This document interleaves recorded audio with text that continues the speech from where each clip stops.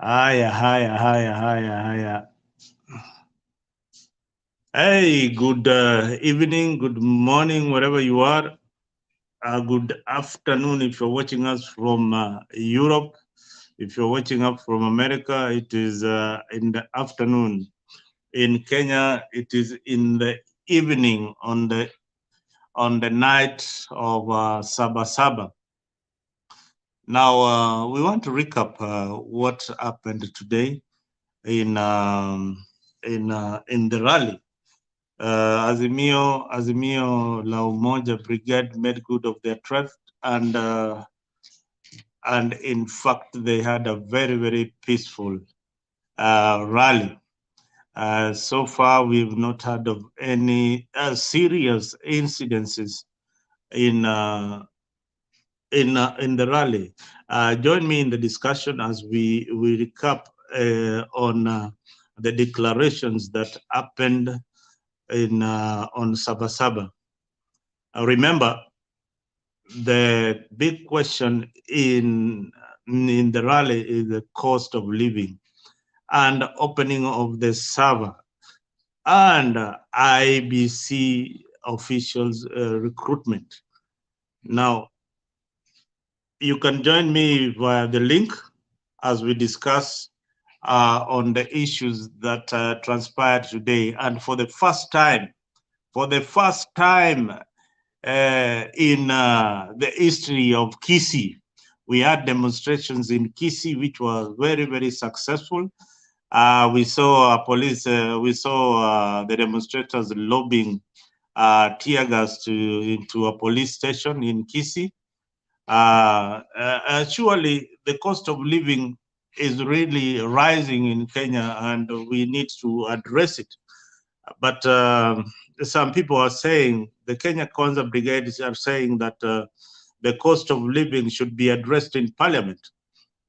Again, the buck stops in parliament. After all these demonstrations, the buck will stop in parliament. Every single bill that is going to be discussed will be discussed on the floor of the House. Baba has said that they will start getting signatures for the removal of the president. I don't know whether that is within the law, but highly doubt. It is up to you, listeners and viewers, wherever you are, to come and tell me if collecting signatures will remove Ruto from the presidency, if these demonstrations will actually yield fruits and wananchi can enjoy the low pump prices, just like in Uganda, Tanzania, as claimed by a section of Azimio supporters.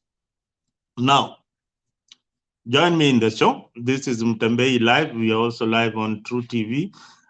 This is your live discussions on what transpired today. I'm holding in for the one and only Jex, who is apparently on sabbatical, and we hope that one day he'll come back to the show. So I will not be as good as Jex on the show, but I'll try my best. So bear with me as we scratch through the process. So I can see Rhoda already asking for the link. In a short while, I'll be sending you guys the link to the show. Just in a short while, I'll be sending you the link.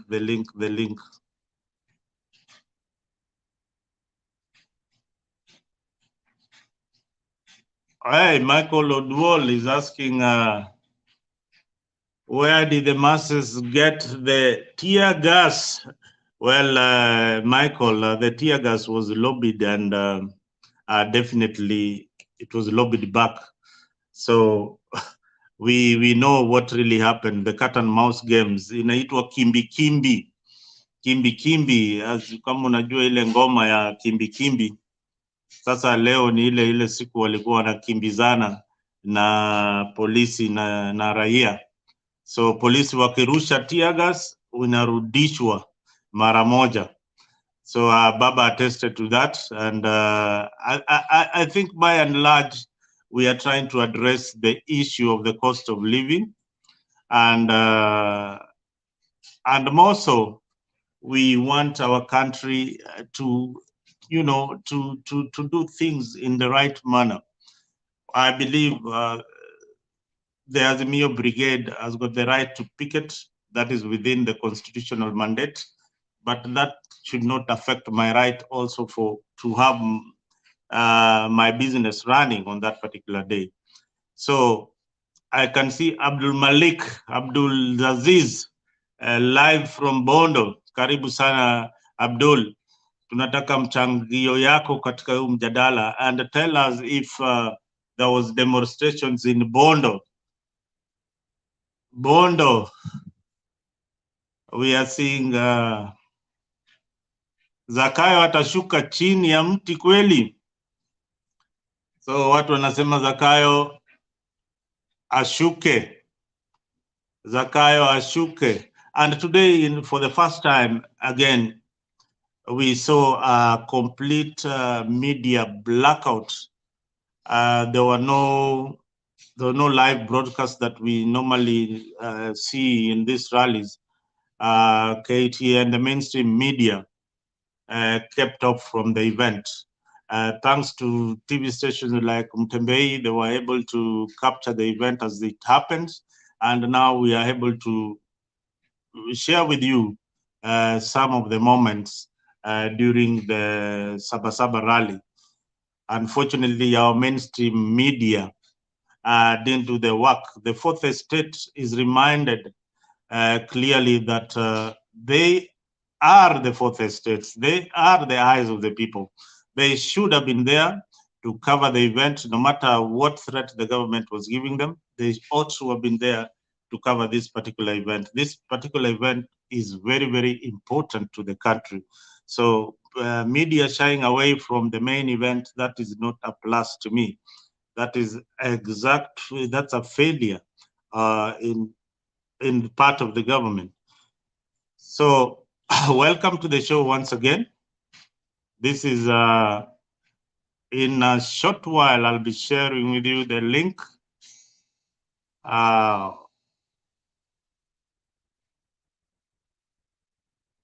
Just bear with me in a minute.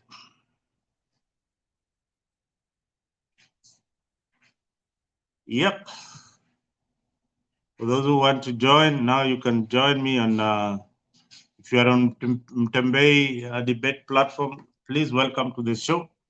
Those who are on other platforms, karibu sana kwa show.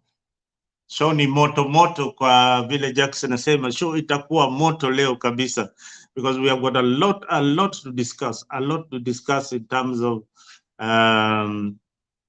terms of the Finance Bill 2023 that is causing a lot of ripples in Azimio, and Kenyans are really suffering.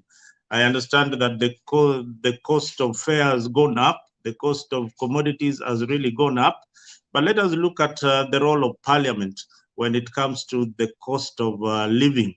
What are they supposed to do?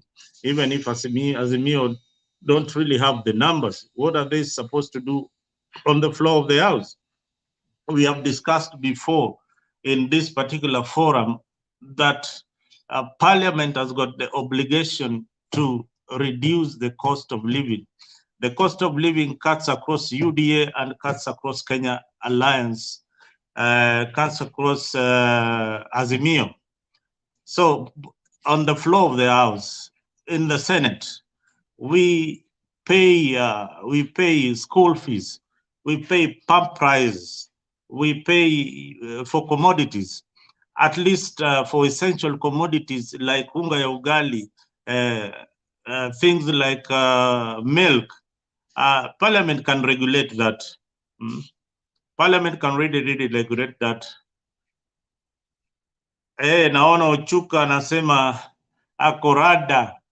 Ochuka mwenyewe kutoka huko Nyakacha anasema yuko rada on the show. Karibu sana Ochuka. Thank you very much. Parliament can regulate the cost of living. Kibaki did it at one time. Even dictators like Moi regulated the prices of commodities in the country. We want Parliament to do their role. They can pass a law to moderate the cost of unga, the cost of rice, the cost of pump prices.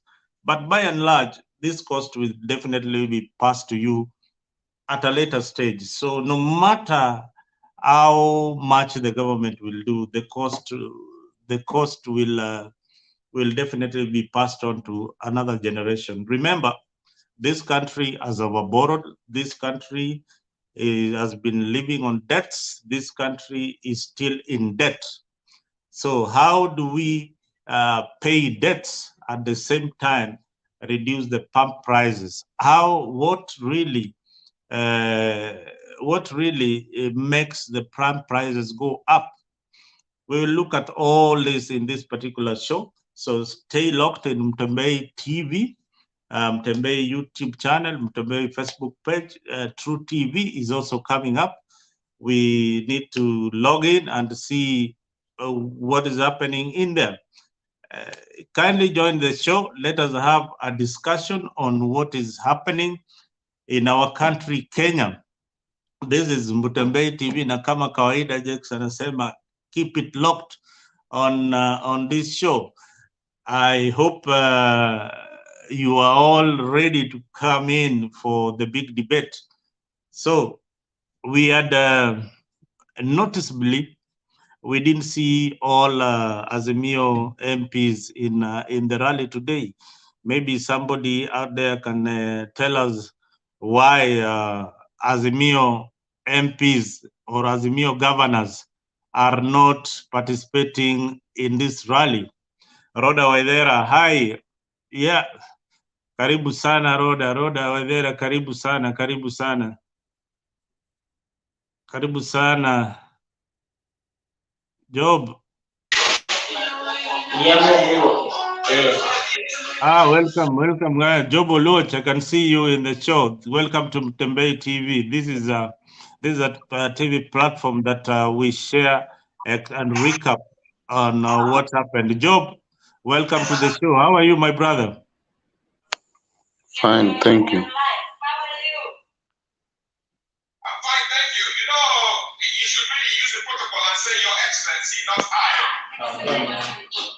Ochuka, mbona umekasirika bwana? Niko.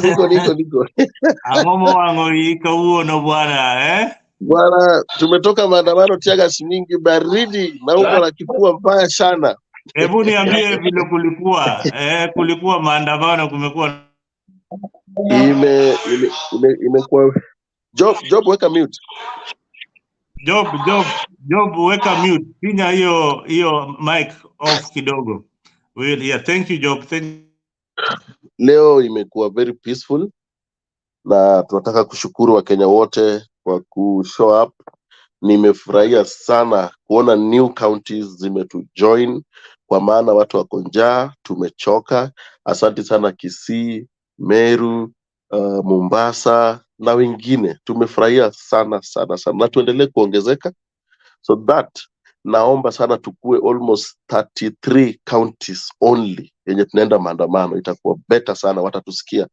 Now nikitaka kupoteza wakati, nimefurahia sana na leo Kenya mzima imeona maandamano ya Azimio inakuaga very peaceful, na hata nyinyi mwe witness kuona all the way from Kibra, si group moja, there were so many groups. Hii inapita na hakuna hata matunda ya mtu wenye wameshika.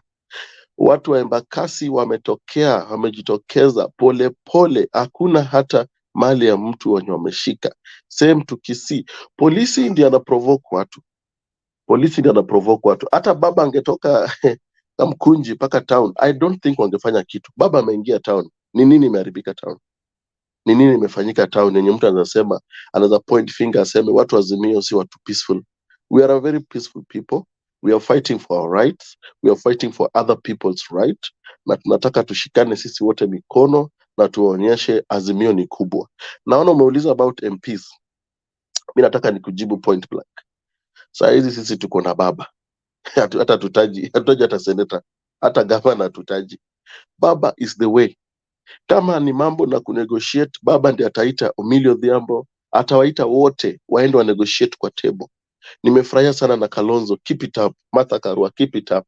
Oparanya, Eugene Wamalwa, Wajakoya, nimefurahia sana to spread, na naomba sana tukue almost like 25 groups, tunaenda kwa kila county, ndio sauti zetu zisikike na watu heshimu, because sisi hatupigania ati tunaenda maandamano because ati tunasikia vizuri. Watu wanatoka kwa sababu maisha ni ngumu.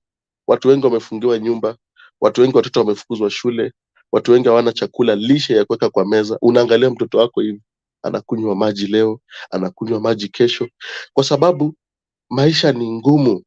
Serikali ndio hiyo pia kukata right, left and center, haikuonee huruma. Naomba sana Wakenya tujitokeze pamoja, tuitwe majina, tutukanwe, waseme nini, waseme sisi ni wajinga, sisi ni werevu, msimamo ni ule ule, maandamano. Na nimefurahia sana iko Wednesday. Apart from Wednesday, tena tutapatiana the way forward. Hey, Ochuka, leo kwa mara ya kwanza tangu tuanze kujadiliana na wewe, umefurahi sana kwa matokeo ya hii sana. I am very very happy that umeona matunda, at least sasa mmeanza kuona matunda ya hii harakati umekuwa nayo, na vile umesema sasa baba ako na wananchi, na wananchi wako nyuma ya baba kabisa. Na on Wednesday, in fact kitu ile umenisema vizuri kabla hata nianze hiyo mambo ya Wednesday, umetuambia kinara Kalonzo alikuwa pale, Wajakoya alikuwa pale, Karua alikuwa pale, kaunti zingine na pia kaunti zingine pia ziliandamana kabisa, kuangalia jinsi the cost of living inaweza rudishwa chini. Kwa hii mtandao tumeona hata mama anapatia mtoto wake Piriton alale juu ya njaa. Tumeona inafanyika kwa mara ya kwanza katika hii nchi. Je, Mr. Ochuka, nyinyi hamwezi enda bungeni mkajadiliana juu ya haya maswala, lakini mko na wabunge wale wanaweza enda wakajadiliana juu ya haya maswala ya bei ya vyakula. Ni harakati gani nyinyi kama watu wa Azimio mnafanya na wabunge wenu ili mpeleke mswada bungeni uirudishe bei ya vyakula chini? Tumeona serikali kama ya Uhuru ilirudisha bei ya vitu chini. Tumeona serikali kama ya Kibaki ilikuwa na mswada ile ambayo ilirudisha bei ya chakula, bei ya unga, bei ya petroli, bei ya zile bidhaa tunatumia kwa jumla zilikuwa even. So mnafanya mna harakati gani juu on Wednesday umesema kuna maandamano? So baada hiyo maandamano ya Wednesday tena kutakuwa na ingine. Mtaendelea hivi mpaka lini? Mikakati yetu, one, tumeanza kuchukua signatures. Nashukuru sana baba amesign signature yake, Martha Karua amesign, Kalonzo Musyoka na wengine. Tunataka tukusanye signature 10 million. Na umesikia tukisema hatuendi kwa IBC, tunaenda kwa independent body ya wananchi, kwa sababu wabunge wamenunuliwa. Wabunge watuwezi tusaidia. The only way saa hizi, hata kama baba anaongea na nani, maandamano bado inaendelea. Maandamano itaendelea leo, kesho. Hata kama wanaongea, maandamano inaendelea tu until Raila mwenyewe ndiye aseme tumeelewana, tumesikilizana, matakwa yetu wamesikia, hivi ndio wamefanya. You know, kununua MPs kwa parliament imetuonyesha hatuwezi saidika. And I want to tell all this MP, shame on you. All of them campaign telling us nikifika kule nitawatetea, nitafanya maisha ya shule, maisha ya chakula, hospitali, security. All of them waliongea vizuri sana, and that is why they were elected. Wameingia pale ni kama wamesahau. Wote wanaona pesa, wote wanaendea pesa, while sisi wenye tumewachagua wanaturuka. Alafu mtu anakuja kusema ati because MP fulani ati Jalang'o amenunuliwa, ati sisi wote sasa tunafuata Jalang'o. Jalang'o ako peke yake na bibi yake na bodyguards wake. Jalang'o yuko na wananchi kwa ground. Wananchi wanaenda pale because ameleta mafuta, ameleta unga, ako na pesa ya kupatiana. Wananchi wanakuja kutazama because wako njaa. Ukuje uongee, anaropokwa Jalang'o, anaropokwa, wananchi wakitoka wanasema ona ipunda. Kwa sababu hawasikii ni kama kiongozi anatetea. Kiongozi wao Jalang'o ndiye amepitisha sheria huko. Inasemekana alisusia. They knew what they are doing.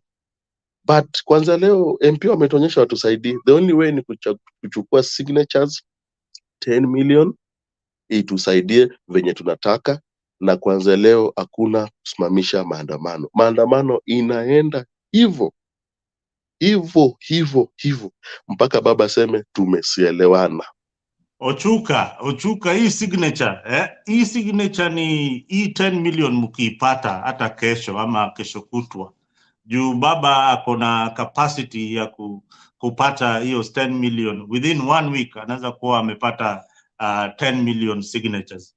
Sasa hii 10 million signatures ni nani ata authenticate that hii 10 million sasa tumeipata? Mtazipeleka wapi? Swali tu, yani hebu tujaribu, juu mimi sielewi hii 10 million signature ni ya nini. Siri yetu mambo yote. We don't want to speak too much about letting the government know what we are doing. You know what the government did when tukianza kuandamana ya kwanza? Ruto aliona hii maandamano imekuwa moto sana.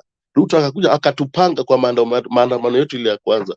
Alitupanga, akatudanganya kujeni tuongee, akapass bill, akafanya so many shady works because alitudanganya ati we are talking. Right now, we are not going to tell Ruto what we are going to do. Once we have the signatures, Baba will tell us what to do. Baba is the law banner. Baba knows what to do. Baba knows where to step. Baba knows where not to step. Mmesikia Colonel Ochuka, Baba is the law. Baba is the fifth arm of government. Is another law entity on his own. But the pertinent question is the 10 million signatures that Baba is advocating for. How are we going to collect them? We don't have an IBC that will authenticate the signatures, and that is not one of the measures of removing a president from power. We know MPs can be removed that way. We know MCAs can be removed that way, but getting the 2/3 majority in parliament is one of the ways that you can remove a sitting president from his seat. So we, just like Ochuka said, Baba knows what we don't want to spill the beans, because there's a lot for Azimio. There's so much that they're going to do to push the government to reduce the cost of living. My big question, the big cue is that suppose Ruto reduces the cost of living tomorrow, or the day after tomorrow, or next week, or next month, will the maandamano stop? Rhoda, I can see you. Abdul, pengine mchangie, mtuambie kama baba atapunguza gharama ya maisha, kama Ruto atapunguza gharama ya maisha next week through parliament, hii maandamano itasimamishwa? Ochuka, tafadhali hebu tuambie hapo. Akipunguza itabidi apunguze venye tunataka na venye tunasema. Asikuja hapa niambie mafuta amepunguza na shilingi 2. Asikuja niambie mafuta amepunguza na shilingi 2.5. No, itabidi apunguze gharama ya maisha venye Azimio inasema. You know, Ruto is very cheeky. Anaweza punguza, tunajua, hata sisi hatujui, but lazima afanye venye tunataka na venye tumesema. Kama sivyo maandamano inaendelea, atapunguza. Uhuru aliacha kama mafuta ni what? 1 what? Sasa mafuta ni ngapi? Atapunguza. Ile ungalisema ya 120, 70, ataipunguza mpaka mali alisema na mali tunataka. Si ati akipunguza leo tunasema tumechoka. No, that is not the case. Sisi tunaandamana kwa sababu tunajua bei ya maziwa, tunajua bei ya mkate, tunajua bei ya mafuta, tunajua bei ya kukata wafanyikazi wa serikali. hii yenye atakuja nayo ataambia ati anakata sijui 1.5% ya house levy. No, hatuitaki 1.5. Kwanza hatuitaki. Mafuta nini tunajua bei yake. Salad lita moja sijui ni tu what. Tunajua salad ilikuwa hapa ni 80, 70. Tutamwambia venye apunguze, si ati yeye aseme ati ndio aoneshe Raila ati Raila ako weak. No, Raila hawezi kuwa weak. Raila hawezi kuwa weak. Raila anasema anataka bei ya maisha ipunguzwe na itapunguzwa.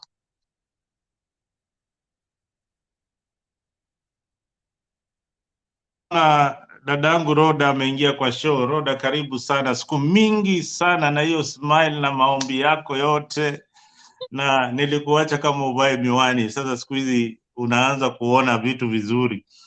Mambo yenu sasa, mambo ya baba inaanza. Bwana, mimi navaga mawani mara mbili, ya kuona, ya kusoma na ingine ya kuona. Mimi always have a glass. I think how many years? Like 5 years. Roda, just tell us, you've seen what has happened in Sabasaba. This is what you've been advocating for a very long time. Maybe you can just tell us your opinion on this. You know, this Sabasaba, actually I was very happy because this Sabasaba, it reminds me where we come from. And can you turn the mic, please? It reminds me where we come from and where we are going, because we get Sabasaba through the multiple party. Actually, I was like 8 years, 1992. Actually, I don't have a memory. Actually, I was crying. Instead of my emotional today was, so when Baba was in the Kamukoji was speaking about, remember those who lose their life. Because I remember that memory, and I remember when Moi was a president, people, they used to celebrate Sabasaba. They used to go to Nairobi and celebrate Sabasaba. So to do demonstration today, for me, it's a big. Actually, I was very proud with the Baba, because he make us to remind us where we come from. Today it was sad story, sad day. For me, it's sad because I was feeling, my emotion was so, I don't know, I was feeling just crying. And I love Baba. I love Baba so much. Baba is a man, is a king of Africa. Wherever, I will be always respect Raila Amolo Odinga rest of my life. He's a king of Africa. He's a man love peace. He's a man believe democracy. He's a man believe multiple party. And people, they don't understand him. Raila Odinga, he's just, we don't care whether he live in Bondo, what people they say. Is a man I respect, and as a man I value. Is a man he have a heart for the forgiveness. He's a God. I don't know. He's a Christian because he have confessed himself. He's a Anglican church. So he's a man I respect. Even when for me, when Raila he called Maandamano, I was stay whole day watching online to see what is going on. So he's a man I honor and I respect. In fact, all politicians in Kenya, even those who have died long, like Kibaki, I respect Raila Amolo Odinga, because Raila Amolo Odinga, this democracy we enjoy right now, this constitution for 2010, this man is the one who brings. So is a man needed to be respected and to be honored. And later he's just simple. Ni mtu ananga mabomobo. Hata ukimwambia ende bodo, he doesn't care. He's a man who doesn't care. Unaona?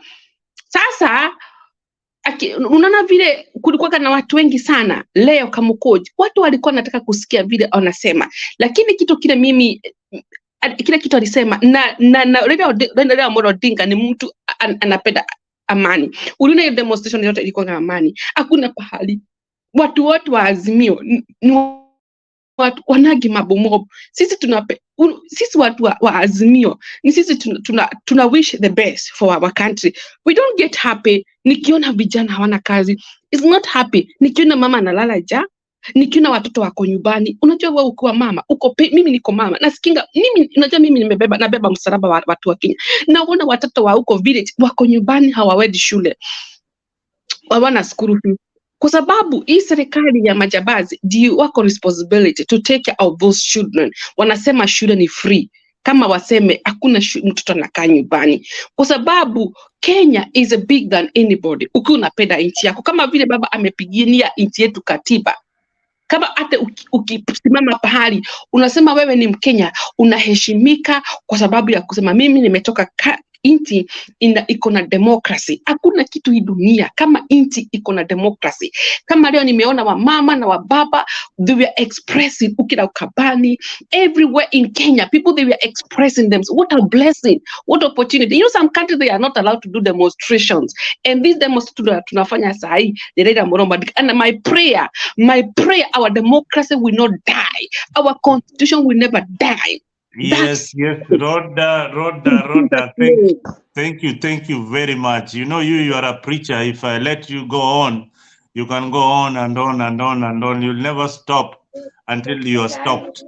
I can see Edgar came in and Dunia Mambo TV. Dunia Mambo TV, hebu toa sura yako tukuone kidogo. George, I can see you. And who is that? Ambani. Karibu sana kwenye show. This is Mtembei Live. We are recapping what happened today in Sabasaba. Sawa Dunia Mbaya, you can go ahead and give your submission. Dunia Mambo TV, unmute your mic. Karibu kwenye mic. All right.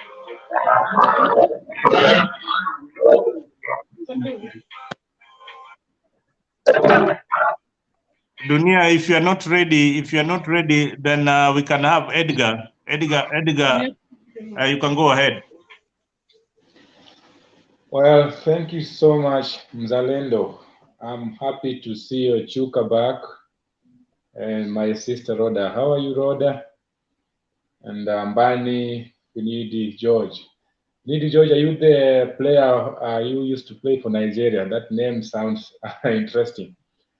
Anyway, Mzalendo, what happened today is actually a reminder the past, the things that happened while we were still very young. Some of them we read in books. And we want to thank our Constitution for allowing us to express our fundamental right. However, the police tried to disrupt the peaceful demonstration that was going on everywhere. And it's quite shameful for our police officers, the people we pay using our taxes, misusing our taxes in a way that is not appropriate. I still fail to understand why a police officer should just attack a peaceful demonstrator with nothing, with no weapon. It's quite shameful for our country. You know, in civilized nations such as the US, people demonstrate even in front of the White House. We saw what happened in France. However, the police are there to actually contain those who may try to break the law while the process is ongoing. Now, back to the real issue, Zalendo, I want to say that I think Raila has done enough for this nation and he deserves respect as an elder. And the more he continues with these demonstrations, I think he's losing his respect among many people.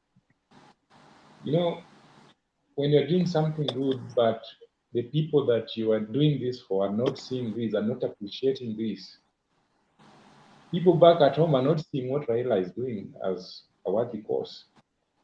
Inashangaza sana mtu mwenye hoi hai, someone who struggled to put meal on the table, anasema ati peleka maandamano Kisumu. I saw someone in Murang'a shouting to a certain lady, peleka maandamano Kisumu, maandamano. As if some of us are living in different world, that price of commodities are actually cheaper compared to those ones that are in the normal markets, Kenyan markets. So you saw what happened with Raila's vehicle. You know, the government actually has lost the same way, right? The same thing Raila said, they have lost their head. Why would they attack Raila's convoy and specifically Raila's vehicle to such an extent? Mpaka sasa inachapa risasi na haribu vioo vile walifanya the other maandamano. What is the intention? what is the intention? You know, whatever was happening today is not against the law. But in a nation where you're being barred from exercising your right, that is a banana republic. Only people like Gachagua, your friend Mzalendo, and the people who are capable of doing that. Watu wenye bado wako na akili ya wale wa PC wa kitambo. It's quite not in order. When someone is expressing his right, whether you agree with him or not, just give him time. And I want to thank Uhuru. Uhuru was so bright. Remember when Raila alienda kujiapisha? Ruto was of opinion that they stopped Raila from kujiapisha. But now Uhuru said, let him go and akule Biblia huko. But after that, he did. And then what happened later? Alirudi kwa nyumba na watu wakarudi. What if maskari wangewekwa watawanye watu? Do you know what could have happened at that time? I think we are being led by people when you want wisdom. If your government, you are being advised by people like Moses Kuria, Kimani Ichung'wah, that however much you support Kenya Kwanza government with all these taxes that we are paying, with all these policies they are coming in with, there's nothing good that we are expecting. In fact, Vision 2030 itakuwa tunarudishwa nyuma 30 years ago. 30 years ago. Tell me, 9 months, no, nothing tangible that they can say that ndio hii tumefanya. The only thing that we see ni kuongeza taxes kwa mafuta, and they're doing it by force despite the public outcry. Now, a government with that doesn't consider the cries of our people is actually, I don't know, it's sickening, Mzalendo. I think you are right, Edgar. You are right. Let us give a chance to one of the new. Who was next? Who was next? Is it Sam? You can go ahead. You can go ahead. Unmute. Okay, is it me? Yeah, you can go ahead. Just go ahead. Are you hearing me? Yep, you can hear you. Okay, asante sana. It's been a long time since I was in this platform. I tried to join in sometimes, but the times nakuanga shida. Anyway, I join everyone else here to first acknowledge that Maandamano or picketing is a constitutional right. It is a constitutional right. And with the rights comes responsibilities on both sides, whether law enforcement, whether the protesters, to make sure it's peaceful. And there's no justification for a protester to destroy property, and there's no justification for police to shoot or damage the vehicles belonging to the protest leaders in any way. So if we keep it that way, our constitutional rights will be protected, and Kenya will progress democratically, which it has done. You know, it still have a long way to go. Vitu kama hizi za sijui kuchoma nini, sijui police kushoot, sijui nini, still need to be corrected, but we are better off compared to a lot of many banana republics. Okay, come to the cost of living. Cost of living has gone high. It's a reality. We cannot pretend and lie. And that one too requires solutions. It requires solutions on the part of the government, to listen to alternative solutions and for the opposition to provide those solutions in the right channels, mostly in Parliament.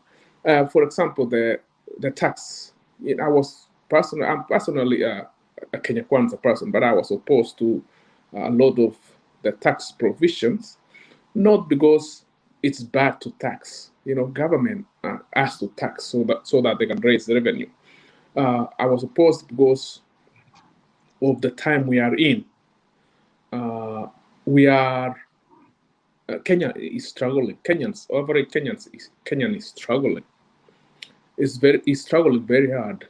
Economy in mbaya. So it's really not the right time to raise anything. But there are many other ways the government could raise the revenue. And also, you don't solve the revenue shortfall only by raising taxes. My opinion was there is a lot of wasteful spending in the government, a lot of wasteful spending. You cannot just demand the taxpayer to play an extra role while you, the executive, is not even showing us any commitment to fix the fiscal policy or the expenditure you are using. If it's okay, we agree that the government is broke, right? Let's agree that.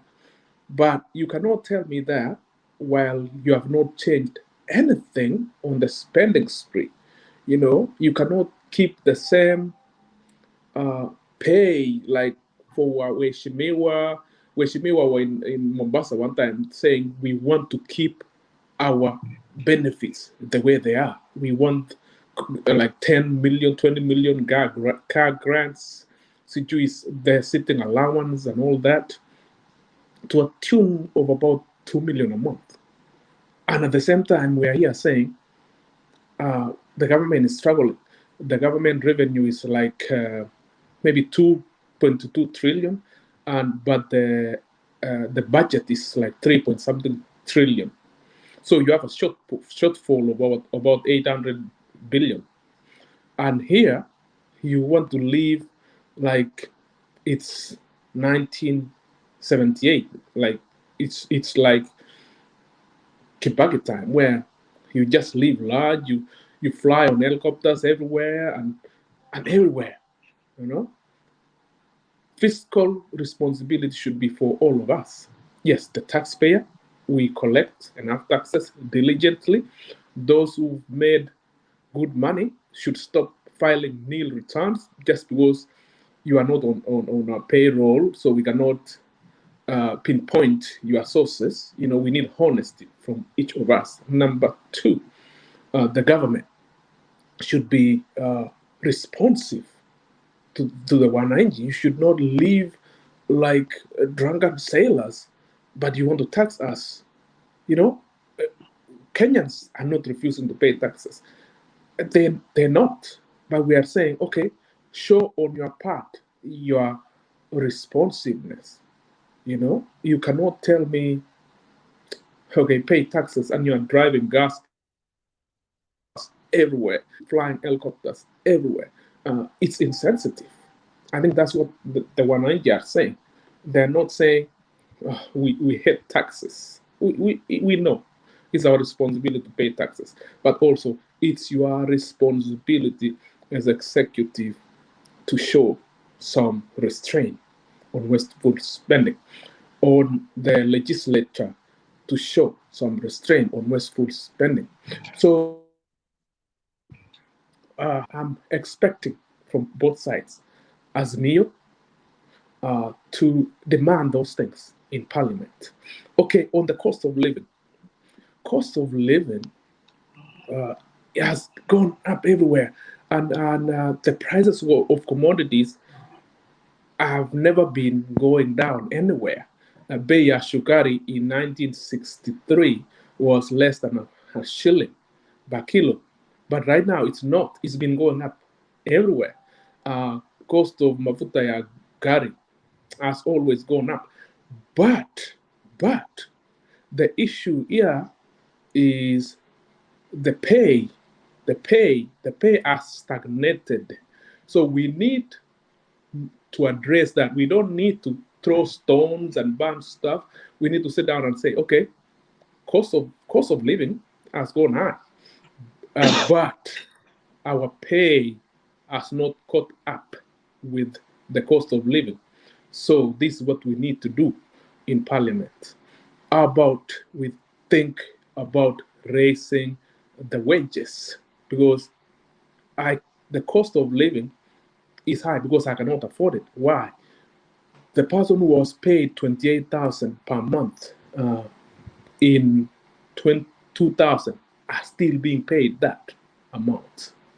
The person who was being paid, even that was paid 100,000 a few years ago, that 100,000 is as good as 30,000 at the moment.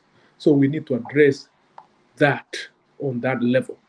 But just going and tear gassing and demonstrations and throwing everything without actually sitting down and addressing those things on sober issues makes everything disappear into political quagmire of sijui Raila, Ruto, sijui huyu aenda nyumbani, huyu akae, sijui nini, without addressing things with conscious solutions. Thank you so much. All right, Sam. Thank you so much. We will give you. I'll have some questions for you, so stay locked. Dunia ina mambo. You've been on and off. I want your mic on now, so that you can give your contribution and make it brief and to the point. Thank you very much.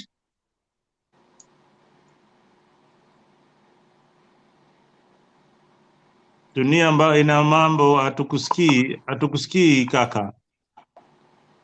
Weka mic on. Finya mic kuwe on. Baada tukusikii, dunia ina mambo. Bonyeza hiyo kidude, inaona imechorwa ka microphone. Bado. Jaribu tena. Milwa na kijaribu. Shikuku, kama uko tayari, hebu endelea. Shikuku Manu, kama unanisikiza, umetoroka. Dunia ina mambo. Sasa nakusikia, endelea. Asante sana kunipea chance. Na wasalimia wote watu wako panel hapo. Habari zenu. Kitu nilikuwa nataka kusema kwa sababu nasikia watu naongea juu ya maandamano ya leo. Sisi tulikuwa hapa Isili na sisi ndio tuko karibu na Kamkunji hapo, na tukuenda sababu mimi kwanza kitambo kwa roho yangu nilikataa hii maandamano, si vile nataka, sababu wale ambao unafanya maandamano wengine wako na taksi zao, wanataka kufanya biashara, wengine wanauza masweet, wanasema unaharibia biashara zao, na kila mtu analia maisha yamepanda. Hata kama wanajificha mbele ya public, wanasupport serikali, lakini wanaumia. Wala kutokea nje kusema wanaumia, wanajificha, kwa sababu wakitoka nje society watasema unapinga mtu wetu, unapinga kijana wetu, unapinga hivyo. So hii maandamano ya kufanya watu wengine wana benefit, mimi nilikataa kwa upande wangu. Ya pili, mimi swali pia nataka kuuliza, nisikia ukiuliza Ochuka, hii signature ilikuwa nasema ichukuliwe, inaenda kufanya kazi gani na inapelekwa wapi? Hiyo hata mimi nilikuwa nataka kujua. Kitu kingine, hii maandamano kwa sababu hawa Kenya wote wanategemea Raila Amolo Odinga ndiye akuje ndio sasa ufanye maandamano. hao wenyewe kama wanateseka, wanafaa wao wenyewe watoke wafanye maandamano, wasitegemea Raila, kwa sababu sasa ukitegemea Raila, serikali itachukua kama politics. Akishachukua kama politics, itaanza kupiga watu risasi, itaanza kupiga watu matiagas, kwa sababu sasa hao hawatajua kama ni wananchi ndio wanaumia, hawatajua hii ni njia ya Raila anatumia kisiasa kujiinue. Sasa kama Wakenya ukweli wanateseka, mimi nasema Wakenya hajateseka, na mimi bado nasema Wakenya ni wanafiki. Kwa sababu gani nasema ni wanafiki na bado hajateseka? Kwa sababu kama walikuwa ukweli wanateseka na hali ya maisha, na ukweli ni watu ukweli, si watu wanafiki, hao wenyewe wangejiorganize, hao wenyewe wangejitokelezea kwa barabara kufanya maandamano. Si mambo ya kuongoza timu ya Azimio wakuje wafanye maandamano, hiyo haitasaidia. Na kitu ya pili tena, wale ambao tunafaa tu blame hapa, wale ambao tunafaa tuwachape hapa, wale ambao tunafaa tuchukue masignature kuwatoa ni MP wetu, ukiwa unatoka Azimio, ukiwa unatoka Kenya Kwanza, kwa sababu ama MP ndio alipitisha hii bill. Ama MP ndio alipitisha bill pia ile kuongeza mafuta, ni ama MP. Ni kama example, wewe mzalendo sahi, wewe umetoka kazi, umeleta chakula kwa nyumba. Hii chakula umeleta kwa nyumba, bibi anafaa apike hii chakula. Bibi amekataa kupika chakula. Watoto watablame bibi, mama yao, au watoto watablame baba? Watoto wanafaa blame mama, kwa sababu mama ndiye hajachukua jukumu zake ya kupika ile chakula wakule. Wewe umeleta chakula. Kama hii pia hii bill, Ruto ameenda akaiva, akaandika hii bill, akapanga, akawaletea kwa bunge. Wabunge wanafaa waangalie hii bill iko vipi, wavote yes au wavote no, lakini waangalie hii bill itasaidia wananchi wake, hii bill inaokoa watu wake. Hawa watu hawakuangalia hivyo, waliangalia pesa wanapewa, au waliangalia ni kitu gani watachivu. So mimi naona hata wale ambao wana blame Ruto kwa mambo ya bill kupita, blame MP wako. Usiniambie MP yako amenuliwa. Kwani ni viazi? Kwani ni nyanya? Hawezi jitetea, ananuliwa tu kama viazi, ananuliwa kama ng'ombe.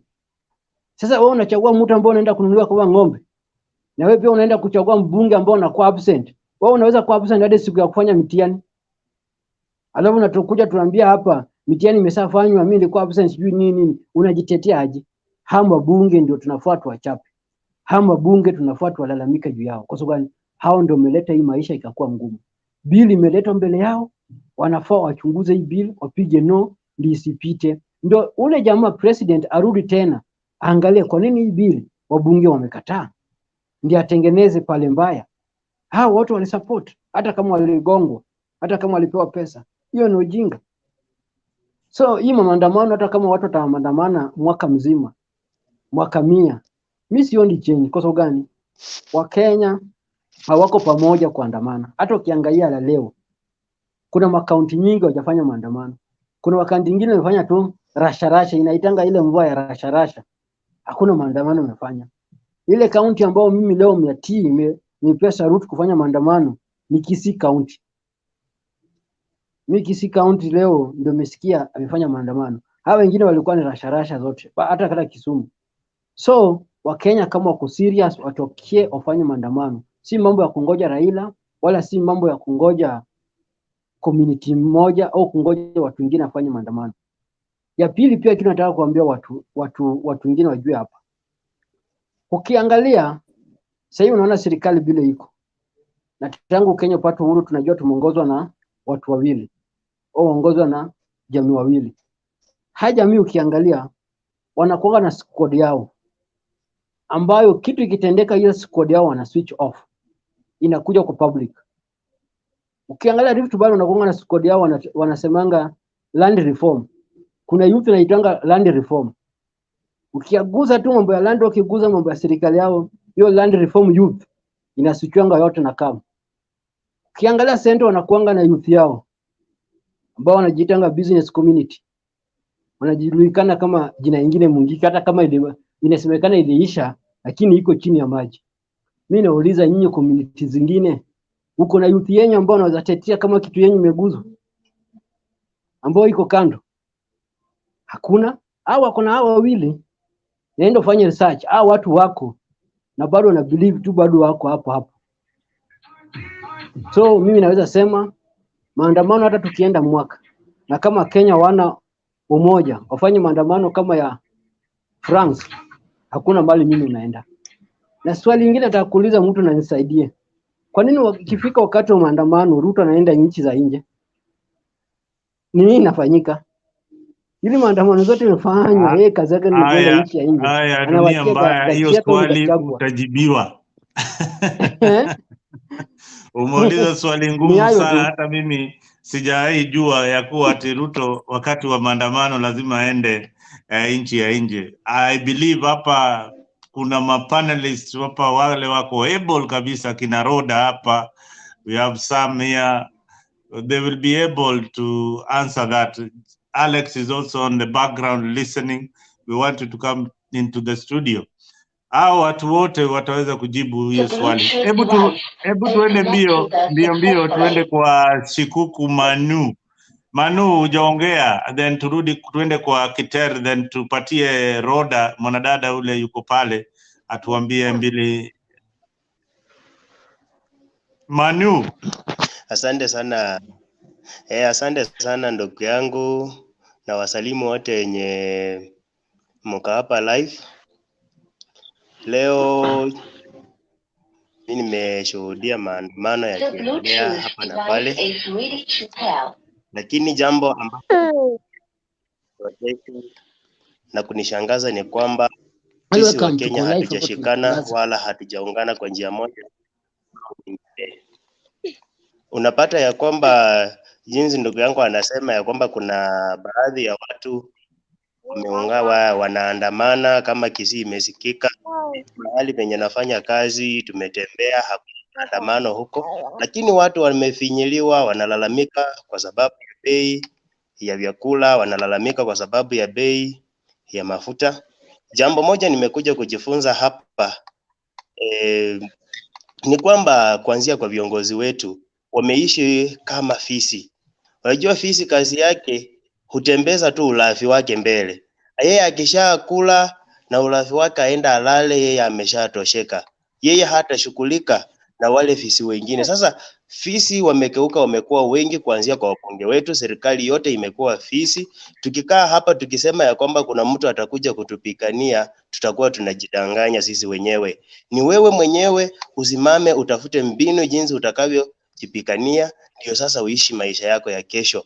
La sivyo kesho yako itakuwa ngumu na kesho yako haitakuwa nzuri jinsi ilivyo leo. Na vile ndugu yangu anasema ya kwamba watu wote wanajua ya kwamba rais ni ishara ya amani nchini. Sasa yeye hawezi kuwa hapa akishuhudia mambo mengine yakiwa yanaendelea kufanyika.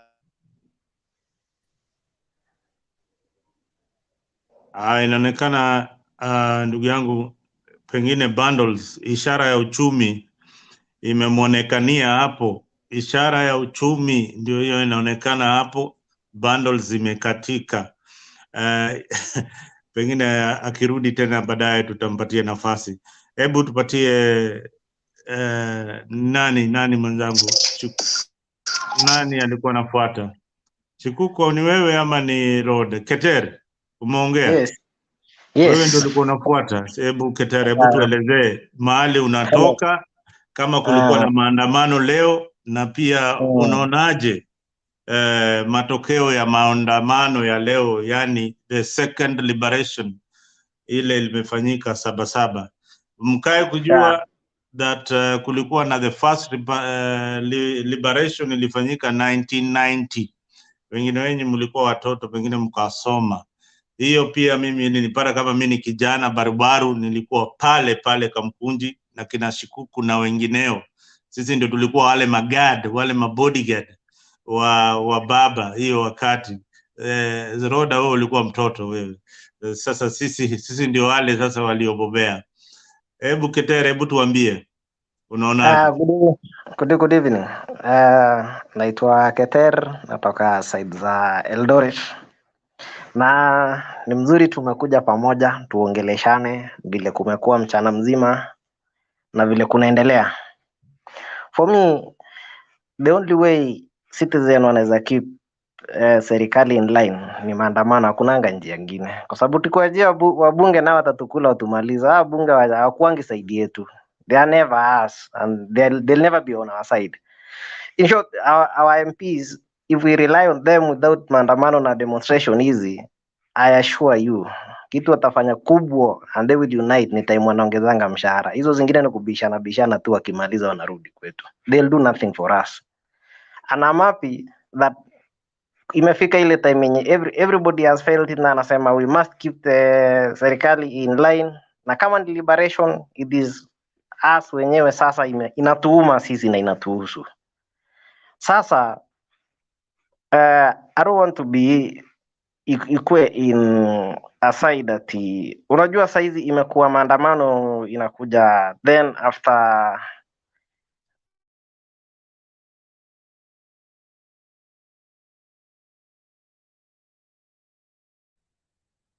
Keter, wamekufanyia ile kitu.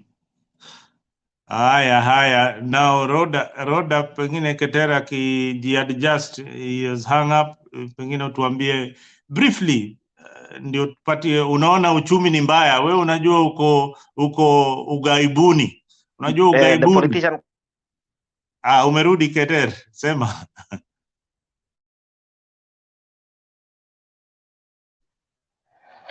Nimekuona call, sorry.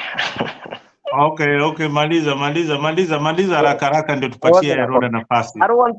I don't want this yenye inakuwa wanasiasa they guide us, then after some time they come together, tunaendelea kusava. Imekuwa a trend.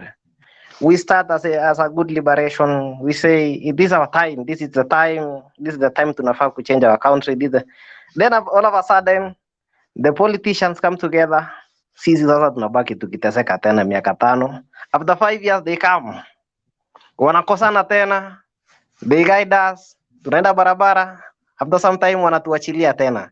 So imekuwa trend. I want this time ikue it is us ourselves pushing ourselves, hata kani kwenda daily without the guide of anyone.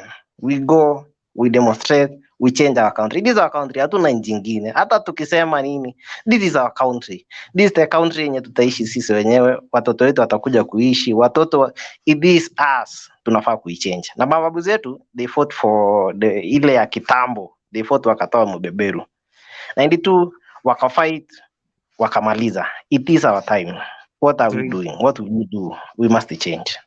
Thank you, Keter. Keter, you know what you brought out is it's something very interesting. Umesema hii ni nchi yetu, hii ni Kenya yetu, hii ni Kenya tunaipenda, uwe Mkikuyu, uwe Mkalenjin, uwe Mjaluo, uwe Mborana, uwe Msomali, uwe Mluya, uwe Mkamba, uwe Mjikenda. Hii ni nchi yetu na hii nchi tunaipenda. Ukiona tunaandamana ni sababu tunapenda nchi yetu. Ukiona tunaongea kwa mtandao namna hii ni sababu tunapenda nchi yetu, na pia hatutaki kuharibu nchi yetu. Na ni njia gani mwafaka tunaweza fanya ili tudumishe amani na tutengeneze hii nchi iwe bora kwa kila mtu. Vijana wapate ajira, watu wakose kulalamika juu ya bei ya bidhaa. Hapa ndio ile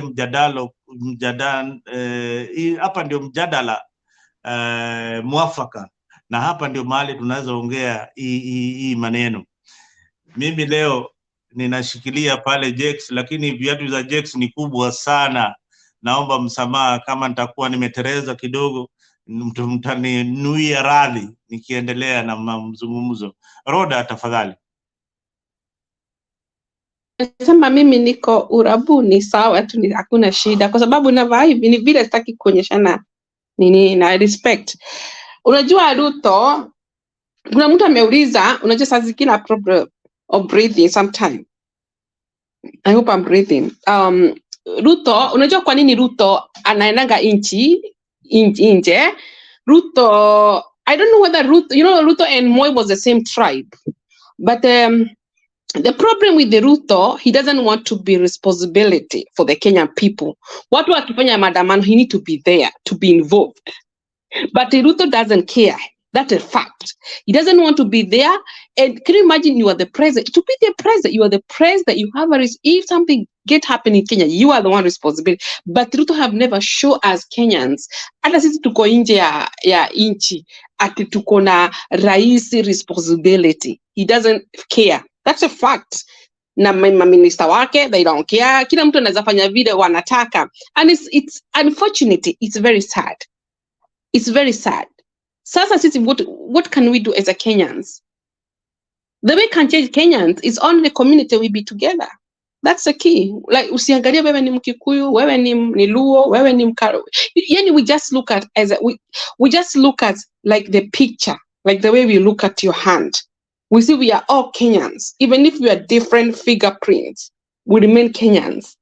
Even when you represent yourself, you say the thing can bring our country. Well, it's only to rebuke this tribalism. Tribalism is only I remember Waitangura, when they were in Rift Valley, he was complaining. Alikuwa nasema ati ile serikali ilikuwa na ukabila. And that's not the truth. Uhuru was not a tribal. Hata ukiona maminista wake alikuwa amemix. Hakuga na ukabila, alikuwa napenda watu wote, alikuwa na develop ukiona na meetings, alikuwa naita watu wote, alikuwa naita Musa Mudavadi, alikuwa naita Waitagura, alikuwa naita watu wote wale wanafanya hiyo, hata wale outside of the government. Because the former president, he was good leadership, but Ruto, he doesn't care. Baba is somebody need to respect it. Can you imagine when I was young, 8 years, Raila was still politician. He was doing demonstration with the Moi regime. And Moi was so bad. He was bad because Moi, if you could criticize government, he could beat you, he could do whatever he want to do. Raila, he's been tortured by Moi. I tell you, we need to pray. We need to cry. It's like, for example, I have seen, this country I am, every year wanakuanga wanafanya nebo priest. Wale wamefanya kitu nchi yao, wanapatiwa zawadi. Raila ni mtu anatakikana apatiwe zawadi kwa sababu amefanya. Raila ajaigua mtu, Raila anapenda amani, yeye anaga ukabila, yeye anapenda makabila zote. Yeye anaga nani? Yeye hata akiwa kwa serikali hawezi acha watu nyuma, atawaingiza kwa serikali. Yeye ataka mimi, he loves all Kenyans. So is a man to be respected all over the world, not only in Africa, all over the world. Yeye anaga ukabila, anapenda amani sana. Na ni mtu anaweza represent even our country.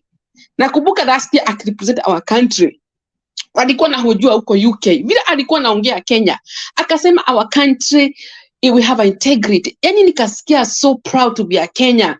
We have our country. Actually, me was wow. Raila, he's somebody who is very educated. In fact, Raila, he went to Germany to study university. I think 1980 something. So is a man. Si mtu tunamweka chini. Hata Ruto, he is nothing. Ruto hata hiyo uongozi Ruto amefanya ni Raila, amepitia nyuma ya Raila. Hata ukiona serikali ya Kibaki. Sawa Roda, tuko wengi. Mimi nilikwambia nitakupunguza volume because mimi nakujua. Wewe ni mhubiri na wewe ni mtu wa kanisa. Ukianza kuhubiri tutakaa hapa ukituhubiria. Na ile mapenzi uko nayo na Raila, baba mahali yuko nafikiri anacheka tu, anatabasamu kwa sababu hii show ya Mtembei wanaiwatch kila mara. Hebu tupatie Mogaka, Alex. Leo wamefanya ile mambo huko Kisii. Wamefanya ile mambo tulikuwa tunatarajia, hatuyatarajii, lakini kamefanyika, kamenuka huko Kisii sana. Hebu atuambie, ni Simba alipanga hii maneno ama ni makakati ya Azimio ndio ilipanga hii maneno kule Kisii? So bana Alex, karibu sana kwenye show. Long time we've not seen you. I'm stepping in the big shoes of the big man called Jex. I hope you'll tolerate me for some time. Karibu sana. Zalendo, I'm Honorable Patmos Kiplimo. Can you welcome me first?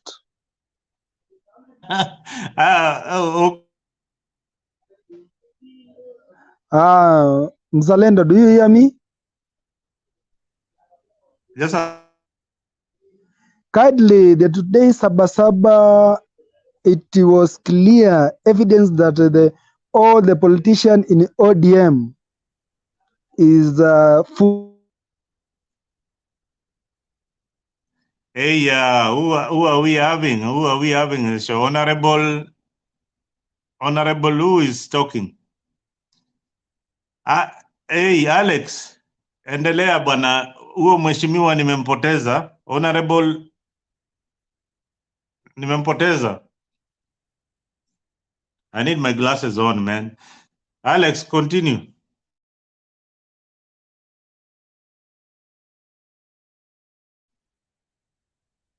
Alex, please unmute your mic. Alex.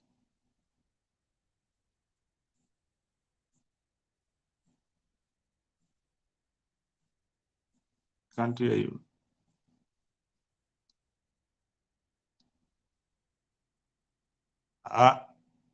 Okay, you are on mute now. I don't know what's happening, Alex, but we can't hear you. Probably you need to log out because I can see you are on mute and then there's no sound coming from your end. Alex, can you try it one more time?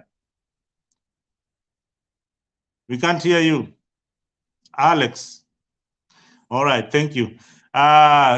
Sam, you had earlier on contributed to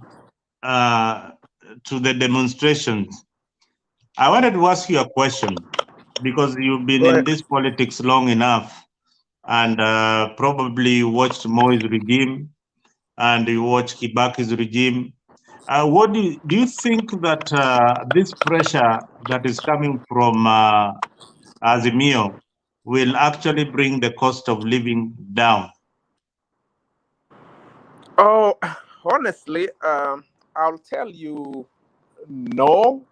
Reason is because we are not addressing the issue comprehensively in depth, because there are a lot of things that make the cost of living high. The price of unga, for instance, there's a reason why it's high. It's always there's the economic portion of it, and there's the political part where we were talking about the taxes and all that. So the economic part is a supply and demand. At the moment, the price of unga went up because we did not have enough supply in the country. Anything which is short supply its price will go up. So we are not addressing that economic part well, whether as Wananchi or the leaders or anybody else. Kenya is a net importer. We import at the bag of matchboxes. So when you are an importer, external forces behind you will control the price. Like at the moment, to import anything, you have to use mostly US dollar. And as you can see, the exchange rate has been going skyrocketing up all the time, because the demand for the dollar is up, because it goes along with the demand of imports we need. So we need to honestly, as Wananchi and what politicians and whatever, talk in terms of economics. And then we need to separate from the politics and competition between Ruto and Raila. These are politicians. Raila will always oppose Ruto, and you'll use all kind of means. Hata kama ni mimi, if I was opposing Ruto, I will be picking on anything. Hata kama ni my taxes, you 16%, whatever, which we are all agreeing that it should be taken seriously. But within these demonstrations and that, nobody, even at the end of the demonstration, mentioned the solution, apart from Raila saying, "Oh, can I sign this? Can I sign? Oh, that drama doesn't go anywhere." No, let me finish. It doesn't. We need to have a roadmap. So what's your solution? What's your solution?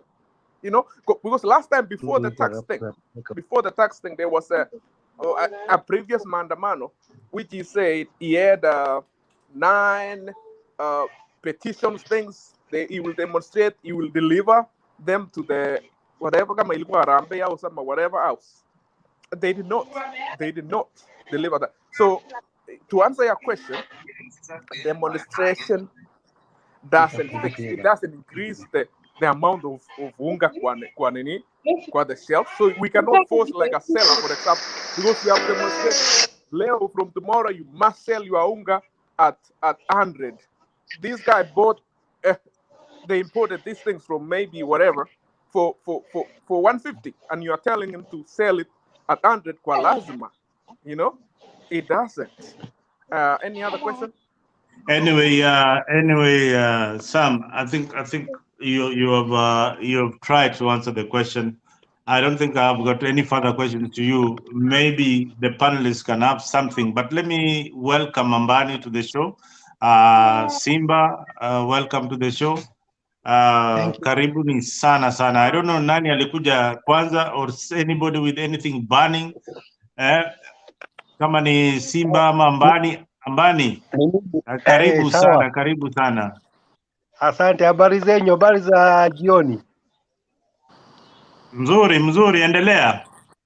Sasa mimi nasema namna hii, maandamano ya leo ilishika mzuri sana. Hapa Busia tulifanya maandamano mzuri sana. Tulipatia polisi kazi ya kutosha. Wajua ya kwamba hawawezi kutawala watu ya njaa. Watu ya njaa wako sana kuliko mtu mwenye ako na kidonda. Mtu mwenye ako na njaa anaweza fanya mambo yote ile anataka. So tuliwapatia kazi ya kutosha ili serikali ijue inatakana isikize sauti ya mwananchi. Sauti ya mwananchi sisi ndio tulioweka kule juu. Na wakati tulioweka huko juu wasikule nyama na sisi tunakula mifupa. Wajue ya kwamba watu wana njaa. Ile umati ya watu walikuwa kule Kamkunji ilikuwa ni umati ya watu ya njaa. Watu ya njaa. So watu wa njaa wako na sauti sana. Kama hapa Busia maandamano ilishika vizuri sana. Hata polisi wamemaliza kufanya kazi yao jioni, kutoa mawe kwa barabara. Kwa sababu tuliwafanyisha kazi. Waambie ili ni jukumu ya vibaraka yao, waambiwe ya kwamba wawezi kucheza na nguvu ya mwananchi. Mwananchi ana nguvu ya kutosha kuliko serikali. So mwananchi akiamua kufanya kitu na ako na njaa, hiyo inamaanisha serikali inatakana ichunguze mzuri, iweke watu yake kwa standard mzuri.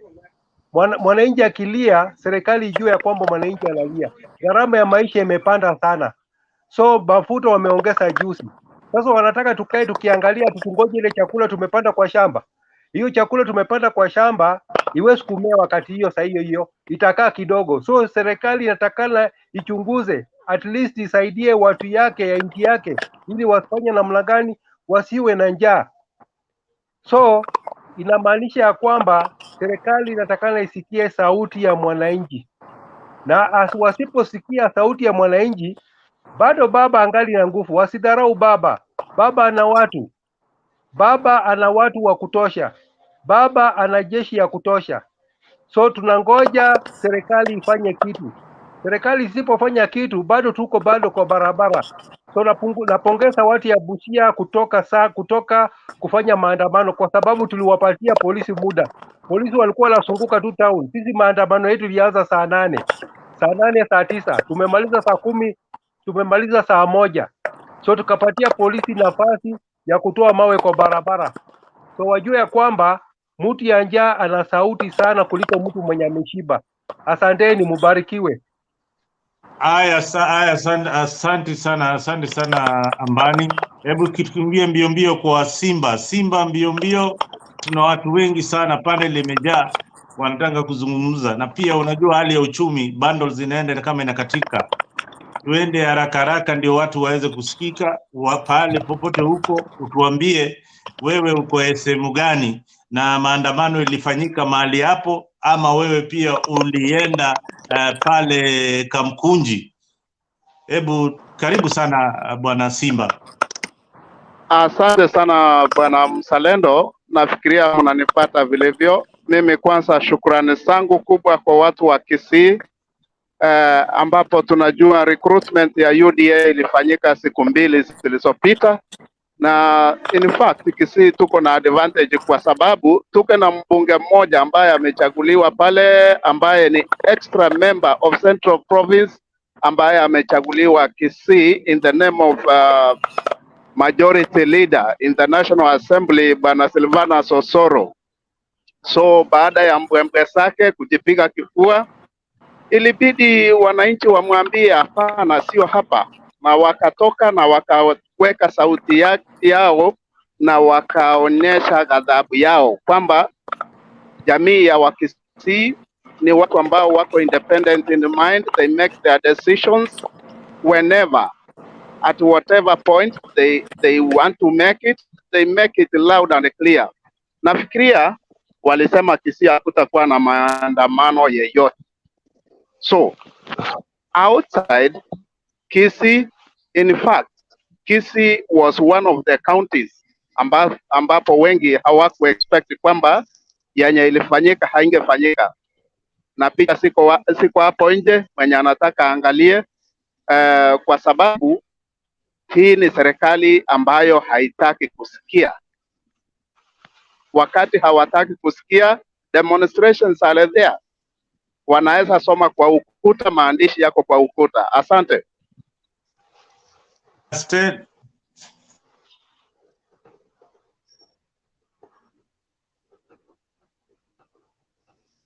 Sorry. Stella, tafadhali, hebu ongea. Unaingia na unatoka, unaingia na unatoka. Hebu tuelezee uko pande gani? Nimekuona hapa mara mingi sana. Kwanza tuanzie show na hujazungumza. Unaingia na kuchomoka. Hebu haraka kabla uchomoke, hebu tusalimie. Na wale mic zao ziko on, tafadhali zimeni mic. Stella anazungumza. Stella, kama unanisikia, washa mic. Stella, can you hear us? Stella, say something. We don't want to be biased on this show. We want to give each and every... Let me refresh, then I come No, back. you are okay now. You can go ahead. Yeah. No, All right. I think Stella,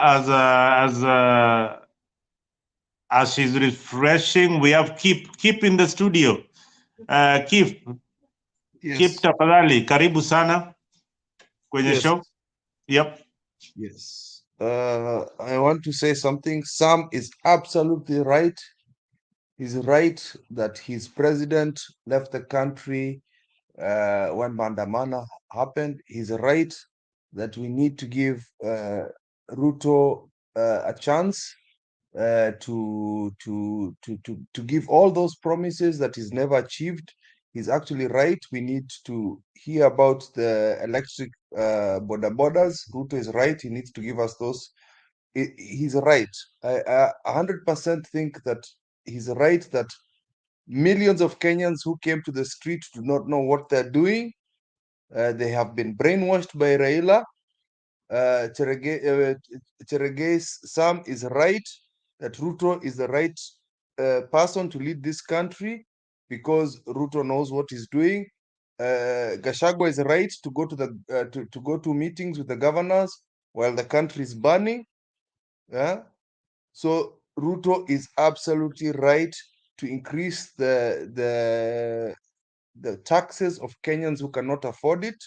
Ruto is right for listening to the World Bank and IMF while telling the French president that he wants more debt, he wants more money because there's no money in Kenya yet. He's getting more money. So Ruto is absolutely right that children are not going to school. Children are not able to do a lot of things. So Ruto is absolutely right. 100% Ruto is the man that was picked. Ruto won the election. So for me, Kenyans, Ruto is right. Ruto is the man because every time there's been a Maandamano, Ruto has done the right thing and left the country. So I don't know if because the Maandamano is continuous, is Ruto going to be out of the country? I do not know, because he did the right thing by leaving the country. Yeah. So tutaona kama atakuja Wednesday ama atakaa huko Congo. Ruto is right by pointing the fingers at Sudan while the country he was born in is under fire. So huyo mtu anaitwa Ruto is right. Thank you very much. Amen.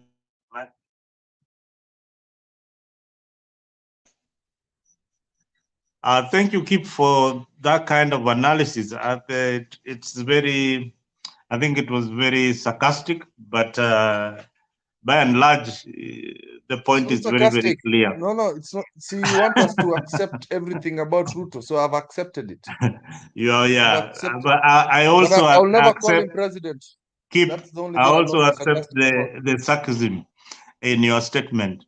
So Ruto is right, according to Kip. Ruto is right in almost everything. His followers, those who subscribe to the Kenya Kwanza ideology, they are also right.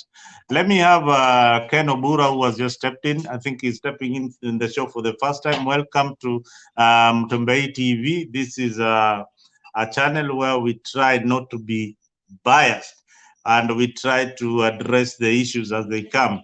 You'll be given a forum and a platform to hear your views. Our leaders are listening out there.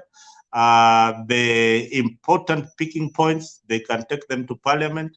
Here, they are very, very intelligent people who know the law, people who are feeling the pinch in the economy. Please, welcome to the show, Kevin, and contribute. Okay, thank you so much. It's not my first time, actually. I started following Mutembei right at the time ilianzishwa. So I've been a participator for quite some time. Thank you. Yeah, thank you. So I want to comment about maandamano ya leo. On my side, I think the people have the right to demonstrate and to picket. And that right is also enshrined in the Constitution of the Republic of Kenya. So I also believe that it is wrong for the police officers to misuse their power to waanze kurusha tear gas while people are demonstrating peacefully. I was in Ngong Road, somewhere around Coptic Hospital. I personally saw the people from Kibra while they were heading to Kamkunji. They were very peaceful. I was at the road. They passed by. Walikuwa wamefurahi. And then kufika roundabout ya Kenyatta, polisi wakawa block. So they couldn't, hawangeweza kuendelea na hiyo barabara. So ikabidi waende na Mbagathi Road. And the police wakaanza kuwafuatafuata. And then on my side, I don't really think that's right, because if the people are peaceful and they're doing what really is their right, polisi kazi yake inafaa ikuwe inachunga watu, wana make sure that there is peace. So they actually started chaos on my side, because there's no way you can start kurushia mtu mwenye afanyi anything bad unamrushia tear gas. That was so bad. And I also want to say something about this government. Today I was watching a news in TV, and then I saw what the chief whip ya Kenya Kwanza was saying. Of course, he was actually speaking in Kissi. Sielewi Kissi, but then they translated it. He clearly stated that they used a lot of money to bribe Azimio MPs, and the style that they used, some of the MPs walipelekwa outside the country. They were funded, walilipiwa kwenda nje of the country. wengine walipewa pesa wakuwe tu just wasiende kwa parliament. If that is the government that really wants to govern this country, that is a politician, a very young politician. If we keep quiet, we as Kenyans, I'm a youth, what do you think maybe in the next 30 years tutakuwa wapi if we allow these things to continue? Hizi vitu zitakuja zikuwe mingi, Kenya itakuwa run by cartels. So it's high time we as Kenyans, we have to tell them that anybody, no matter who he is, when someone is doing wrong, we have the power to tell them this is wrong. We have the power to tell them you have to stop corruption, bribery, and such kind of things. We are the future of this nation. We are not going to tire. We are going to do what we believe. Even before God, we are doing what is right. Hakuna vile people who have been elected by the people, Kenyans, citizens, we've given them the mandate to do what is right. We have the power, we as the people. So whatever they're going to do in the parliament, they have to consult the citizens. The citizens have the power. Wakienda huko, wanapewa pesa. And then they make laws which them, bwana sasa, juzi wameongezewa mshahara. What about the citizens of the Republic of Kenya? Unga saizi ni 250. Them, they are members of parliament. Wameongezewa like 100,000 on top. Wanalipiwa fuel, wanalipiwa kila kitu.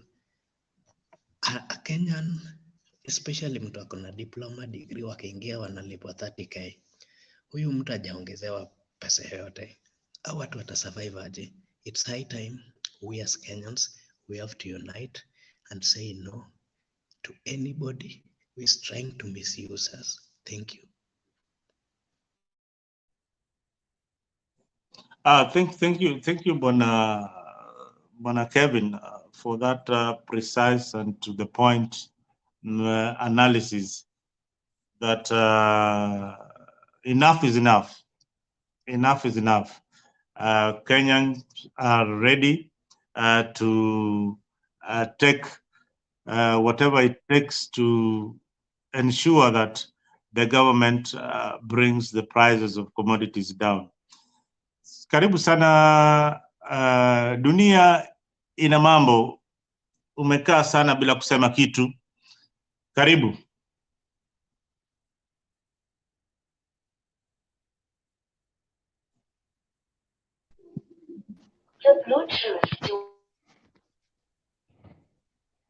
Hello. Haya, Dunia, endelea. Shukran sana. Shukran sana ndugu yangu. Asante sana. Kitu nilikuwa nataka kusema ambao nimefikiria sana, umefanya vizuri kunipea chance. Nilikuwa nataka kuuliza pia, kwa nini leo hizi Kenya media wajatangaza hii maneno bila wanafanyanga kama Citizen NTV? Wao ni bile aliitwa huko kwa State House, ule mkubwa ya Citizen akapewa warning. So aliwaambia asiweke maandamano kwa ma-TV zao, ma-channel zao, kwa sababu leo hatujaona media yote akitangaza. Walikuja wana quote tu kidogo, wanakata, wanaenda shughuli zao. Ni wale ambao wametupa hii kitu kwa internet, kwa YouTube, ni wale ambao wako na personal channel YouTubes. Hao ndio walikuwa wanafuatilia. Na hii ma-TV kubwa hizi ma-channel zetu ya Kenya hapa hatujaona. Sijui nini inaendelea. Wao wako pamoja na serikali, wako kwa kitanda moja na serikali, wanaficha uchi, hatuelewi. Ya kitu huyu jamaa ameongea sahihi ambao anaitwa Kevin, amesema wabunge walifanywa ile mambo, walipewa chai ndio wapitishe au ndio wakwe absent kwa bunge. Mimi hiyo yote hata kama wamepewa chai wajapewa chai, mtu nafaa blemiwa hapo tu ni ule mbunge bado. Usiblame Ruto juu ametoa pesa. Blame mbunge wako. Kwa nini ananuliwa kama ng'ombe? Hawezi jitetea. Ng'ombe ndio inauzwa bei yote.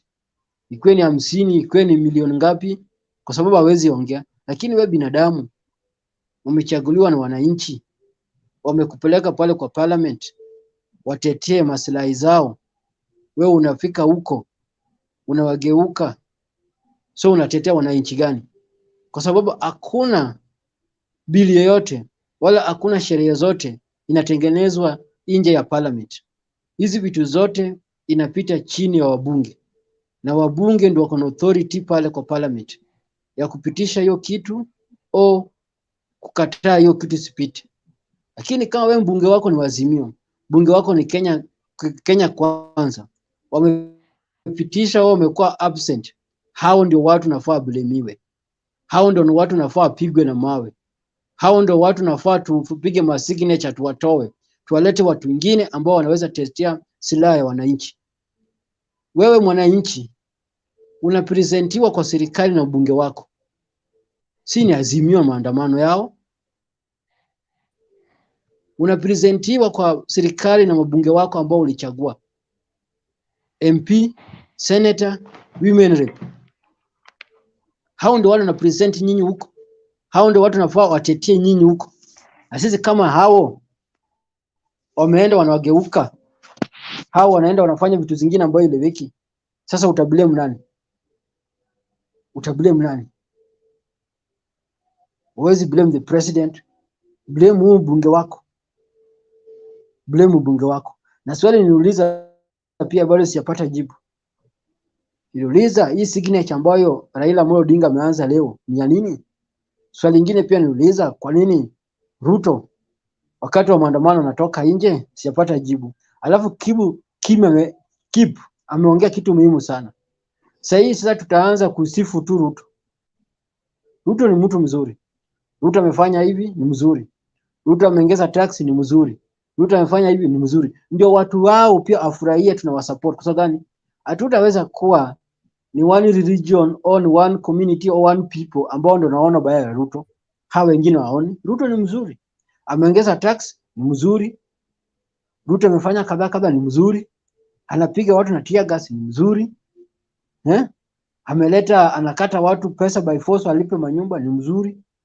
Unga amepanda ni mzuri. Ruto anaongoza vizuri sana. Wacheni Ruto ongoze. Hata tumpea 100 years. Ni mzuri sana.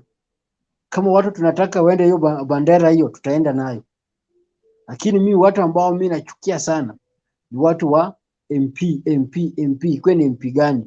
MP wako nafaa chapwe kwa sababu yeye ndiye ametuletea hii gharama. Hao kama nakubali hii bill ipite, na hii bill inanyorosha watu left na right. Bill ambayo isaidia hata wananchi. Hata kama watu nasema uchumi ni mbaya kila mahali. Hata kama uchumi ni mbaya Europe, hata kama uchumi ni mbaya wapi. Hao wameongezea watu wako tax. Wao wameongezea watu wao vifaa bei. Hata kama watu nasema maisha ni ngumu, si maisha yamepandika kila mahali. Tafadhali. Ni hayo tu naweza sema sahihi. Mzalendo. Asante sana. Asante sana. Dunia ina mambo. Kweli dunia ina mambo. Dunia ina mambo. Boss, karibu sana. Hebu umetulia kwa muda. Can you please welcome to the show and uchangie hii mjadala wa Sabasaba. Inaitwa Saba recap. Tuangalie maswali 2-3. Dunia mbaya kwanza ameuliza hapo. Maybe unaweza mjibu. Ameuliza hii mambo ya signature. Baba amesema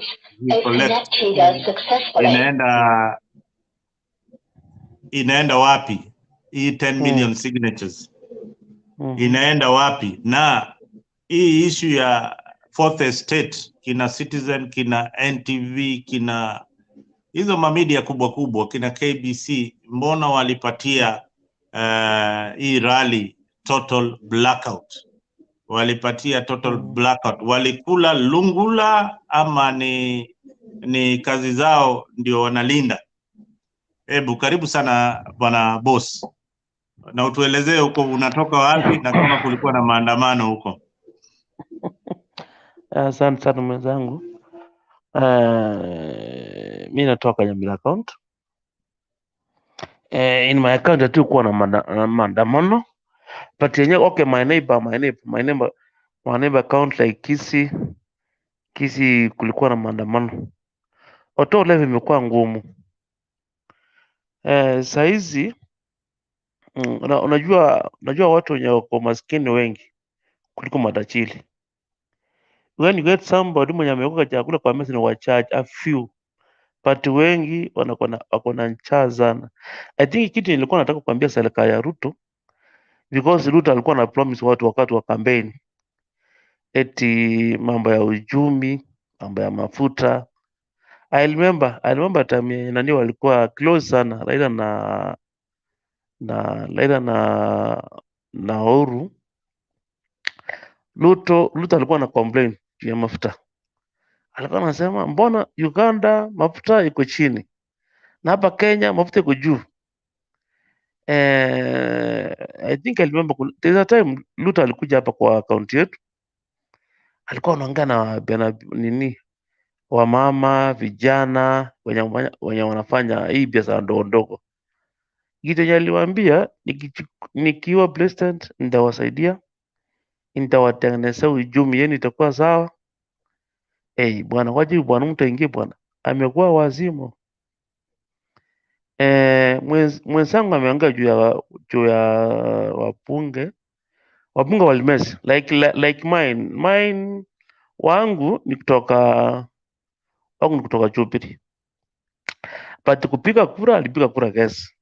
So sijui kama walipatiwa kitu kidogo kwa mfuko, I don't know, but yenye nilikuwa nasema life for now imekuwa ngumu. Ruto kitu yake angefanya, angeenda akae chini sana mafuta ikikuja 110 ikikuja 80 90, I think life itakuwa normal. Life imekuwa very expensive. Like now, I would travel from home to Nairobi, private car, you spend around 10,000. To and fro around 15 to 19,000. Sasa si unaona life ni ngumu. So kitu nilikuwa nataka niambie serikali ya Ruto wakae na ministers kina Gachagua wakae chini, at least waangalia maslahi ya watu wako chini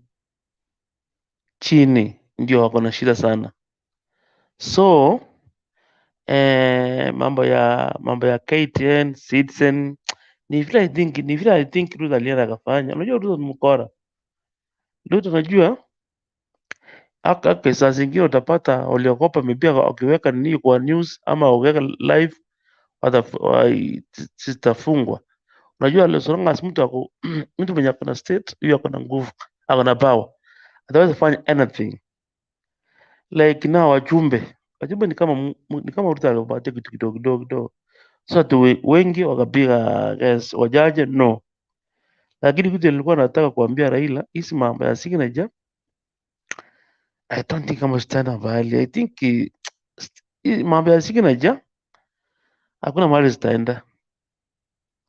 So even Raila angetafuta kina Ruto na kina Musalia Mudavadi wakae chini, at least waongee about poor people, waongee watu wa chini, waongee about mafuta, waongee about mambo ya ugali, mahindi. You see, sana mafuta. Unajua petrol ikikuja chini, hii ingine inakuja automatic kama suka. Like now suka I think iko 240. But mafuta ikikuja 110 105, sukari itakuja hata 50 80. You see, so kitu yenye Ruto angeangazia sana ni mafuta ya ghali kuja chini, hiyo ingine itakuja automatic.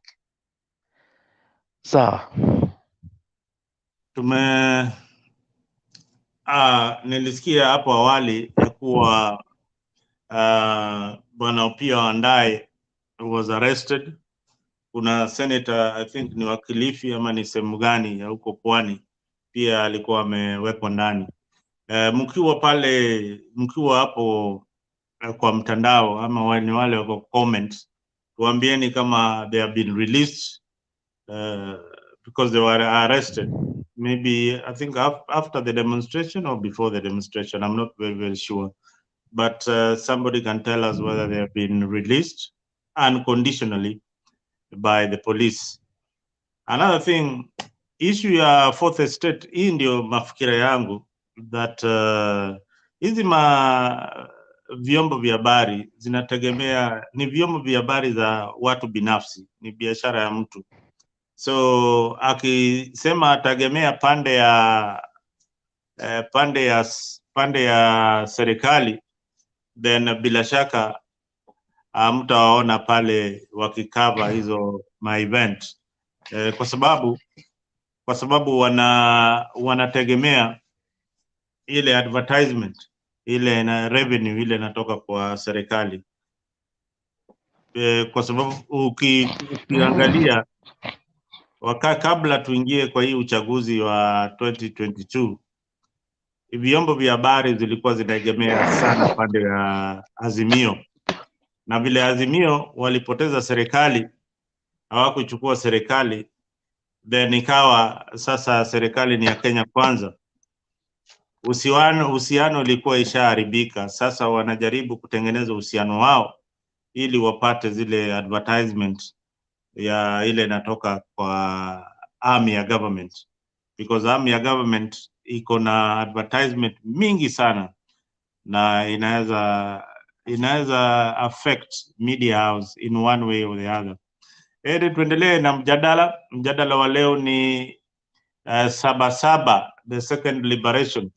It has been declared that ukombozi wa nchi ya Kenya imeanza, na imeanza pale Kamkunji, na ukombozi ni kuweka bei za bidhaa ziwe katika hali ya kawaida, ili mwananchi wa kawaida aweze kujinusuru na aweze kununua unga na aweze kununua mafuta.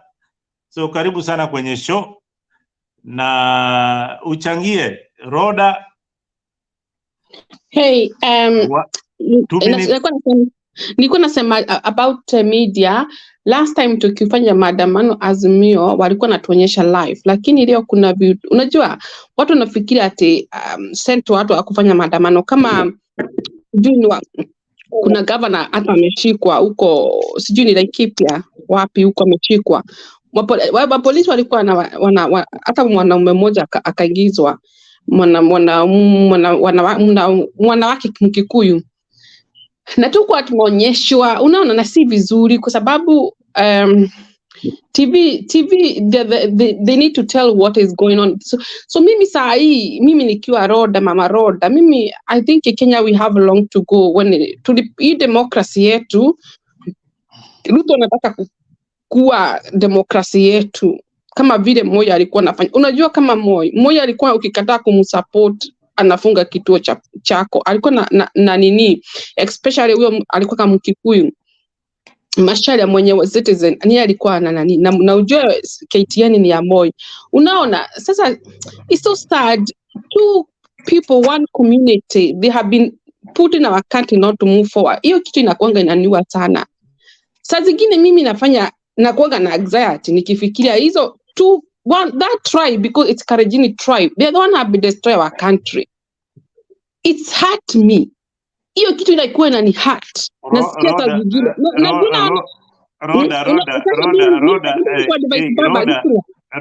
Roda, you are sounding tribal.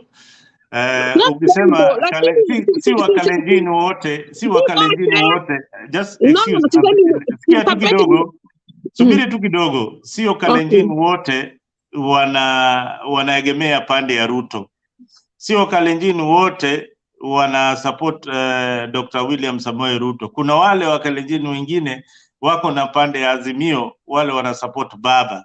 So ukisema wholesale, na sio Wakikuyu wote wana support bana Raila Odinga, na sio ni hivyo tu, na hiyo ndio dynamics ya siasa. There is something called freedom, freedom of association, freedom of assembly, and that is in the constitution, and it is their constitutional right to support whichever government they please, or whichever person unapenda kusupport. Kama wewe una support Raila Odinga, sema wewe una support Raila Odinga, lakini useme Wakalenjin wametuletea shida katika hii nchi.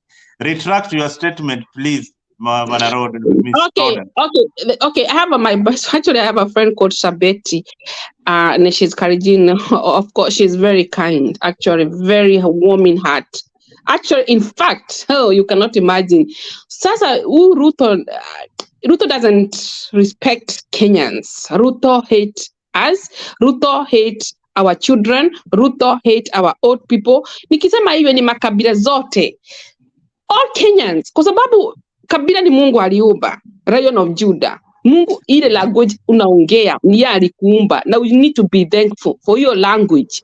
Nashukuru Mungu kwa sababu alikuumba ukiwa Mkarejini, ukiwa Mkikuyu, ukiwa Muruo, whatever the language you speak. Lakini huyu jamaa, I still have a bitterness of Ruto. He doesn't respect somebody. Unajua mtu ule respect katiba yenu anachukia watoto. Kwa nini watu wa television wasiwe na freedom? Kwa nini rais yule alikuanga hapo? Alikuwa anatupatia freedom. Alikuwa mjinga Uhuru kutupatia freedom. Kwani yeye ni mchizi? Ni vile yeye anajua freedom inapatianga watu amani. Without freedom, unajua mimi nakaa nchi kwa sababu iko na free. Sometimes people, yani too much freedom. Unaona, kwa nini Kenya yetu isiwe na freedom na television? Hata kiwa watu wanafanya demonstration, kwa nini wanafunga? Kwa nini wanafunga CBD? Kwa nini watu wa kutoka Makamokoji waende wana march waenda CBD? Unaona, alafu Ruto akina huko nchi ya Faraja akadanganyana akasema ati the power belong to Kenyans. Ati nini? Kwa nini anaongea huko vizuri anadanganyana? Lakini huyo Ruto is a dictator, that's a fact. He's a dictator kwa sababu anaweka Kenya blackmail. Na huyo mtu anatakikana atolewe hapo. Huyo wa Kenya wanatakikana mimi ni Mkikuyu Mkabila, mimi napigania Mkenya. Mimi ningekuwa hiyo Kenya leo, mimi ningekaa kwa mkokoteni. Nibebe na mkokoteni Nairobi nikipandania that revolution. Haki ningekuwa hapo, Ruto angeniona. I don't care to anifanye nini. Mimi siogopangi Ruto. Mimi dunia hii hakuna mtu naogopanga. Mimi naogopanga Mungu. Nobody, even my own mother. She cannot do anything. She have to respect herself. I respect her. Unaona, hii mtu sichezea, hiyo si ya kuchezewa na mtu hivyo anaongea asubuhi, ati mtu anafanya video, ati station za TV. Hata nikiwa ni babangu ako president hiyo kiti, aheshimi katiba, mimi namruka. I believe freedom. Angekuwa life. I believe freedom. Na hiyo that is what I'm again. I'm fighting for my country for freedom. Ukitaka mimi I used to post everything in TikTok. Nikisema Ruto must go and you must respect our democracy. All right. On that note, Rhoda, thank you very much for your expression. Let's have Julius Kagoya. Julius Kagoya, karibu na utuelezee mahali huko, kama ulienda Kamkunji, pia utuambie ulienda Kamkunji, ulipigwa tear gas, pia utuambie ulikimbia kimbi na polisi, pia utuambie kama ulikimbia kimbi na utuambie hii nchi inaelekea wapi na kuna suluhisho or is there any light? Karibu sana Julius.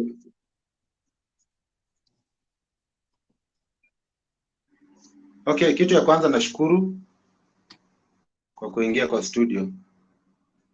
Mimi kitu anaweza sema, mwananchi anaumia, na mwananchi vile anaumia analia, na kudhihirisha analia kwamba anaumia na maisha ni maandamano, na maandamano inakubalika. So I wonder hawa watu wanajaribu kuzuia mwananchi express mambo yake kulingana na maisha yanapitia. So you find that Mr. President Ruto, yeye penye anakaa huwa anajiuliza anaungwa mkono na wananchi wa Kenya. Na hata kama ni hivyo tuseme amekaa kule ndani aoni advisors wake. Alafu hata mke wake Rachel Ruto hawezi mpatia advice amwambie mzee wangu, watu naona huku chini wanalia, jaribu kurekebisha. Kila mtu analia, watu wanaumia.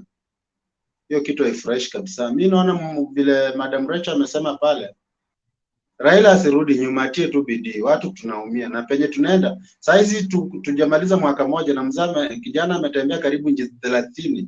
Yeye ni kutembea tu na mwananchi akiumia.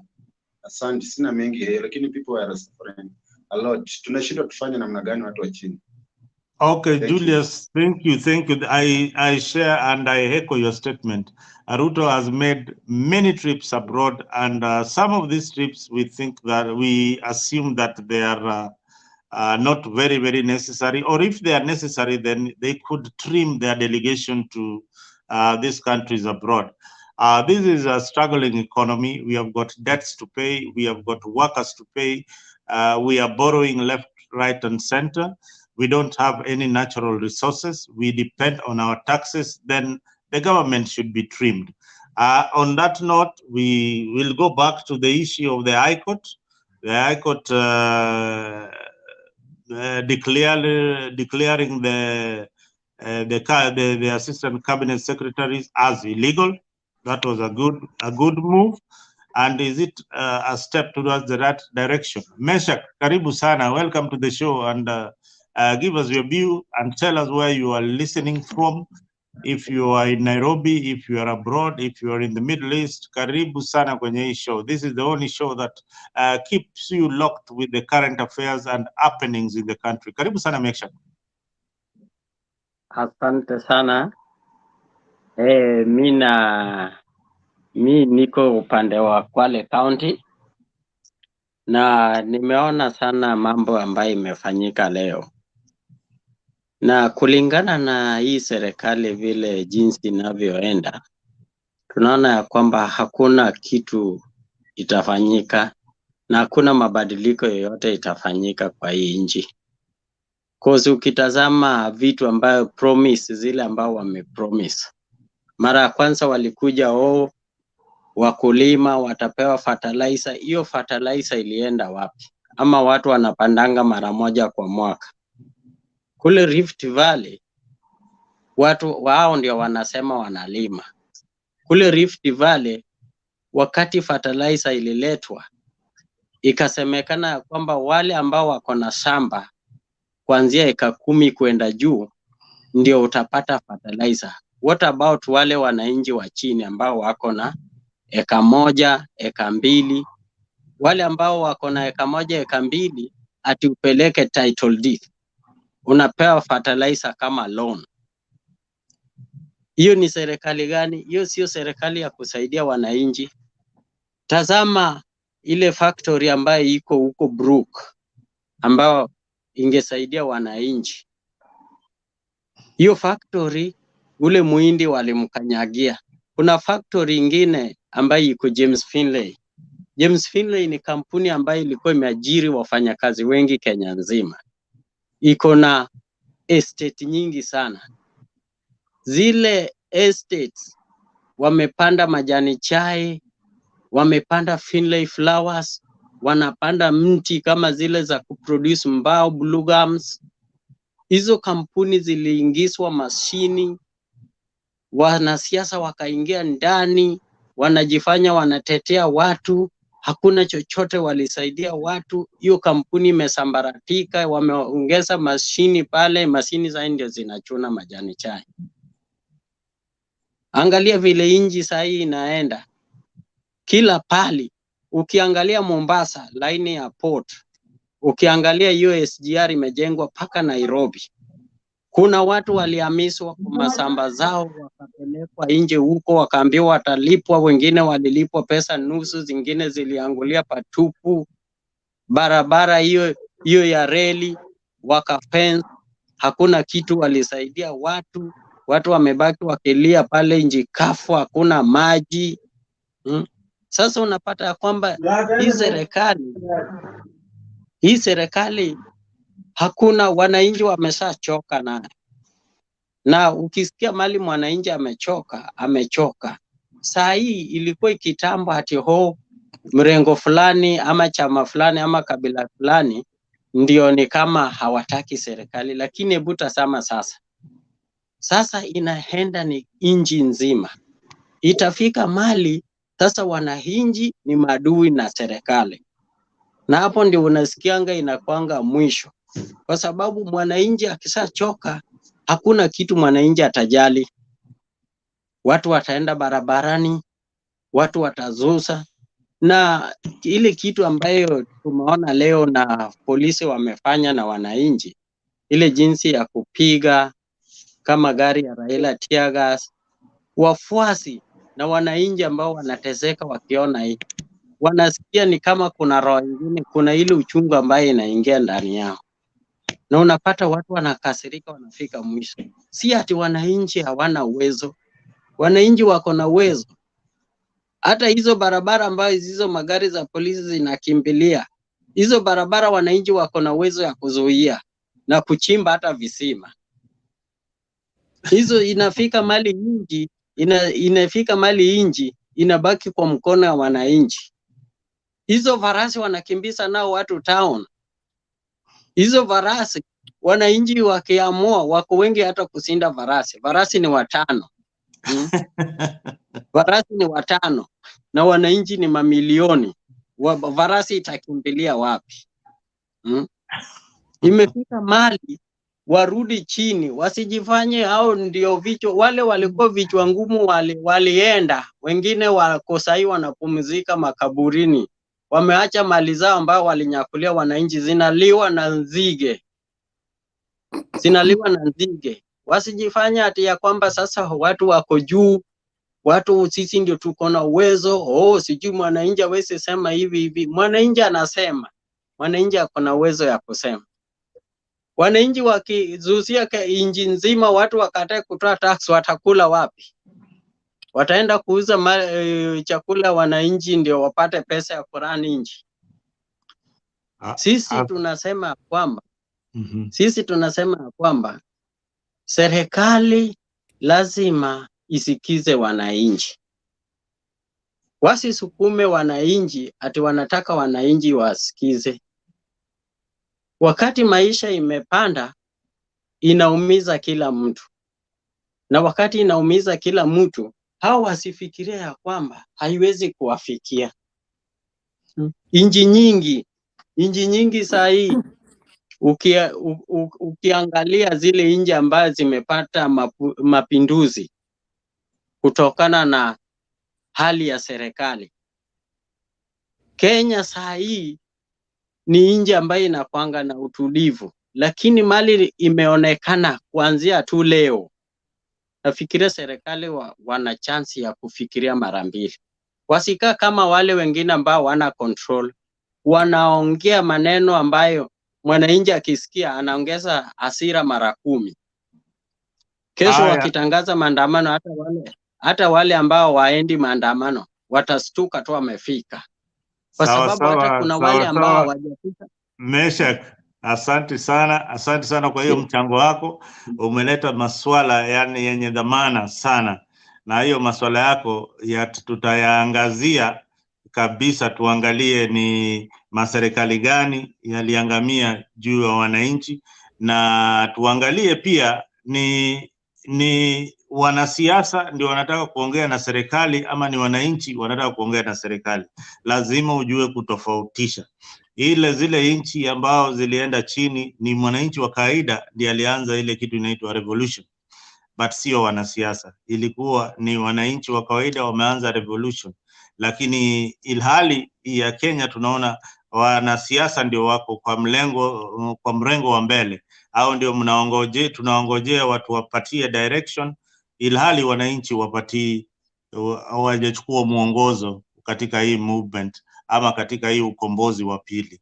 Kama unaingia kwenye show hii, ni Mtembei TV, tunashirikiana na True Talk TV pia pale kwenye YouTube, that is the baby Mtembei TV ile tunaanzisha sai. We will be talking about what is happening in our country. Madam Stella, you've been on and off. Naona unahisi baridi mahali huko ama ni kukasirika, umekasirika. Hebu changamka kidogo, ukunywe kawaida, uongee, utuelezee ni nini na utuambie ni mahali gani huko na unaonaje hii mjadala. Hi guys, Rhoda, Kevin, Meshak, how are you? Fine, Stella. So, I'm in Nairobi. I'm at Gong Road. So today ilikuwa siku ya maandamano. I was there by heart but I couldn't go. And I can say I'm being patriotic. So the only thing which I'm getting disturbed is some of the Azimio guys, not all of them attended the maandamano, which kind of I got disappointed. So na kitu yenye nilikuwa imenikasirisha is why the maandamano was very peaceful kuanzia asubuhi.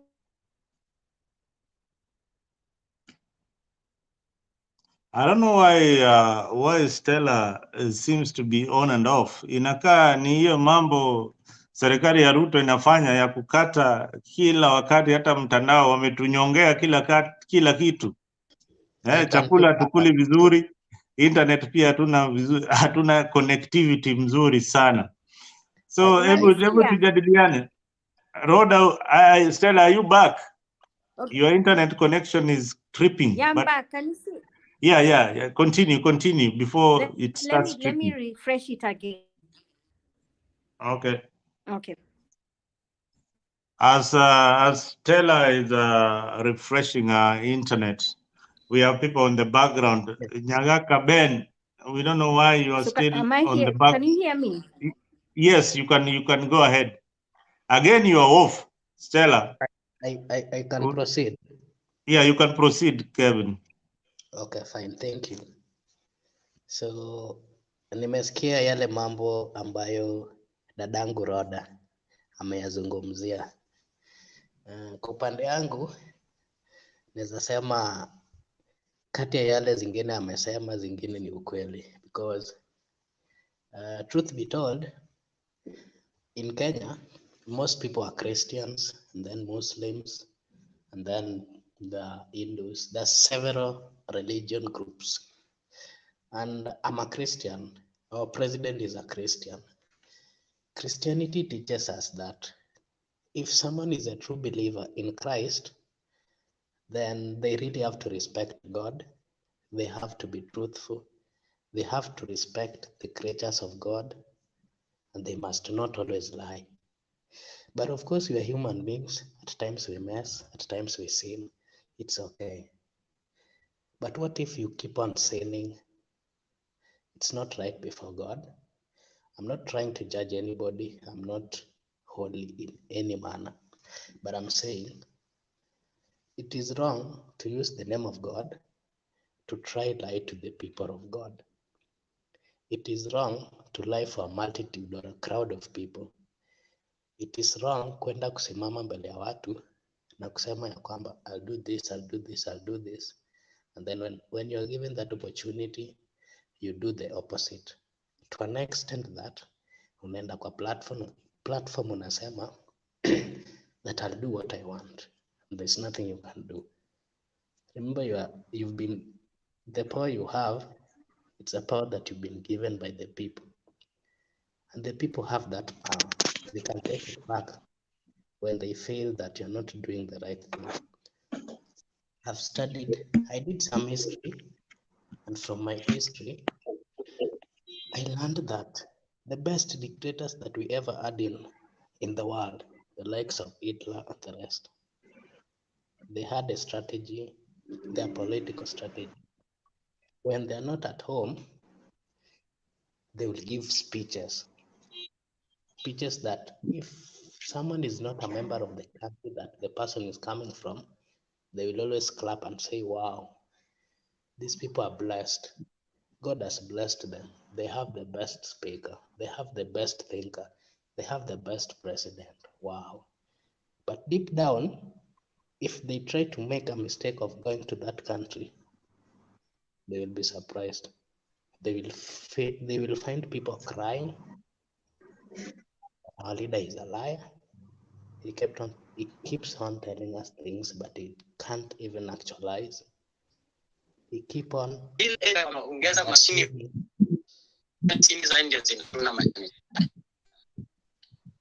Sorry? Ulikuwa unasikika kwa umbali kidogo, but now karibia mic. Yeah. Okay. Yeah, so I'm saying Ruto is our president. Of course, we love him. When he's not in the country, of course, the things that he's trying to advocate for, which are affecting Africa, we support. We are not against that. But if someone wants to be a good person, there's no need of going to be good somewhere, but at your home, umewacha watu wanapigana, watu wanateseka. That's not leadership. If you're a leader, you have to maintain. If you're a true person, hakuna haja. Ni kama, for example, ukiwa kwako umeweka watoto na omena, watoto wanakula omena vibaya sana, lakini ukitoka uende mahali ingine unajifanya kwamba unapenda watu, umeshinda ukiwabaia kuku, but deep down huko kwako umeacha watoto wanakula mboga kila siku. So it is wrong. That's not fathership.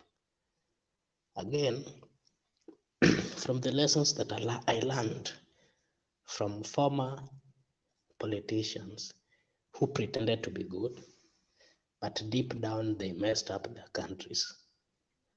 You'd find that, for example, they would lie to the people. They would come to a platform and tell you, oh, raundi hii nyinyi wote mtapanda ndege tuende mahali ingine. Raundi hii nitawapeleka nyinyi wote sijui toa somewhere. That's a big lie. If you are a leader and you truly respect the people, you should tell them that I'm going to do this. And if you don't do it, you should actually apologize. If you truly claim that you're a Christian. Hypocrisy. You know, when we read the Bible, the people like the Pharisees, they were learned, they claimed to have been knowing everything. They walisoma Biblia from the first page to the last page. Walikuwa najua every comma to every dot. And so they kept on challenging Jesus. Little they hawako najua that Jesus was God. So kwa zile vitu zenye walisoma, walishinda wakimchallenge ati what? Meaning they never respected Jesus and they never got the grace to know who Jesus was. It's okay. If someone is a leader, the person have to respect the people who has given him the power. Si ati ukishaenda ufike huko, sasa wewe ni mwerevu. To an extent that you're the one who knows. You want to make laws by yourself. You don't want to consult the people. It is wrong. So, and that we've seen in so many ways in the leadership of our good president.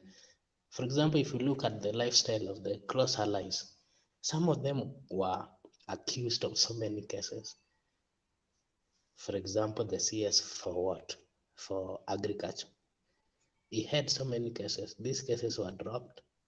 The CS for the former women rep of Kilifi, our beloved Aisha Jomo.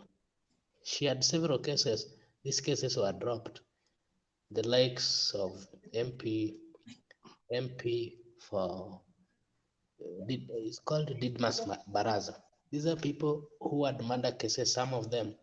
How comes if you're truly a good politician who understands the need of the people and respect the lives of the people that you're governing, you cannot have such close allies? Kevin, let me ask you a question before we go far. You say that Ruto's government is known for being unlawful and employing people who have cases in courts. Yeah. I don't know if you know that to what extent it can the chapter of integrity be implemented, and do you think that somebody has got the right to appeal in court or to appear in court, or if there is a case going on in court, it should be conclusive? We've heard that some of these cases were politically instigated. And my second question to you is, and Rhoda, because you are Azimio supporters and Daya, Baba recently, just a few days ago in Homa Bay, broke the law by appointing the clan elder called Care in Luo language, and the High Court had stopped the function, but he still went ahead and appointed that guy. Was he within his law, or does the law only apply when it comes to government? Thank you. Okay, I believe I have the answers to your questions.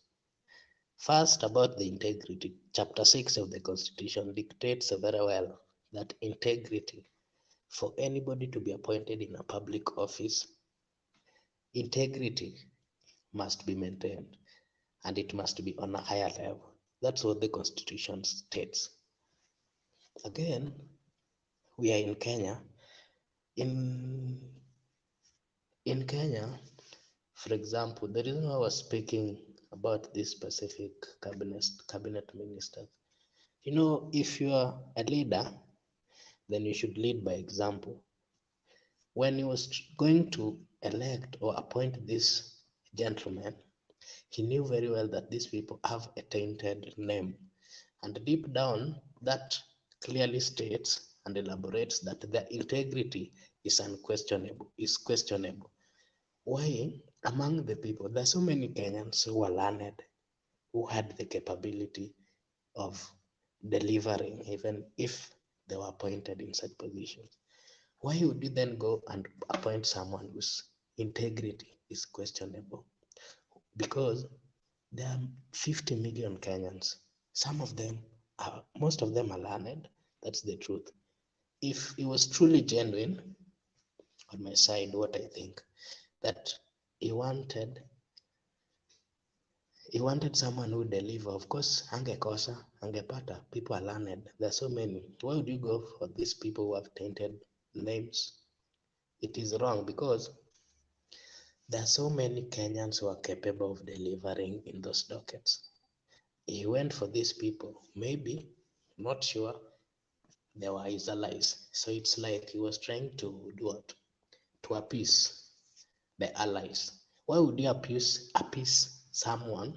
Why would you love someone at the expense of not helping others? It is wrong. Again, the issue of care. I'm a close follower of politics. This issue of care started this way. There are these, our beloved gentlemen and support who are in, most of them were in Azimio, and then some of them, the CS of ICT, he maintained he's been in Kenya Kwanza for long, ever since. But then there are those people, the likes of former Senator of Kisumu and the likes of former Governor of Nairobi, Kidero. This group of gentlemen, because they felt and they wanted, they're trying to make the government think that they have power in that region. So they went and ganged up. And so they wanted to chart their way. It's a way of trying to divide the people from that place. Because there's someone that they are supporting, that they want to be the care. And then the genuine people are saying, no, this is what we want. So they were actually sponsored. This case was sponsored, ikapelekwa court, because they wanted to stop this guy. But in real sense, the one that they were supporting, he never had the majority. So that is what is really going on with this issue of care. And that's why Raila said, we are the people, we are the Luos, for example. I'm just trying to explain. I'm not trying to be tribal or whatever. Raila said he's a Luo, and again, in his Luo backyard, he has the power to dictate what is right for his people. And so he said, someone cannot come and sponsor someone and they want the person to lead us. That's why he insisted that no way, it can't happen. We are Luos. Our things we do without the interference of government. So that's really why this care thing ilienda through without them considering the courts. All right, Kevin, I think you've attempted to answer that question, but by and large, we have got the laws in this country. There's no law that protects Raila, and there's no any other set laws apart from the laws of the country. So if somebody is breaking the law, call it that it is. There's no any other set of laws. Don't break the law and hide behind the community. In law, So there's something to say. whatever it is, I still believe that when the High Court decides something or the court decides something. I also support that, and I believe that they made a mistake. Of course, I also don't support that because they went against the supreme law of the country. Thank you very much. I don't support, yeah. Rhoda, Yes. you have caused a very heated debate on the comment section that you are a very tribal person and that can ignite the country at any given moment. I think you are misunderstood, and please just listen to me for a minute. You are misunderstood, and you need to rectify that position. You are not against the Kalenjin community, and some people have assumed that you are against the Kalenjin community. You don't want to see any Kalenjin. I mean, we are Kenyan. The reason why we talk on these shows is that we want to embrace each other. Whatever diversity, whatever part of the country that you come from, the main reason why we come to these shows for hours and hours is because we love our country. And we don't want to be seen on the tribal lines. We try to kill.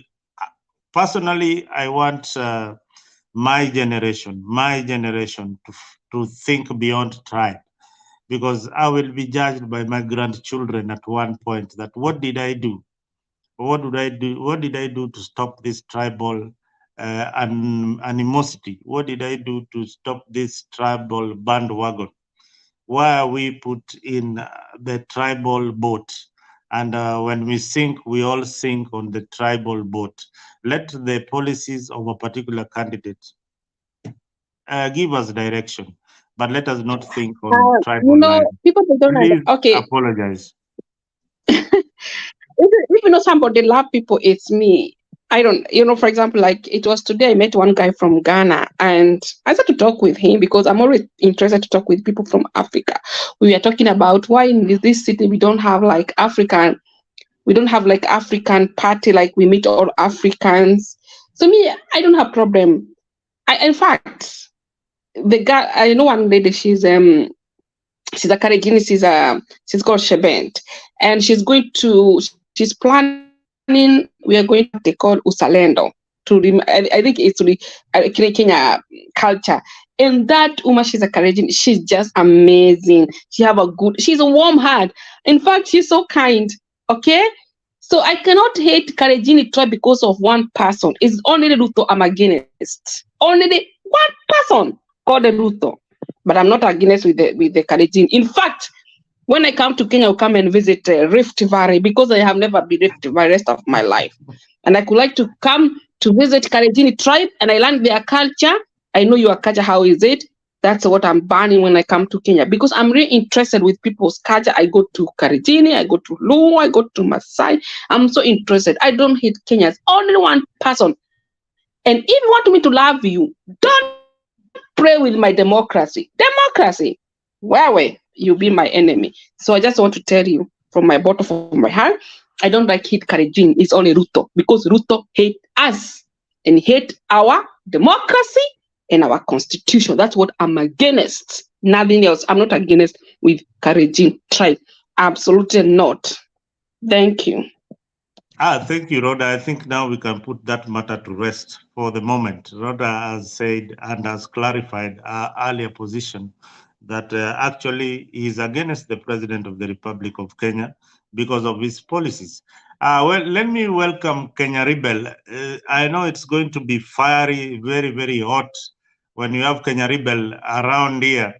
And by the way, Kenya Rebel has a YouTube channel. Let us also once in a while go there, subscribe to his channel. That is the only way we can support a brother from wherever you are. Hii mtandao ya kijamii ya YouTube, ukiona pale Kenya Rebel na mtandao yake, please bonyeza pale kidude na uweke ukuwe subscriber wa hiyo channel. That is the most important thing you can do for a brother, especially when we come for these talk shows. It is very, very important that we build each other. As much as we have political differences, let us try and embrace and build each other economically and socially. Karibu sana Kenya Rebel. Asante, thank you, Mzalendo. I almost called you Jakes, but I see you're the new Jakes. I'm not Jakes. That's the shoes of Jakes. I cannot fit in the shoes of Jakes, man. I'm just trying. It will grow. Usijali kidogo kidogo tu. To Rhoda, I want to tell you, Chamge. I know you're not. You get the joke. But anyway, today, let me say that today was a better performance by the Azimio side. At least we saw some action outside Nairobi and Kisumu. But what's interesting is, to me at least, I maintain that Raila is using Maandamano to force his will on the bipartisan talks. If you listen to George Maragara, I think his name is, he's the co-chair of that bipartisan talks with Otiende Amolo on the other side. He was on Spice FM. You can go watch it on YouTube. He explains why the Azimio side walked out of they suspended the talks. And one of the main reason basically was the Kenya Kwanza side, after making several concessions, because the original reason why these people came to talks was because of electoral reforms, okay? But in order to have electoral reforms, you have to actually have pick new IEBC commissioners, and also, let the select panel, whatever the case is, do their jobs. So they were still disagreeing on that. Anyway, Kenya Kwanza's position was this: if we are going to do anything, it has to be within the law. Otiende Amolo and his Azimio team were trying to introduce stuff that legally cannot stand. In a nutshell, I'm just giving it to a nutshell. You can go watch the interview.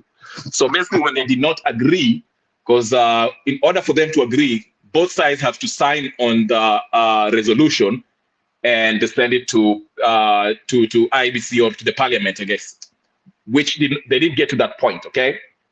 So when that failed, the Azimio side, they said, okay, we are going to the streets because you guys, hamtaki kusikia mambo yetu, our proposals and whatever, we're going back to the streets. And here we're in the streets. Now, let me take you back. How was this bipartisan talks formed?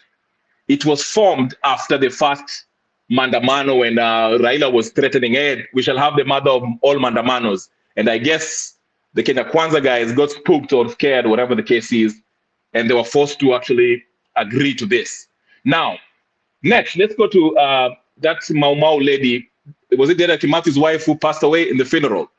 When Ruto mentioned that, if it means giving Raila or creating a position of the official opposition for Raila Odinga for us to have peace, I can make that happen because I know this Mzee. And 2 days after that, in fact, the same day, I think they went to the same game, and even Gor Mahia AFC versus Edinio AFC game together. Which means that if you look at it, Raila is after a position, okay? So when these talks failed, he's using this Maandamano. Now, what's interesting, to get to my point about today, what's interesting about today is this. Dennis Itumbi actually tweeted something about how these Azimio folks will conduct their Maandamano today, okay?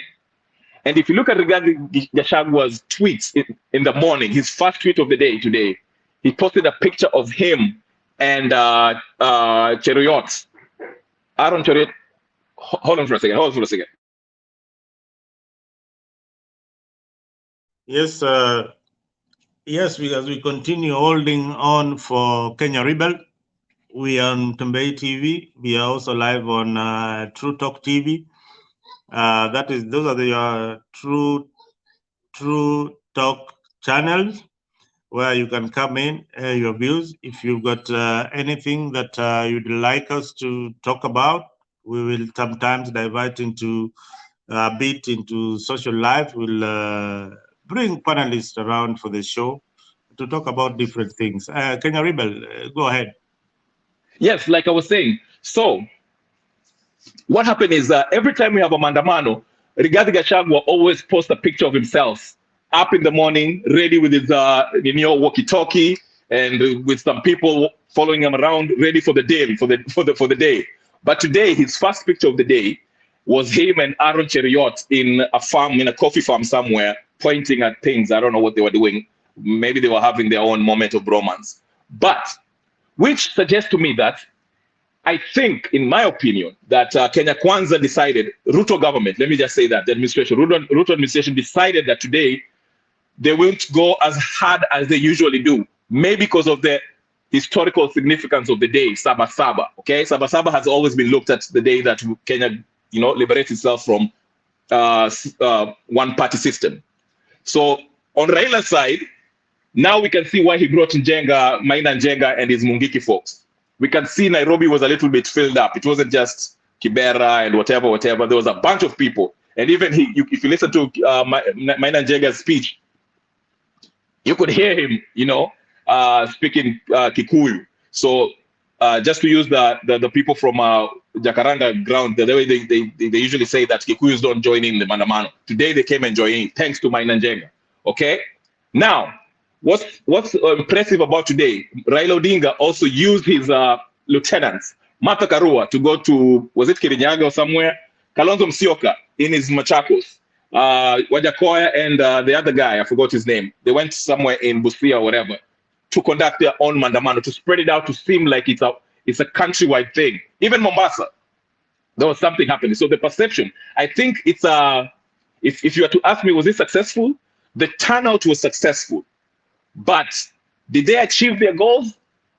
Let's wait and see, because as I see it, in the next few days, Ruto's move, it's Ruto's move now. What he'll do, if he concedes, if he agrees to Azimio's demands, then we can say that actually this Maandamano made Ruto do this. But if he doesn't, if he remains intransigent, then we'll say that this Maandamano was just a good exercise. It's a catharsis where people went out there, wakatoa steam zao, wakatupa mawe, wakarudi nyumbani, but there was nothing happened. So whether this was successful, wait and see. I would say it's success as far as to the Azimio side, as far as turnout and the perception out there. Because if you look at the television screens, you may think Kenya is in anarchy. Okay, it's looking like France right now, but the reality is it was just another Maandamano, slightly better than the usual, but it's not as, there was no passion as it was in 2007 or 2017.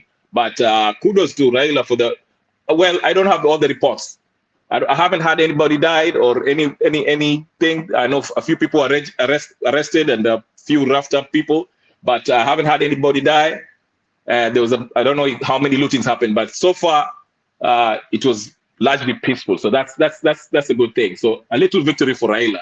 But as far as the objective, I don't know if he really has achieved his objective. That's my take on the whole thing. Right, that makes sense. Kenya Rebel, thank you very much for that comprehensive analysis of the whole situation.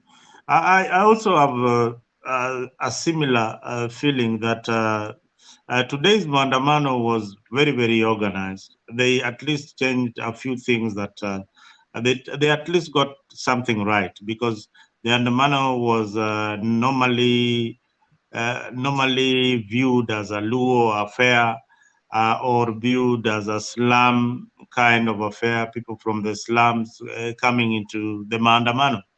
The only thing that I still have a reservation is we see so many VXs on the Maandamano trail. So these cars on the Maandamano trail, I wish the Maandamano could not have cars coming in. The people should walk to whatever venue that the Maandamano or the rally is going to happen. If it is Maandamano, then let us all walk on the streets of Nairobi.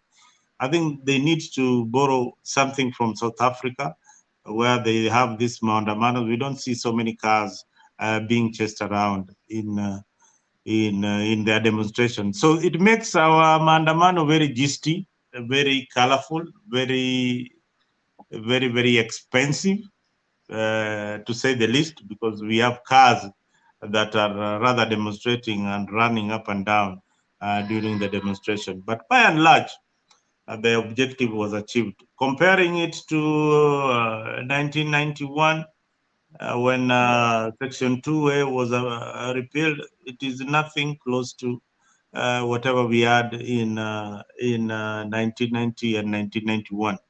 So we keep on seeing the goalposts changing in Azimio. They have said they are going to have the demonstration on Wednesday. But let me ask you one thing, Kenya Rebel. Nobody answered this question. I am seeing a situation whereby these Maandamanos, are they really geared towards helping the Mwananchi, or it is geared toward Azimio having a negotiating point with the government? That's exactly what I was trying to say. That's exactly what I was trying to say. The Maandamano is a leverage that Raila always uses to get what he wants when he negotiates with the government of the day. Remember 2017, he had the people with him before the handshake. And actually they were planning on walking and going to White House, well, not White House, State House, okay? But that was the plan apparently after the swearing in. But of course, Uhuru had to pull some strings and get Raila, and they sat down and they had that handshake. Now, that's why I went back to that. I mentioned Mr. George Maragara, I think his name is, the co-chair of the bipartisan talks. Okay? Now, he mentioned this. The talks, the bipartisan talks, the initial objective of the talks was to deal with electoral reforms. Okay? What happened? Can we reform this IBC? That was the main thing. Then it started changing to the cost of living. Then now we're being told it's the finance bill now. Actually, Azimio has joined the petition, Nani's petition. What's his name? Okiya Mtata. Right. So you can see they're trying to win some support from gain some points with the Wananchi. Okay, but like I say, this is what Raila is basically telling them.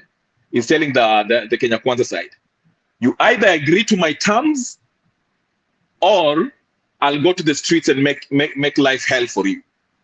So what do you want to do? But he's using this Maandamano. Now you see, because remember it was about electoral reforms, but now the Maandamano is about cost of living, finance bill, and everything else. We are not even mentioning anything about electoral reforms. Okay, so that's why I say, yes, it is Maandamano, and the people who are cheering on, they're cheering on because they feel like maybe Ruto is not doing enough. But who is really gaining? Who is fighting for Unini? Raila is actually using the people to fight his battle. Okay, because like I say, they can't win in the parliament, and I don't know why. Because if you look at the Kenya Kwanza side, they're mostly the main aim right now. Their game plan is to get as many people to defect from Azimio as possible. You see Mr. Soro and the other guy who are going across the nation, getting all the people who are defecting, okay? People are defecting every day, actually, okay? But Raila now, his last hope is this Maandamano to him has to work in order to get Ruto to the table. That's why I'm saying right now it will be interesting to see what the Kenya Kwanza side will do. And one other thing I wanted to say, this Maandamano also was largely successful because I think, like I say, the government knew what was going to happen. They knew about this strategy. Because if you look at Itumbi's tweets, he actually spells it out how they were going to do it with different people going to different parts of the country. Okay? But as I say, that's why I mentioned Gachagua's pictures in the morning. I think they made a last minute decision to say, you know what, we are not going to go hard on them, maybe because of the historical significance of the day, or just because of historical, because, you know, if there's chaos, guess who is going to gain out of this chaos? If there's chaos, let's say if there were people killed, you know, properties damaged and all that, who gains? It's the Azimio side, because now the people will start saying, the Haman Manyoras of this world will come in and start saying, hey, these people should sit down. This country is going to the dogs. They need to come sit down so we can have peace. And that's what they want. Chaos favors the Azimio side. I don't know if I've answered your question. Yeah, I think you've answered the question, and that is many people on the comment section were rather, you know, speculating or trying to figure out. That is what has been the talk in social media. But today we brought it out so clearly that maybe this is Raila's negotiating point and not the people's negotiating point. My next question would be, how many bills has Azimio brought in the floor of parliament that addresses the cost of living? That would be the next question that I would ask, because we have seen successive governments, like the government of even President Moi. They regulated the cost of commodities. Even Kibaki attempted to regulate the cost of commodities, the essential commodities that we use on our daily basis in our household. How many MPs in Azimio have brought, or Kenya Kwanza, have brought a bill on the floor of the house? Because this is something that cuts across each and every one. How many of these MPs have brought a bill that says, you know, our Kenyans are suffering, my people are suffering from whatever constituency X I'm coming from. We need the cost of unga to go down. And this is the bill that I propose that the government should act upon. Remember, Kenya Rebel and Kevin and the rest of the panelists in the comment section is that even in the budget discussion, and even in the budget discussion, we have MPs contributing towards the implementation of the budget. Even the taxes that are being added, the taxes that we are now debating, some of them were contributed on the floor of the House. But some of them choose not to participate in any debate in Parliament. So perhaps Kevin, as Kenya Rebel comes in, you can attempt to answer that. Okay. I remember when this bill was being passed, I did follow the whole process, but not all of it. I remember the truthful or the Azimio MPs, some of them, they tried to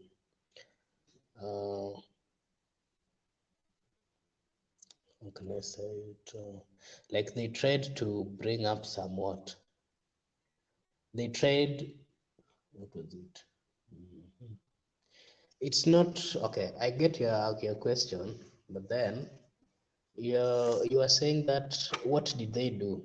Like, what did they do? Did they question? Did they try to change it or something like that, right? You're not getting my point. You're not getting my point. The point is, the cost of living, like the cost of commodities, like the price of unga. Your MP, who is your MP? Aduma Owor. Aduma Owor. Aduma Owor is from Nyakach, I believe. Yeah. He's the MP from Nyakach. How many times have you seen Aduma Owor on the floor of the House discussing the bill? Just answer honestly. I want a very honest answer. Twice. I only heard him say he doesn't support it. I think that is the farthest that he can go with the bill that affects you. I don't support it. Of course, I also don't support, and I can't really. Yeah. So this is what I'm saying. Aduma War, as your MP, should come up with a bill that regulates the cost of commodities, essential commodities that you use in Parliament, and let that bill fail in Parliament, so that we know that Azimio actually proposed a bill. But the proposal on the streets, it's not a bad thing, but the results are not as instant as what would have happened in Parliament. Hey, Kenya Rebel, you have something? Yeah, I just wanted to say, even the finance bill that was passed, they had this, the third reading, which I guess where they go clause by clause, they vote on it if they if it should pass or it should be rejected. Okay, and MPs have to vote on this. That's the third reading that they do in the Parliament, from my understanding. So these are the same people who went through all this finance bill. Then you see them at Maandamano today telling people that the cost of living at the finance bill is bad, whatever. Another thing too, I don't think the problem with the cost of living is a legal issue. I think it's more administrative.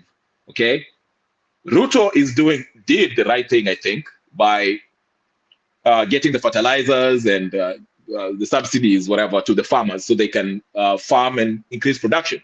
But the problem is now, as I came to realize, there's all these people who, I don't know if they work with the government, who take these fertilizer, repackage them and sell them for a more expensive price to the farmers, or whatever the case is. So I don't think it's the law that's the problem here. I think it's an administrative issue. Okay, whether it's these people who are trying to sell these fertilizers for an expensive whatever, and so forth, so forth. Now, when it comes to gas, let's say petrol, mafuta.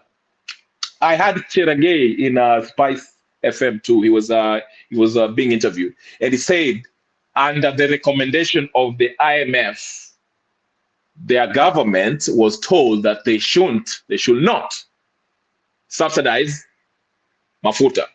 Okay, and that's why I usually come here and preach and say that we are still slaves, because where there are some loans that when you take, the IMF, World Bank, they tell you what you can subsidize and what you cannot. And I will be making another presentation, not here, but in my channel, about the whole economic zone that we just had in, is it Two Rivers, whatever, and what that really actually means to Kenya.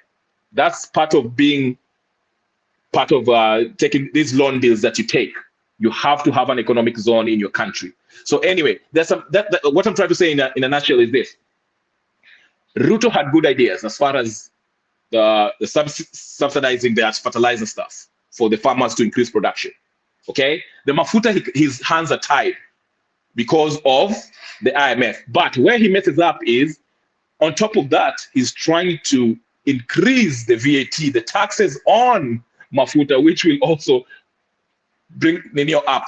And again, I won't be surprised if the IMF are telling him to do that.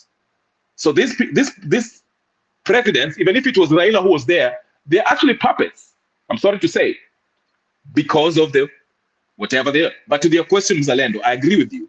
The MPs should be more active in the process of legislation, in the needs of the Wananchi. Connect, go there, present a bill.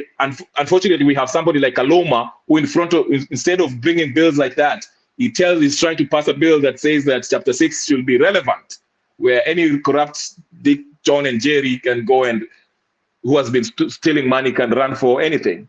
So yeah, I agree with you to some extent, but I think the problem here is it's an administrative problem. It's not a problem of laws. The laws are there actually, okay? And the president is actually trying to do the right thing.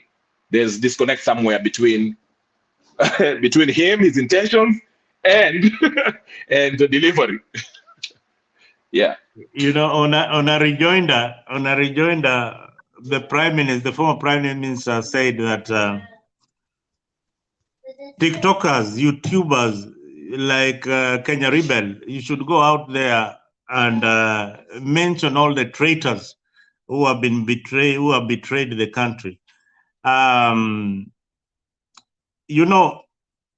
of these things infringes on some freedoms.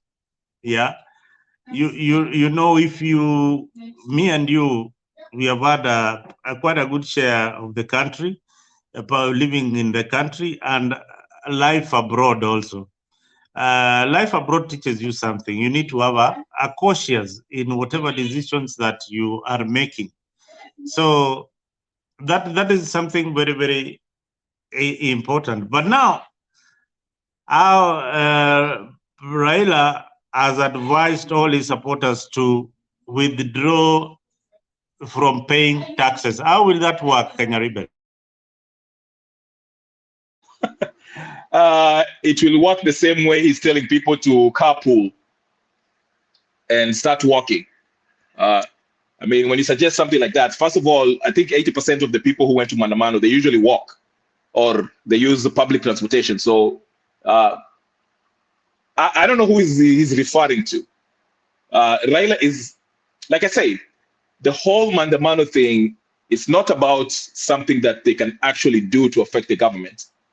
It's more of let's get out to the streets in mass and show Ruto that, hey, listen, we can cause chaos and we can make your life miserable. So listen to our demands. We as the Azimio coalition, listen to our demands. That's what he's saying. It's not about Wananchi actually needs this. Because even if Raila was the president, the prices of unga would still be high. The prices of vinyo will still be high. Okay? Because he said Kenya Rebel, yes. on that note, before I just forget. Yeah. And Kevin, can you please, guys, tell me what brings up the price of maize? Mimi naishi kule Ushago, nimekuwa na mahindi yangu, ile mvua ni ile ya kawaida, pengine imechelewa, imefanya nini? Nimeenda nikapanda mahindi. Nimepanda mahindi, Kevin. Nimepanda mahindi, Kevin. Tafadhali, can you explain to me why you, Kevin, from Nyakach, you have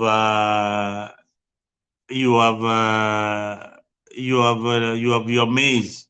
You have now harvested your maize after the planting season. When you take it to the market, why will you sell your maize at that exorbitant price? Okay. Business teaches us that when the demand is high, then the prices will go up. There is high demand of maize because so many Kenyans wanakula ugali. And again, Hebu tuachie hapo. Does that apply to fuel also? Yeah, of course. Okay, this is what Does really that answer some of the reasons why prices of fuel is going up and down? Yeah, it does, because according to my understanding, it all started when the war between the Ukraine and the Russia started, because we mostly depend on the fuel products zenye zinakuja from Russia and Ukraine. So when those countries had a war, the demand of fuel and fuel products went high, and so supply will reduce. So it just changed everything in the whole world.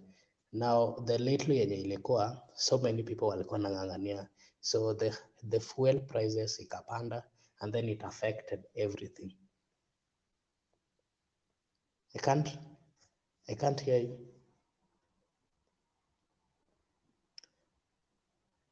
Are you speaking? I can't hear you. You've muted. Just go ahead. Just go ahead. I was just interacting with somebody outside. Just go ahead, Kevin. Yeah, so that is why the price of fuel went high, because there was too high demand, and then the supply was reduced, and the little which was there, the people who are now selling, they had to make the price go high, and so watu walikuwa nang'ang'ania. That's why the price of fuel went up, And again, it affected the price of everything because every company, almost every production company depends on fuel and the fuel products. And again, the issue of unga, the global warming and everything, the climate almost in the whole world was somehow affected, and there was a lot of famine in so many countries, and that really interfered with the cycle of rainy seasons and the rest. So most countries never harvested enough maize, and especially the country that always, Kenya depends on some countries to import their maize, and those countries were also affected. So that really also affected the supply of maize. So maize yenye ilikuwa kidogo, they would get it at a higher price, so they will replicate it to the people. That would probably explain why it went up. And again, the fertilizers mostly zinatoka Ukraine, and when Ukraine had war, supply ilikuwa kidogo, and it also affected that. Thank you, Kevin. I mean, your explanation was on point. The cost of fuel will affect almost everything and every commodity that will be on the shelves of the grocery stores. Now, when there is war in Ukraine, or when there is turmoil in any of these oil producing countries, then the oil marketers, they look for alternative routes. And alternative route means a longer route that brings the commodity, the price of the commodity, it goes high. Now, somebody will argue with you that how come the price of fuel in Uganda is cheaper compared to Kenya? Yeah, how come the price of fuel is different from Tanzania? It is simple, because they have a parliament that is working. They have MPs that are doing the regulations. They have a government that is looking for alternatives to bring the commodity, the price of the commodity down. Is Ruto's government addressing the crisis in the fuel sector? I think it is doing something also. It is doing something, but it is doing something that is long term. I understand whatever Ruto is doing as something that is long term compared to a fixed situation that Azimio is looking for. The fixed situation is what we had with Uhuru Kenyatta, if I'm not wrong, introducing subsidies and making sure that the price of fuel remains low or slightly a bit high. But you see, how long can you sustain this? Because the route for bringing fuel keeps on changing. And just as you mentioned, that's why I gave you the analysis of your maize. When you take it to the market, what dictates it? It's demand. So there is also hoarding. There's also hoarding of fuel that makes the fuel prices go up, because we don't have any fuel of our own. We depend on the dollar, and also the dollar. When the dollar goes up high there, then you must buy that fuel at a very costly price, because we don't have our dollars. We have to exchange our Kenya shillings against the dollar. So mafuta inanunuliwa kwa dola, na dola ikienda juu kabisa, then bei ya mafuta lazima iende juu. Na pia kwa wale wasikilizaji, bei ya mafuta pia inategemea ni njia gani inaletwa nchini. Ikiletwa kwa njia mrefu mrefu zaidi, then bei ya mafuta itaenda juu. Ikiletwa kwa njia ya mkato, then bei ya mafuta itaenda chini. So hizi vitu zote lazima tuangazingatie, na bunge yetu tunaiambia wacha ifanye kazi yao, wacha ifanye kazi ya legislative role. ya ule mbunge wako haifanye vizuri na vyema ili Allow me to make this point, please.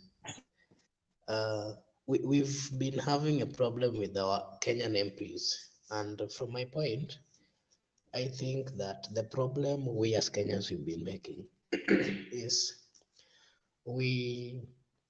most of this. Okay, first, Kenyan the politics of Kenya.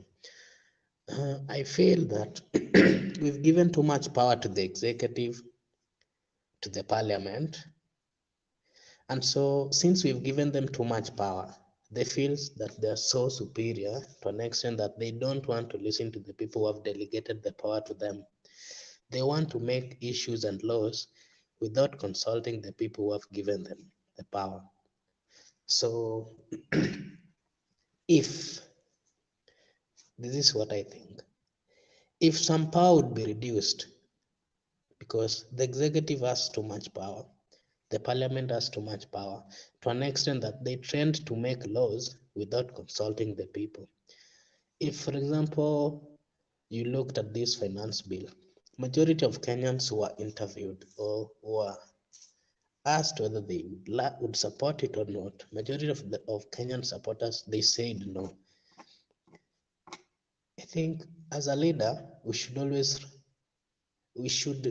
I think it should be in law that we have to listen to the people. That is what really democracy dictates, because the people have given you the power. And if suppose you follow what they want, whether you are right or wrong, you'd at least have an excuse and say, this is what the people said. And again, I think the people are right because they are also professionals among the citizens of the republic. If the stakeholders, if the professionals are also asked and then they said, no, this is not, we don't feel this is right, I think they should be listened to. And again, the problem with most of our leaders, from my understanding, leadership is a gift. Not just everybody can be a leader. It's a gift which I believe is given by God. The problem we have in Kenya is most of our politicians, they buy their way into these political seats. Most of them are not leaders. Most of the politicians we have, they either have friends in government, they would be appointed in in some big positions, they become the CEOs, they become the PS or whatever, of which for someone to be a PS, in my understanding, at least they should have some professional knowledge in the field in which they're appointed. But the problem we have is someone who is not even a professional, someone who knows nothing about that docket, they are being appointed because they are close to some senior politicians. You'll find that people who are not leaders in Kenya, once you have money, once you feel you have money, you'd go for any post, you'll bribe the people and get there. Once you've gotten there, you have no idea. You can't lead, you're not a leader.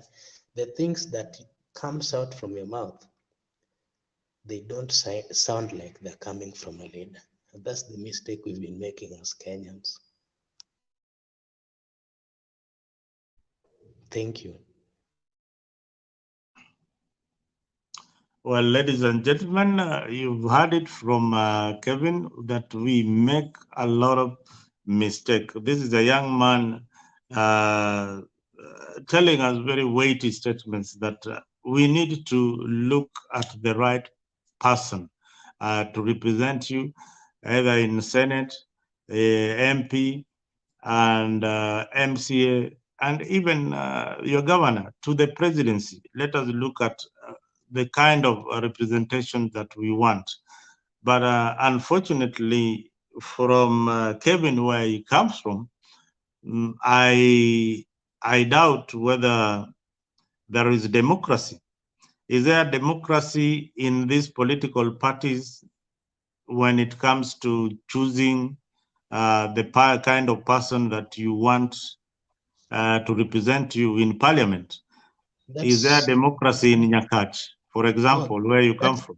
Actually, in Lowland, if you ask me, I would say there's no good democracy, because most things are dictated by the so or the big people, the big boys, which those are the things which are holding us back as a country. Once you become a close friend to a senior politician, you have a leeway of becoming a politician. Deep down, you're not a leader, but you have money. And even if you try to follow up where they got this money, you'll find that they never got the money in the right way. Just the fact that they have the money, they will get the post. Once they got into those seats, they have no clue. They are not leaders. The only thing I remember that was this time this governor was elected. I respect him and I like him. The former governor of Kiambu, His Excellency Ferdinand Waititu.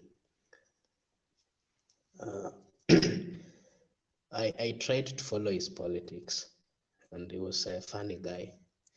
Most of the time when he was given a platform, he would say something that unaweza kaa chini mpaka ujiulize, huyu alifika huko aje? Yani wewe watu wa Kiambu wanakusikia au walimpigia kura?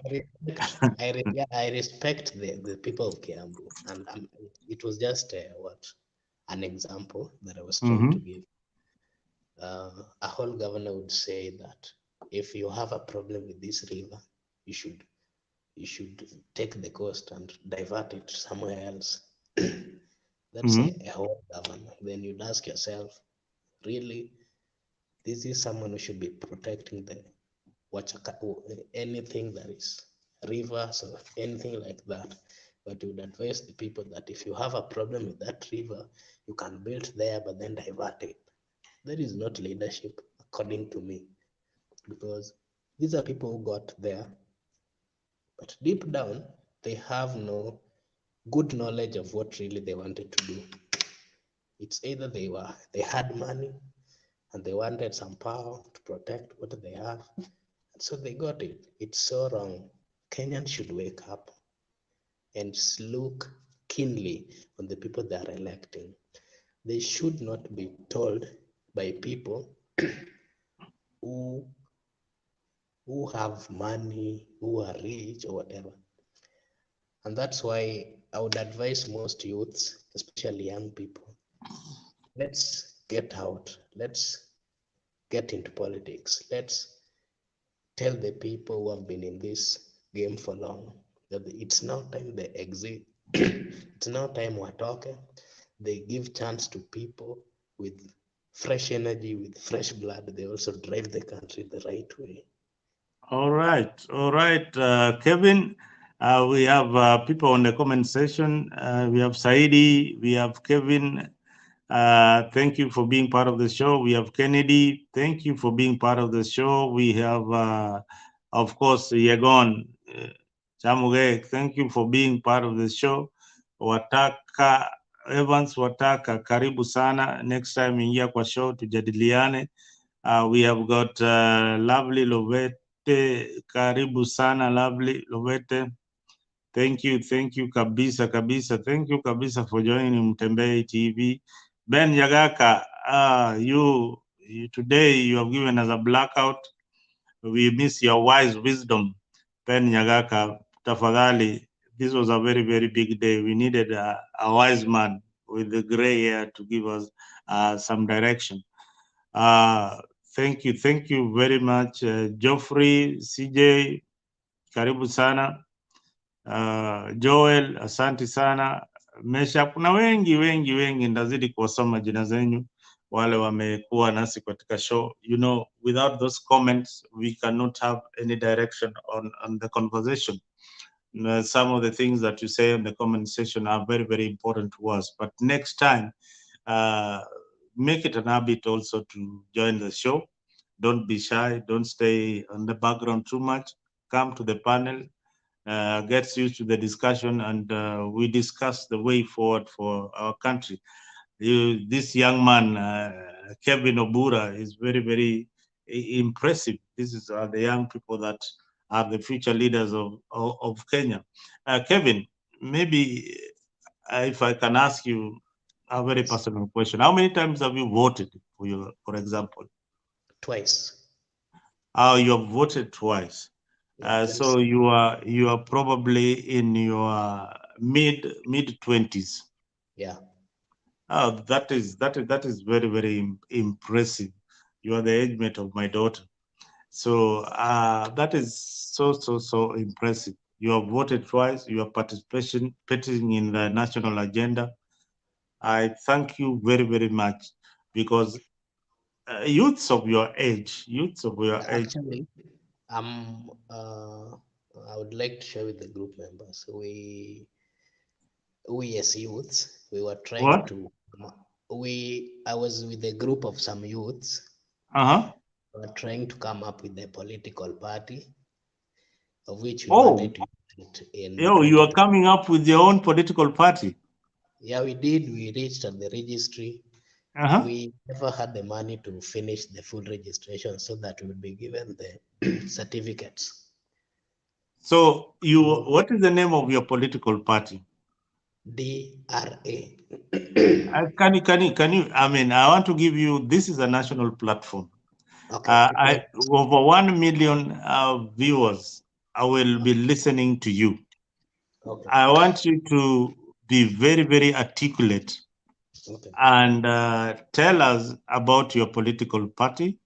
What is your vision and your shortcomings? First, be very, very brief and to the point, and the challenges that you are having, so that somebody out there who is a philanthropist and feels like helping Kevin Obura, who is a young man aged 25, has already come up with his own political party. This is so impressive. Some of us, we are heading towards our sunset years. We have not even thought about forming a political party, other than just making noise on social media. So somebody up there, this young man has challenged his other group of youths who are probably thinking of following politicians. Then we have a youth who has got his own political party. Maybe you, Kevin, briefly tell us about your political party. Okay, so we started this in 2020. I met with with some friends of mine. Some of them were university students, and then we had a discussion around in Gara. We had a meeting, and then we decided to come up with a political party, and we gave it the name Democratic Renunciants, meaning New Birth Alliance, DRA. So it was in 2020. We had the first meetings. We came up with the constitution of the party. We tried recruiting members all over the country. We had people from Mount Kenya, people from Masai Land, from Kissi. People are from all over. So we started the process of registration. We went through all the processes, and we got a letter from the Register of Political Party that the name was approved, the color was approved, the constitution was approved. And so we were told to pay some amount of money. We paid the first amount, the second, and now the last, where we were now supposed to become a fully political party, which would then give would sponsor someone to go for a seat. No, we should then give you the registration certificate. Yes. So up on Kwama, we never had the money. And so how much are you looking? How much did you pay, and how much are you looking at right now? We collected around 100, and that's what we paid. and we were told that we were supposed to had, was it 150? I'm not very sure unless I'll confirm with the treasurer.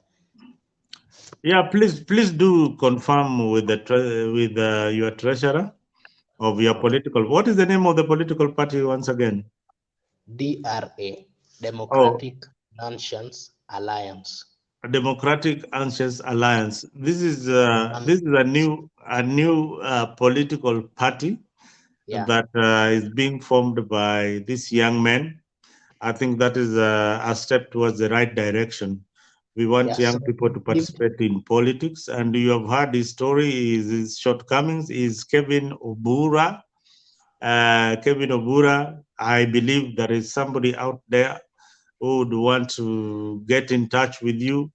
Do you have a website for your political party, or how can somebody get in touch with you in case they want to share some information or to support you or to join the political party? I mean, this is the right forum for you. Okay, thank you. I would give my number so that I'll give them the full information about it. All right. I don't advocate for people giving their numbers on air, but maybe if you have a Facebook page, if you have a what is your Facebook page? Please spell it loud. Kevin Makobura. Yeah, so Kevin is Kevin.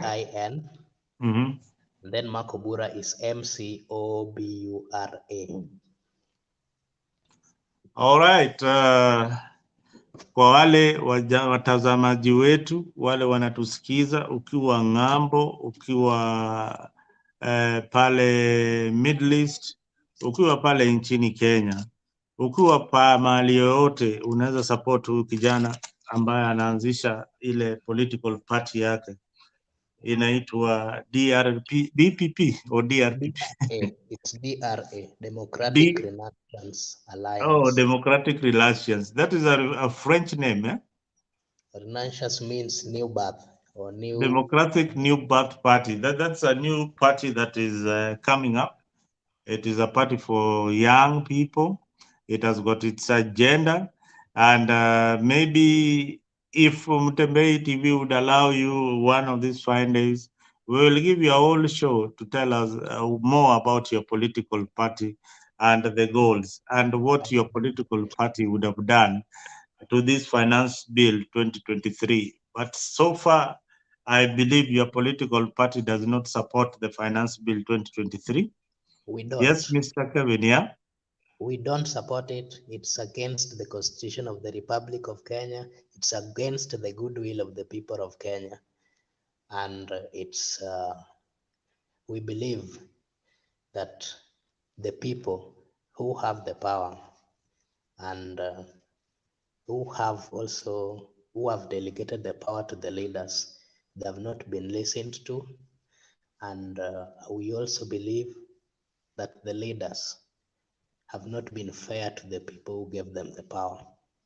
So it's high time the young people of the nation of Kenya, we come up, we stand up and say no to an oppressive government, a government who doesn't care about the people, and especially to the youths.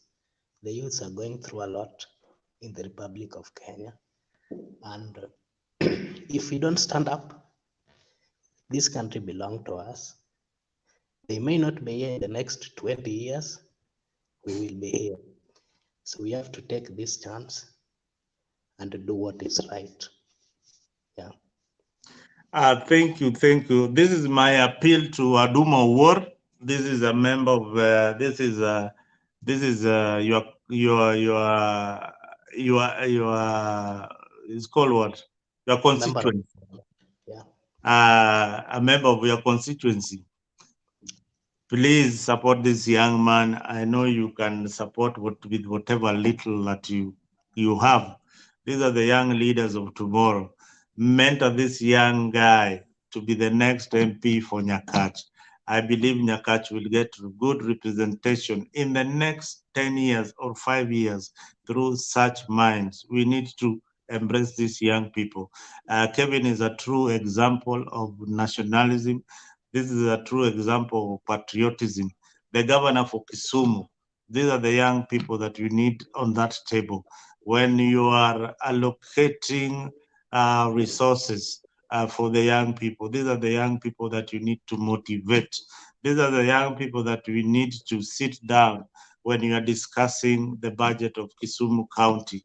These are the young people that you need to mentor. These are the young people who can steer the constituency or the ward that he comes from or the county that he comes from to prosperity. Please give them the support that they need. I know Miguna is also from your constituency. Not really, it's from Nyando, but it's from, we are all from Kisumu County. Yes, he's from your county. I believe Nyakach has produced very, very intelligent people, excellent by excellent, and has produced very, very tough-headed people, and has also produced very, very, marvelous debaters in parliament. I remember the tall guy, who was his name again? The former MP for Nyakach, the tall guy. He was the tallest in parliament. Odoyo who? Oh yeah, I remember him. You know Odoyo? Yeah. Yeah, I don't know his other name. He was called Peter Odoyo Odoyo. something.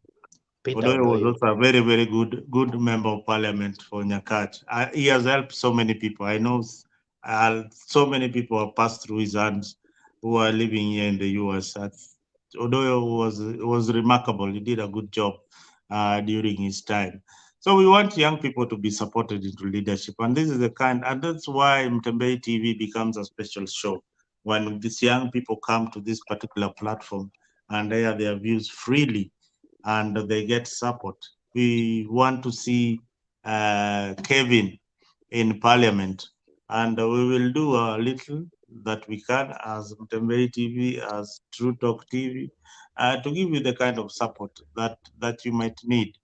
But thank you very much. Thank you very much for your time, Mr. Kevin, and for airing that important vision that you have, forming your own political party. That is a plus, and it's a challenge to many young people who are probably lost in drugs, lost in alcohol, and lost in so many other things.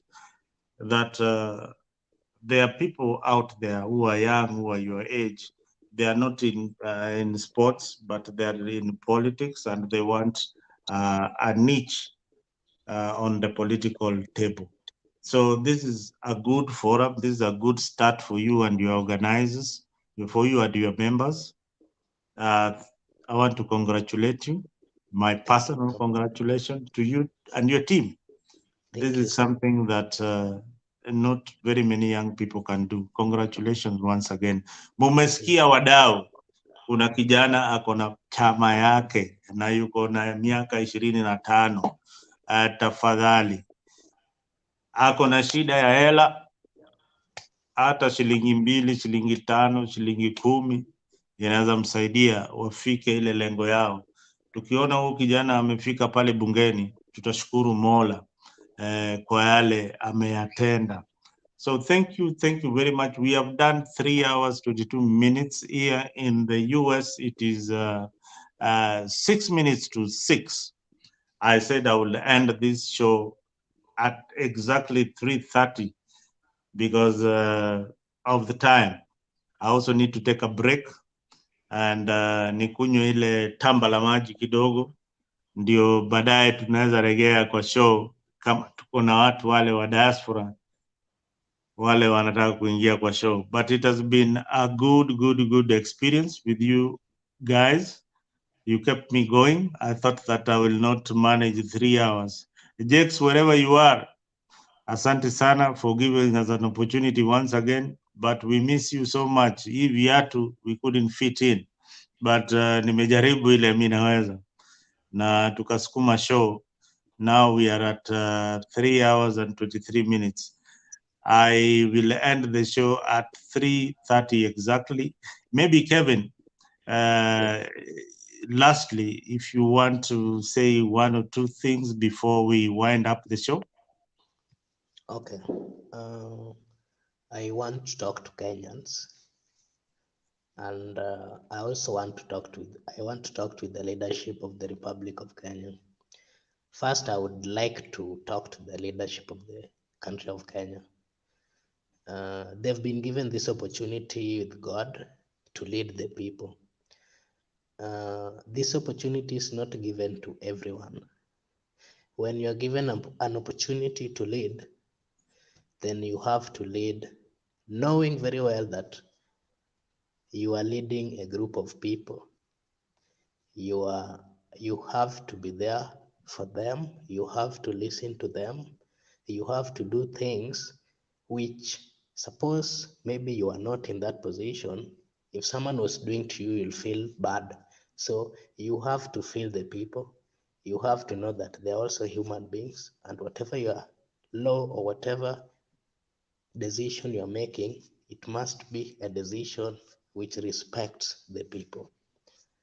And again, now I want to speak to Kenyans. Kenyans, God has given us the opportunity to be in this country. And Kenya, among the countries in Africa, Kenya is one of the best countries. Kenya has people who are learned. Kenya has a very beautiful land. We have like almost everything. So we have to protect these things.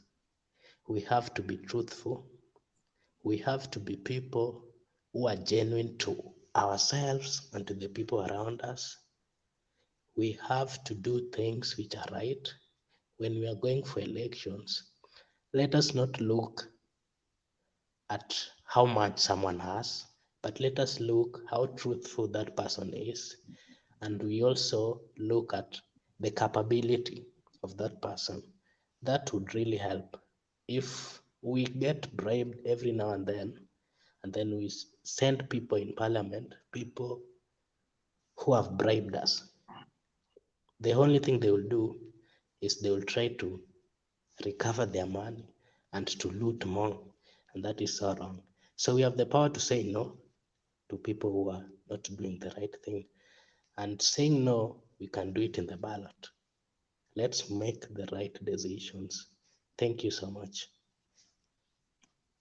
Well, I can't even add a full stop or a comma to whatever you have said, Kevin. I mean, you've been quite inspirational. Ladies and gentlemen, we come to a close of this wonderful show. I believe we have tried our best to keep you guys locked and informed about what is happening in the country. If you are in the diaspora, please log in to the show. We discuss diaspora politics and how we can contribute to our country. Ladies and gentlemen, sasa nimefika ile tamati ama kipindi cha lala salama ama tunafunga virago sasa, mimi na Kevin. We are the only two men standing. There are other people who have been on the show before. Nawashukuru sana. I can't mention all of you by name, but tomorrow, same time, keep locked on Mtembei TV. Keep locked on True Talk TV 24. That is my channel. I keep running it on the side.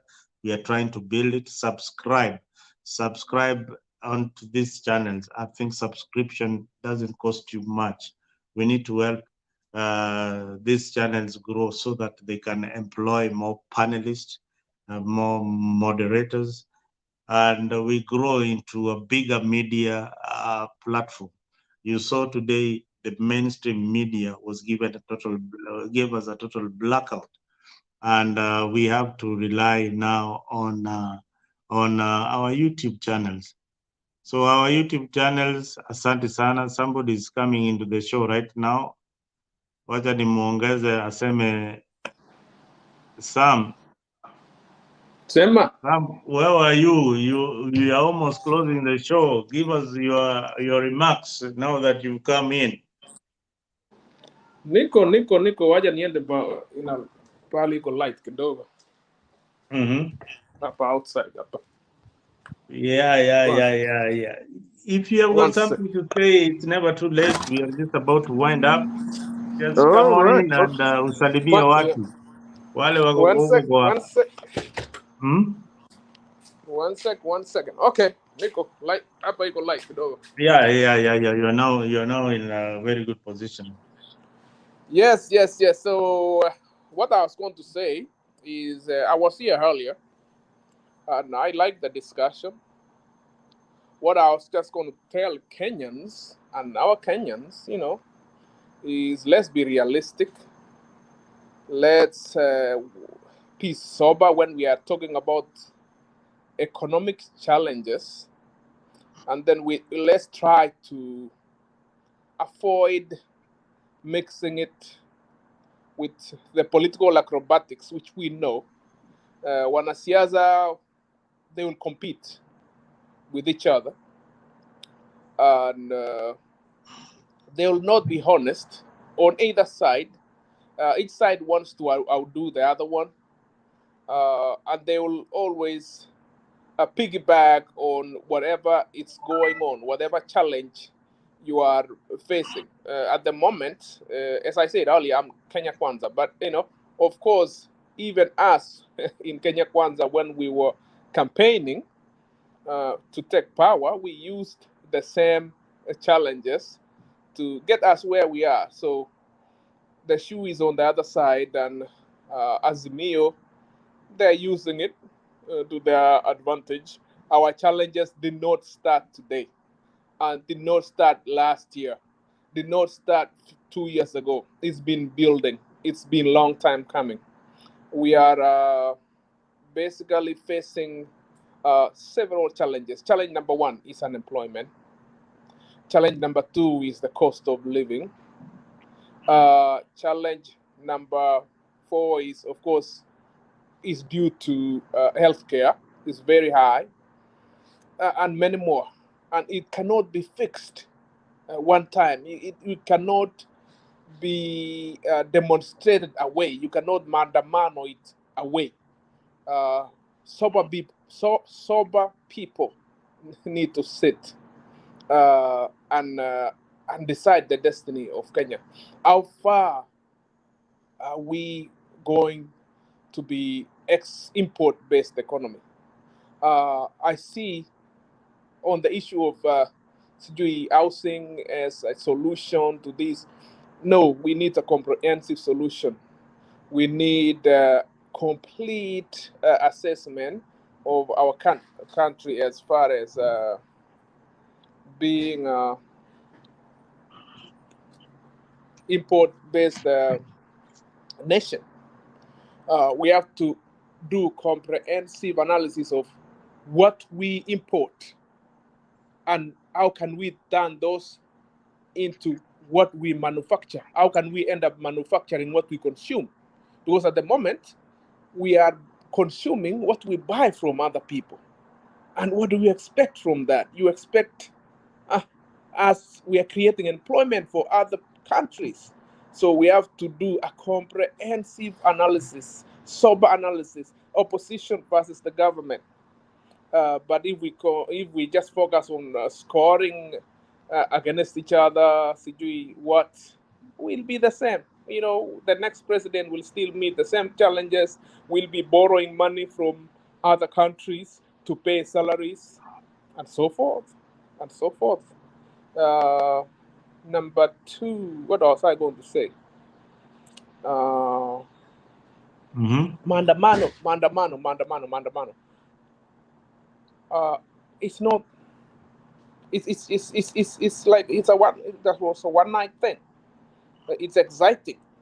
It's a defiance, but the cost of living is not entirely government alone thing.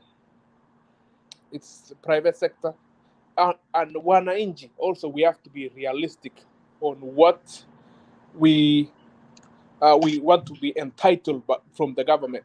The more entitlements we want, the more costly the government will be.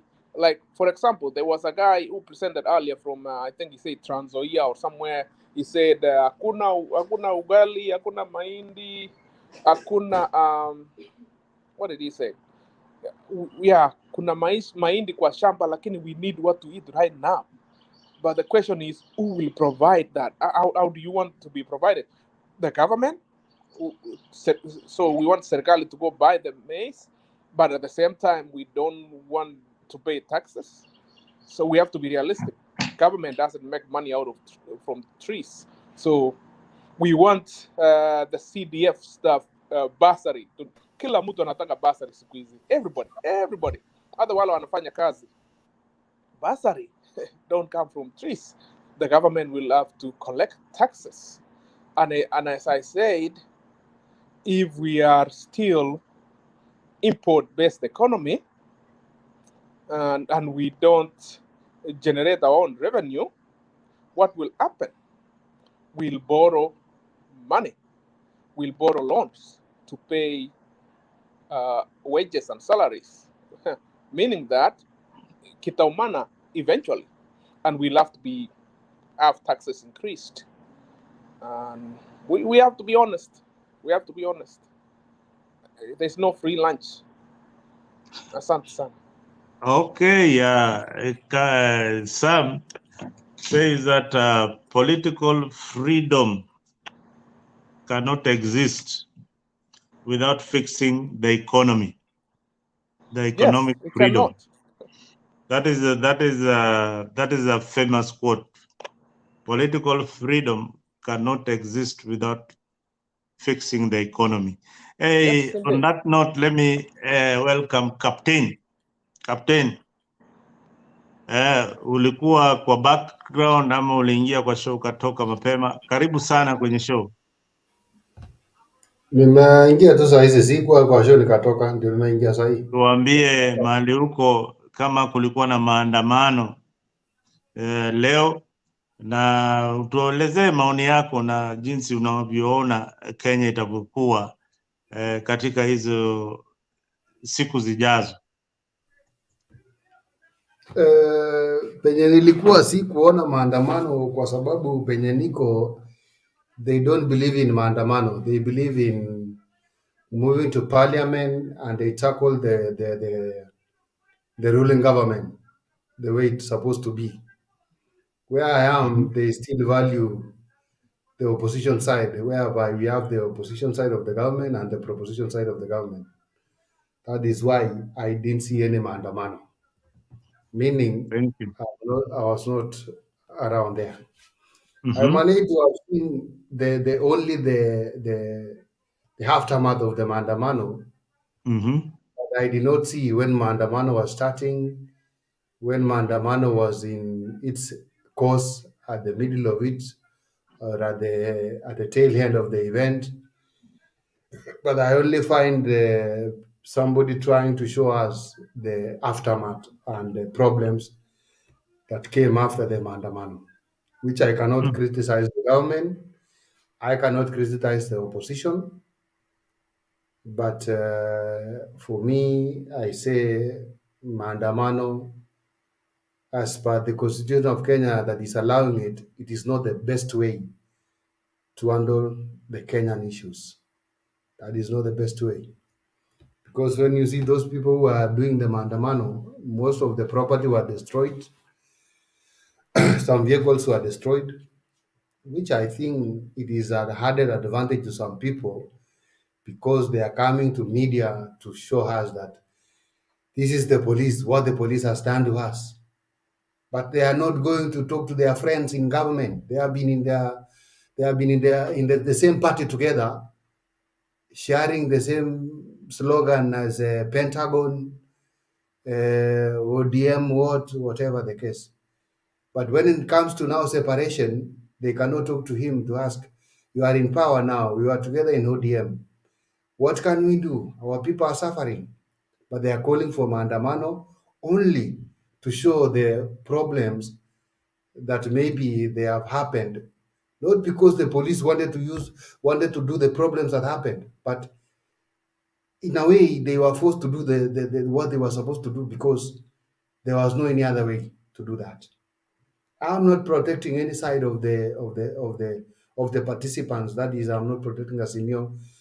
I'm not protecting the government, but Maandamano is not the best way. For me, I cannot directly call William Ruto and I tell William Ruto, please, President, this is not the way to go. In fact, even he cannot pick my call. I cannot even call Raila Odinga. But Raila Odinga can call William Ruto, and William Ruto, the president, can call Raila Odinga, and they can have even a coffee of tea, and they can discuss a way forward on how they can fix Kenya. That is what we can support here. But for now, going for Maandamano, the way they are destroying their property, because the vehicles that they were destroyed are the owners are from a senior side, or whereby I don't support on that, because those are the valuable things. They use money to get the vehicles. They are using insurance. So insurance, they had to come in to compensate them, which is not a good thing. Yet the thing has to be fixed earlier on before they go for Maandamano. You see, only these people, they want to be blind that they cannot come together to discuss what they can do for our people. They pretend that they don't know who is Ruto, they don't know who is Raila Odinga, they don't know who is Eugene Wamal. They don't know each other right now. That is why they go for Maandamano. But when it comes to some other things, they want to increase the salary in the government. Wabunge wetu hawana mshahara. Azimio MPs, the Kenya Kwanza MPs, no one will oppose. They'll come together, all of them. But when it comes to the thing for normal mwananchi mwenye ananunua mafuta 200, maandamano itakuwa. Captain, I agree with you 100%. Yes. I agree with you because, you know, these people, you know, you brought a very nice angle that we probably didn't look at in the earlier show. That Raila Odinga, William Ruto, they can all talk. Yeah, Exactly. They all talk. Even the MPs, they talk. When it comes to adding salaries, they are in parliament. When it comes to CDF, all of them, it is full house. Yeah. But when it comes to debating pertinent issues, the others decide that we are not discussing this in parliament, we are going on the streets. You know why this democracy is not working in Kenya, and they borrowed it. It's not something that tulizaliwa nayo. The democracy that we have, or that piece of constitution that we have, it is something that was heavily borrowed from foreign countries, like America, a bit of it from India, things like that, and they came up with the constitution, plus what we had before. So they came up with this lovely piece of paper called a constitution, which can be amended also. But now, in the countries that they borrowed this constitution, they also have opposition. There is no time, for example, you'll find Republicans working with the Democrats, unless it is something that affects the whole country. Like they need to increase the debt ceiling. If they don't do it, there will be inflation. Something like that. I'm just giving you an example.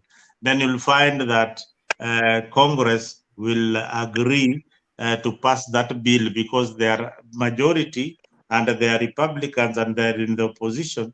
They'll agree on a bipartisan bill that you do this, it's a give and take. Do this and I'll do for you this.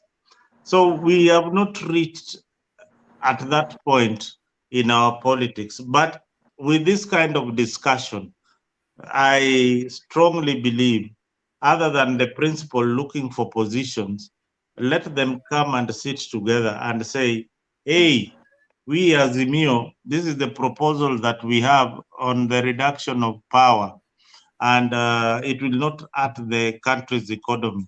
And this is the proposal that we have for our people, so that the fuel prices can go down and it will not hurt the economy. This is what I have for debts. The debts that the country have, this is how we are going to pay them as a country. So if you pass this bill, then we need you to work with us in this direction, or we need you to give us this position so that we agree with you with your position.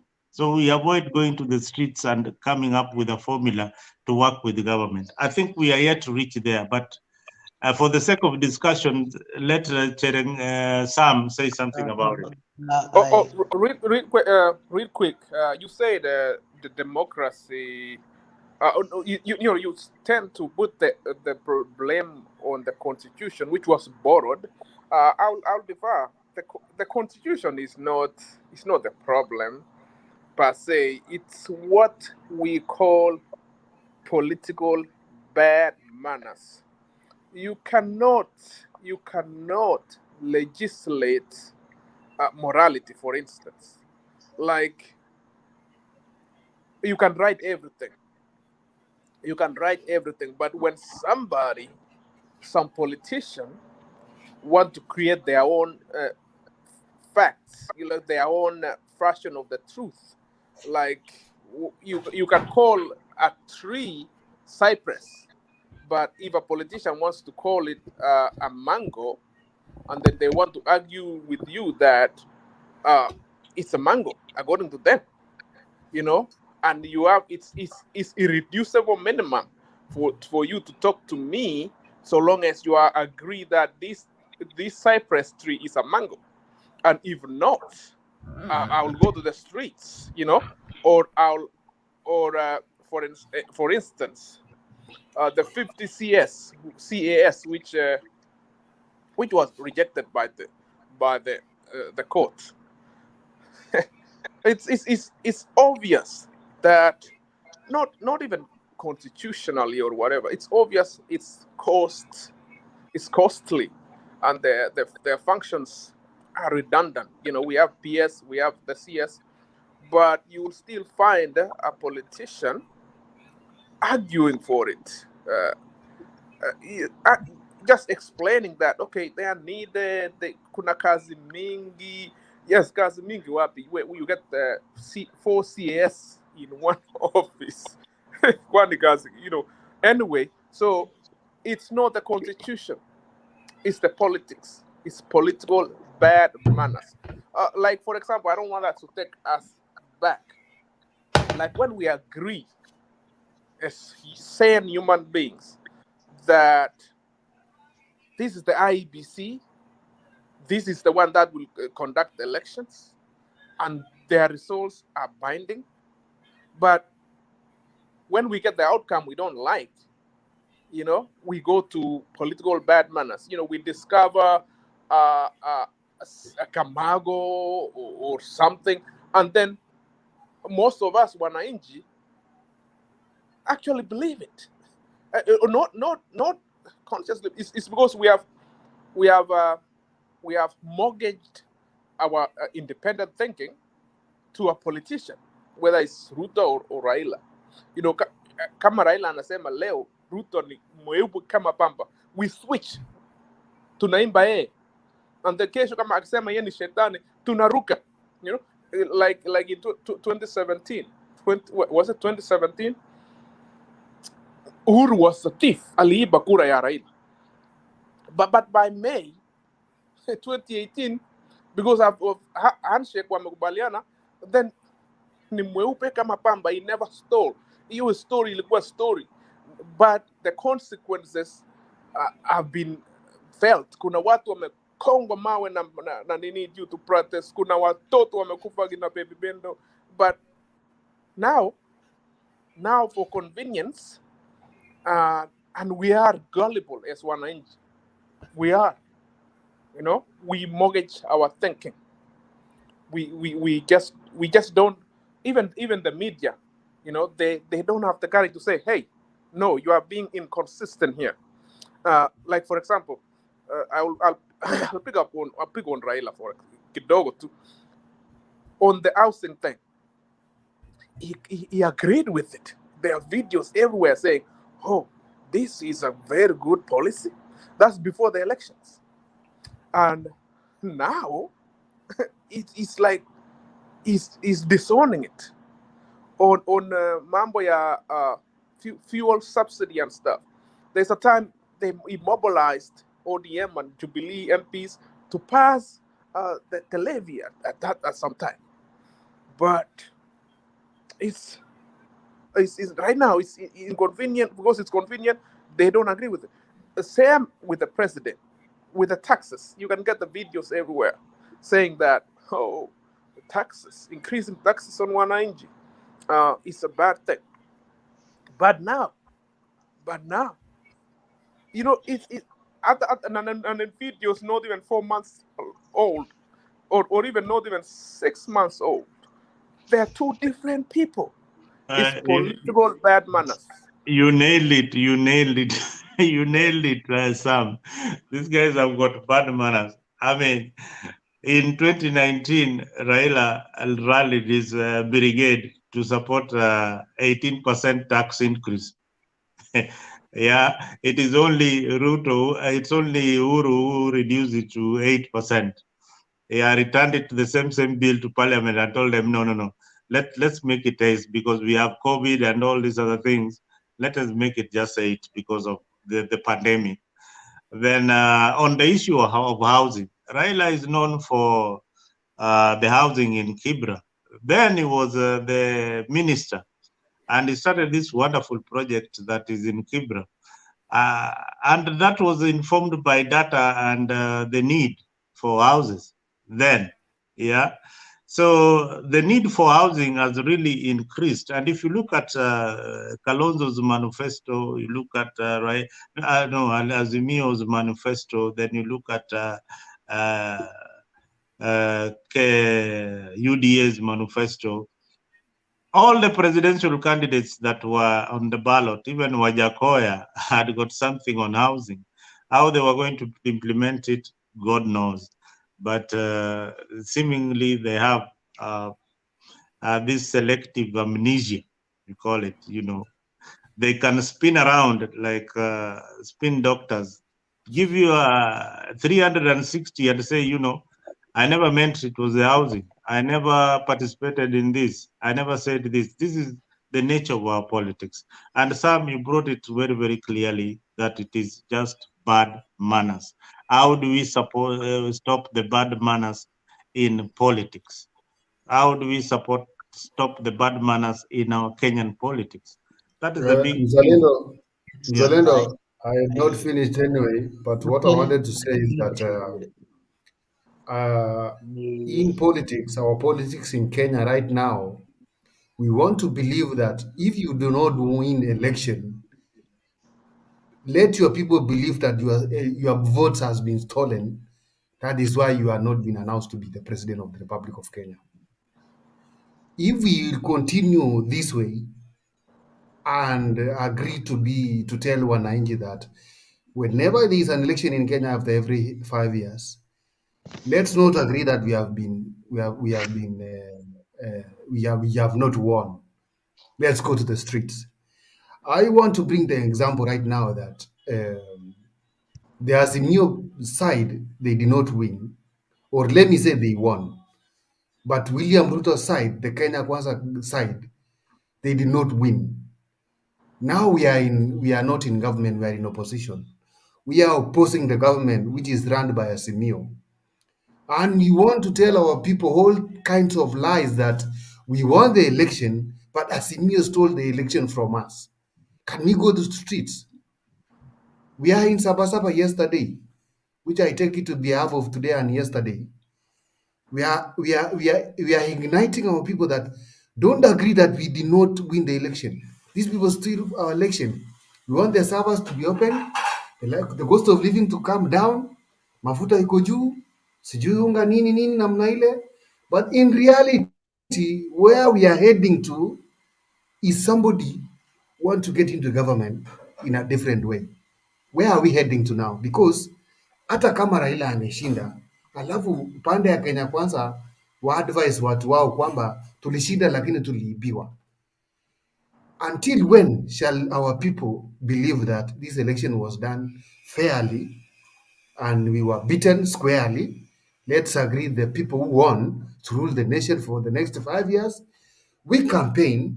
If you win, yes. If you don't win, the government that will win will support it.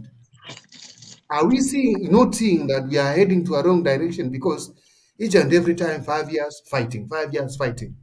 Say that we bring the wrong people in the government to increase the cost of living, like the way right now it's happening, in a way that I cannot explain, but you understand what I mean. Kevin Obura, you are a new party holder right now. I still have questions about you, about opening the offices in the whole 47 counties of Kenya, about registering your party in your political parties. I just want maybe JRIC. By the way, Mzalendo, this guy is called JRIC. In Kalenjin, that name is JRIC. It is very difficult for you. Sam JRIC. Sam Cherasi. No, I would rather stick Just to call Sam. Yeah, You know, stick to Sam. Captain, Yeah. I believe your generation and mine. I don't want us to stick to this tribal talk all the time. No. For us, No, we I want just to wanted. In fact, we want to JRIC be is this, a very good. Captain. We want to be this generation that makes things change. All right, we want to be a generation that looks at you with what you can offer, not with the region that you come from. That is why I was ending by giving you the name of JRIC. But we respect diversity. We respect diversity and the culture. All right. Just a minute. Yes. And then you Allow me answer to what come I was asking. Captain. And I come to Kevin Obura to give us now what are the Yes, visions of this new party Okay. he's holding now. Yes, Captain. First, allow me to. I want to contradict some of the statement that you made. First, I want to also tell you that I'm not a supporter of Raila. I have my own mind. I have my own belief. No, I'm just letting you know about this. I'm not saying you said. I'm saying I have my own mind. I have my own thinking. We have a party that we are trying to come up with. So we are independent people. I'm also independent. But this is my belief about this Maandamano. I heard you say that you don't really believe in this Maandamano and it shouldn't, like there was no need of it. This is my point. I currently stay in Nairobi, somewhere on Gong Road. Raise your voice a little bit. I don't hear. Okay, sorry. Mr. Captain, I'm saying I currently stay along Gong Road, somewhere around Coptic Hospital. And yesterday, the day before yesterday, I went to Kibra in the evening around 7 p.m. And then I'd gone to pick something. And then around the shop, I saw a woman. She had gone to buy some vegetables. And then this woman, she was buying a vegetable of 10 shillings. 10 shillings. Besides this woman, she was with 2 kids. And she looked like she's expecting. So I would say he had like 2 kids, plus the one she was carrying, plus na yeye. Then I asked myself, Captain, usipotee, hebu jaribu kumaintain. Then I asked myself, this woman, she's buying sukuma wiki of 10 shillings. How is she going to survive with this? And then I decided to take one step, and then nikamuuliza, I asked her, mbona unanunua sukuma ya 10 bob? Hii itakutosha kweli? Do you know what that woman told me? That's what she asked. She just had 10 shillings. And then I asked her, na nyanya iko wapi yenye utapika nayo? She told me she didn't have the money. I really felt the pain. 10 shillings, she's buying sukuma wiki of 10 shillings, and she has 3 kids. She's also expecting a kid. I asked myself, we are Kenyans. Where are we headed? The price of things have gone too high. So many people are not employed. People hawana kazi. Life is too hard for people. Like, bro, you are in Kenya currently, you understand? And someone needs sukuma 10 bob with some other 2 people. It's not making sense. So this is my belief. If we don't go for Maandamano, the truth is, this is what the government of Kenya or Africans understand for now. So we have no option. If we don't go for Maandamano, how will they know that the prices of things are too high for the citizens? The people in leadership, they might think that, oh, these people are okay with this, but deep down, people are really suffering. I've been on ground. People are really, really suffering. So the reason why I would support Maandamano, it's the only language the government can hear. We've been in Kenya, and that's what they understand. And again, the constitution also allows the people that when you feel the government is doing something that is not right, just get out. You can picket, beba mabango zako, just go and tell them this is not right. That is what the constitution says. So if, for example, we try to have this mentality that that suppose we are suppressed, or suppose something is going wrong and we don't say, either because we are afraid, or either we think that we don't have the power to let the people in government get to understand what we are going through, tutaumia. When you feel something is not right, you have the right. Just get out and do it. Usiogope. So the reason why I would support Raila for now, it's because the truth of the matter is, in Kenya, mimi ni sahi nikitoka nianze kubeba hizo mabango, sitakubaliwa hata nifike CBD nikiwa peke yangu, because I'm a nobody. They will say this one maybe is a madman. You get? So if he leads, and then at least that's the language they hear. We have nothing to do. And again, I wanted to talk to Sam. Sam said something so nice about the politicians of Kenya. The truth of that, he said that they have bad behavior. That's the mere truth. I would also add that the problem with our politicians is that they are not truthful. The level of truthfulness in them is so low, and that is why they keep on doing things which are not nice. If you ask me, I will describe politics of Kenya as this is politics, it's political immorality, because these people keep on jumping on points. Today, the person is here, tomorrow, like they don't have a stand. And that is what is really making the people of Kenya to suffer. This is my proposal with my beliefs and with the party that we are coming up with. We first have to unite the people of Kenya. There's a lot of bitterness among Kenyan tribes.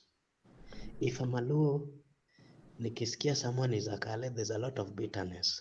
This is so wrong. We have to unite. We have to be a nation. We have to be loving. We have to accept the fact that as much as we are coming from different tribes, we have different culture. We have to appreciate that. That is what really leadership entails. Becoming one thing. People come from different homes. Different homes have different rules. if you meet these people, you have to acknowledge the fact that they are coming from different places. They have different beliefs. Just try to understand them. With the time, you'll get to really cope up with them. So that's my point. So hii mambo ya kusema sijui ukisikia this person is from this tribe, tunaanza kukuwa na some belief. I don't really think it's right. It's what is causing us to have more and more problems. Thank you. Okay, Thank Kevin, you. I think What Sam is having an issue with you. Okay, Sam, you can continue from there. Okay, let me talk to Obura on the Maandamano and why why he supports Raila on this and all that. Personally, I don't have any faith with Raila. The reason is because I have a historical background, with him. In 97, remember he was running for the president and he was like for the people. After the election results, he was number 4. And the opposition was, trying to unite. Raila jumped at night. He went to see President Moi. They signed whatever he was. He was co-opted. He became Secretary General of KANU. And from then, from 97 until like 2001, end of 2001, serikali to him was the magic. KANU was Baba na Mama. The evil KANU for him was Baba na Mama. So around 2001, when Moi was retiring, he was trying to choose whoever is going to take over from him. So Raila was expecting maybe to be one of them. And when he was passed, he jumped. He went back to his old self. He became Raila, the agitator of the rights, and he met Kibaki, who was already on his way to State House. He jumped in, he said, Kibaki Tosha. And they got together with Kibaki, Kidogo, 2005. Wakakosana kidogo. Raila became, Kibaki became a devil, according to him. Until 2007, when elections was held, he was very bad. Whatever outcome came, I still believe he won. And hell broke loose. And he was only cured. The murder, the mayhem, the burning, and all that was cured when Raila was given Nusumkati. So it became the coalition government, which was the magical whatever, until 2013, when it was time to him he was also going to inherit Kibaki, but when it didn't happen, it became another competition, him versus Ruto at that time. He lost. He went to Supreme Court. They ruled the way they ruled. To him was, they didn't rule his way. Mutunga Court didn't rule his way, so they were the devils and whatever. And in 2017, the court ruled in his favor. They were gods, because they annulled the elections and instructed a repeat. When a repeat was called, he did not participate. He cordoned, he closed out Luo Nyanza completely. Even the IEBC could not even go there on the second run. And Kidogo 2017 came. He competed against Ruto again. He lost, went to Supreme Court. As I said, he didn't go for the rerun. He went again usiku, akakutana na Uhuru, akasalamiana. Then Uhuru became an angel overnight. Just because Raila amesema. So I don't want us to personalize the problem and put it on the back of Raila, who is a politician. we have agreed that politicians are bad manners. They are what they call it. They are reptiles. They change colors overnight. This Maandamano, let's go back to this Maandamano. This economic hardship did not rain from the sky like 8 months ago when Ruto was elected. It was tough last year. It was tough 2 years ago. But guess what? Raila was alive. It's not like he was in Norway or somewhere. He was actually making the case that, oh, this uchumi is a complicated thing. It is due to Ukraine and COVID and all that. But right now, his memory about Ukraine and COVID and all that is erased. Is like conveniently erased from his memory. To him now, Maandamano will fix it. So if Maandamano would fix it, why we would have called that last year? You know, tungesha tengeneza hii uchumi kitambo, tungesha gonga hizi manyumba na maandamano, and everything would have worked. Mapema ndio best. We could have done that 2 years ago. We could have done that 3 years ago. And how do you expect that Maandamano will work now if he didn't use it last year or 2 years ago to work? You know, it's not, for me, Maandamano is not an economic policy. It's a political game. It's a political theater. It's a political tension thing. So for me, if it was driven by wananchi, for good reasons, we would it would make sense. And also, wananchi also, we have a blame to carry, because, as I said, economic difficulty in Kenya is because we are completely import based. Even the other day, I think somebody was trying to address the issue of China shop. Wananchi actually protested to keep it, you know, basically like Chinese coming to dump everything. So we cannot manufacture anything. We cannot even make a handkerchief because our people are addicted to mitumba. Mitumba are used clothes from other countries. So yeah, they're cheap.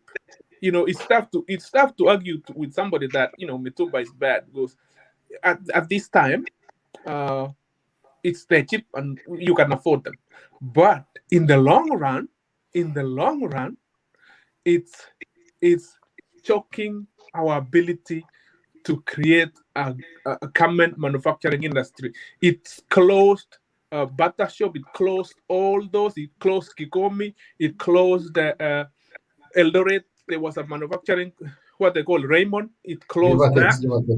Yeah. So But the problem is not wananchi. The problem are the politicians. They looted everything and left nothing. So the wananchi have no option but no. I'm saying we wananchi also, we have a very, very deep mentality and our love for a foreign made anything.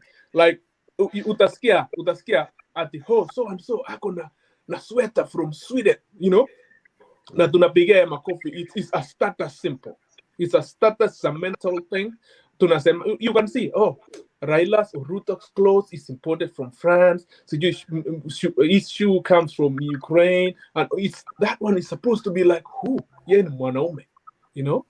But like, okay, JYC, I want to interject too. Just a request. Go ahead. Yeah, we are three of us here, and I want us to have a proper discussion for a grown-up people. Let's not like we are arguing in a way. But I want to request you before I forget, because I see you want to continue. You have talked of an issue in Ukraine costing the cost of maybe fuel in Kenya to go high. Is that the case?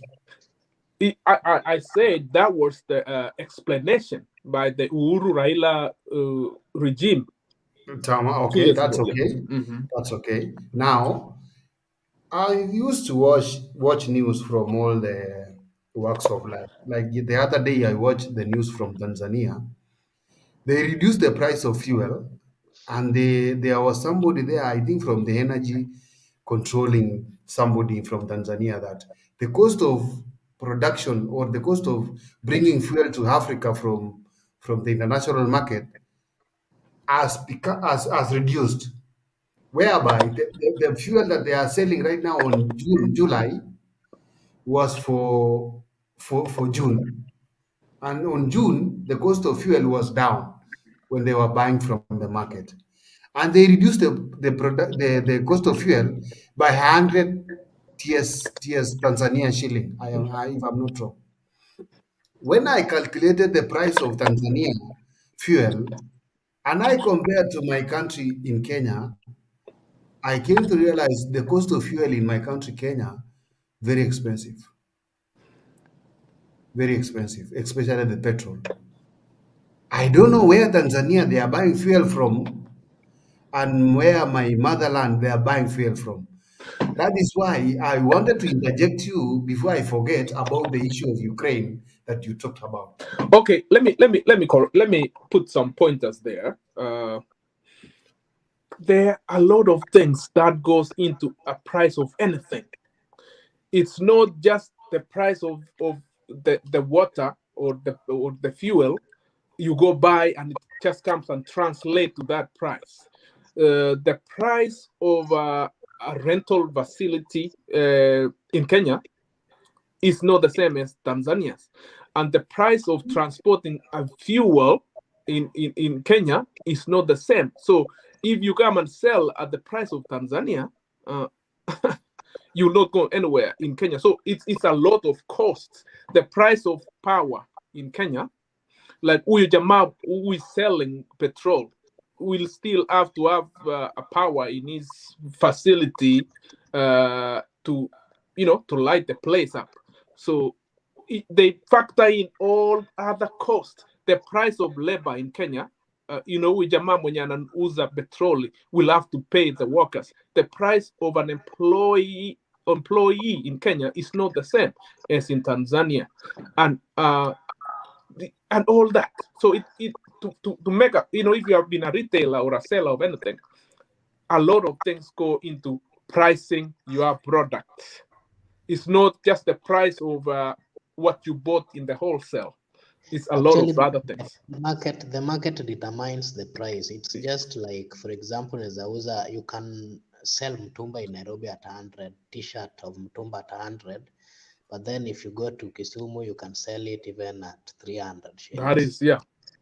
Yeah, so. But now, Chirezi, one thing that you are talking about is that how can the international market of buying fuel control the pump person that I'm paying from that pump? I'm paying you from the pump to pump that car. That one cannot be controlled by the international market. I'm controlling it. That is Because now, that is what you are saying. now being controlled by the country. And That's that now is what you are saying. It can consider the cost of pricing the fuel in my country. Yeah, the cost of fuel ukinunua kwa Saudi Arabia or wherever, you can buy at the same price with a Tanzanian, right? But where you are taking your fuel in Kenya, huh? So Kenya, as a trader ya mafuta, you have other costs as country-specific costs. Country-specific costs. It's not uniform.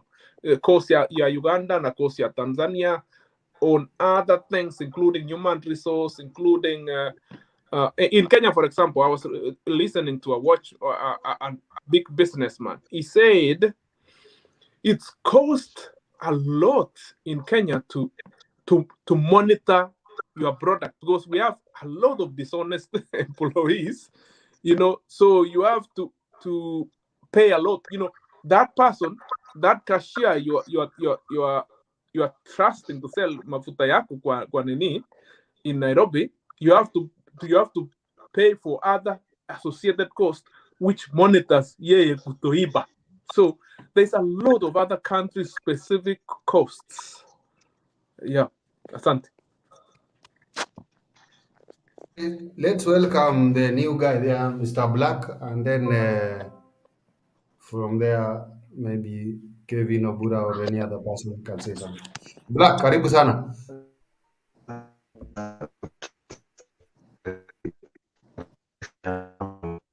Plug is not clear. I think your club in Black. Can you check your? It's frozen. Your mic.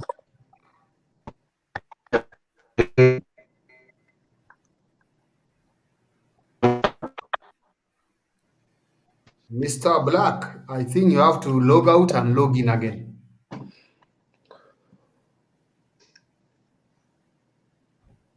So anyway, as we wait for Black, I can continue. Anyway, to add to everything, to put it in perspective. Number one, I think he's back now. Okay, He's back. go ahead, Black.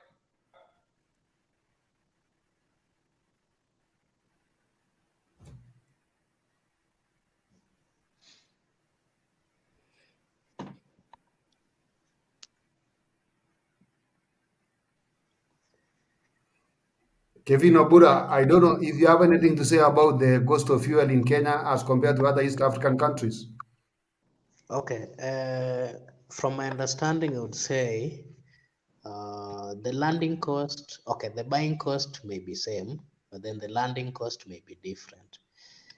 But then someone would argue that maybe fuel from Uganda would pass from Kenya, and you may find that fuel in Uganda is cheaper than fuel in Kenya.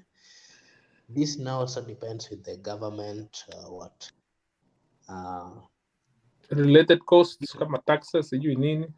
The taxes does a lot. For example, in Kenya, in this finance bill, the reason why I would say some fuel is higher in Kenya is that the importers, when that fuel reaches here, there's some money, there's some levy that they pay that would also, if they've paid, they would try to also recover that or share it with the consumers.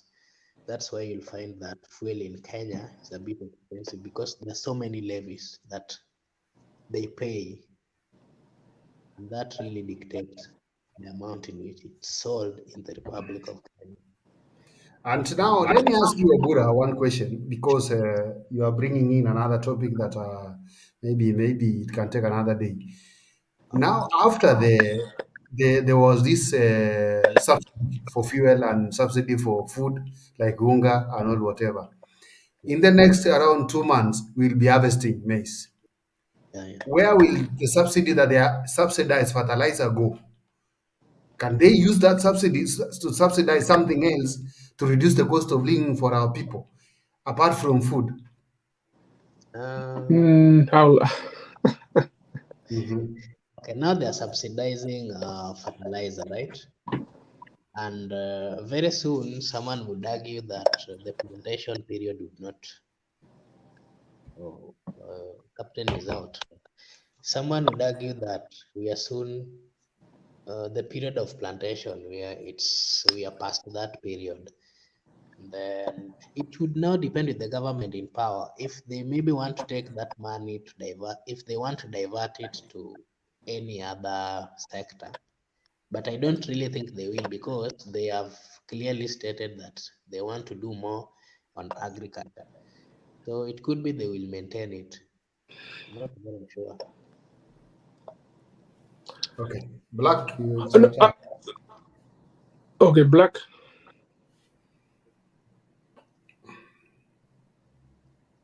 Mr. Black. He's kind of frozen. His connection seems... Okay. As we wait for him, let me chip in on the subsidy for the fertilizer. Where will it go? Where will the subsidy for the fertilizer was like invoice based? You know, it was like. Have you pay on delivery? Okay, Black anajaribu kusikika kidogo, sijui kama unaweza kupatia unanipata kama? Sawa, Black, unaweza endelea. Okay. Kama network maandamano, kuna maandamano pia bana kwa network. Ni kama mliandamana mkakanyaga waya bana. Ni kama hivyo bana. Otherwise mambo vipi kapteni? Cheraisi, cheraisi speed Kwanza long bana. unaendeleaje kwanza? Niko fiti kabisa. Uliondoka? Hata ninio surgery ile nilifanyiwa niko fiti sahii, uzi ilitolewa. I'm doing fine. So uko nyumbani ama bado uko si? No, niko home as you can see. Hiyo sawa basi. Ugua pole, quick recovery. Let's continue with the show. Pick up from where you have catched up. Yes. Yeah, I hope uko fiti. It's been great when I was following up, and Kevin Obura, by the way, before I forget, nice to meet you here. Thank you.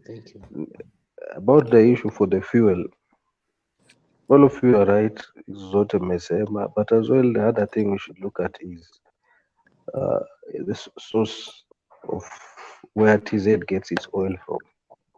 Now, it is worth noting that they also do import some fuel from Russia. Russia right now is selling its fuel at throwaway prices. It also does the same from India. India buys a lot of fuel from Russia.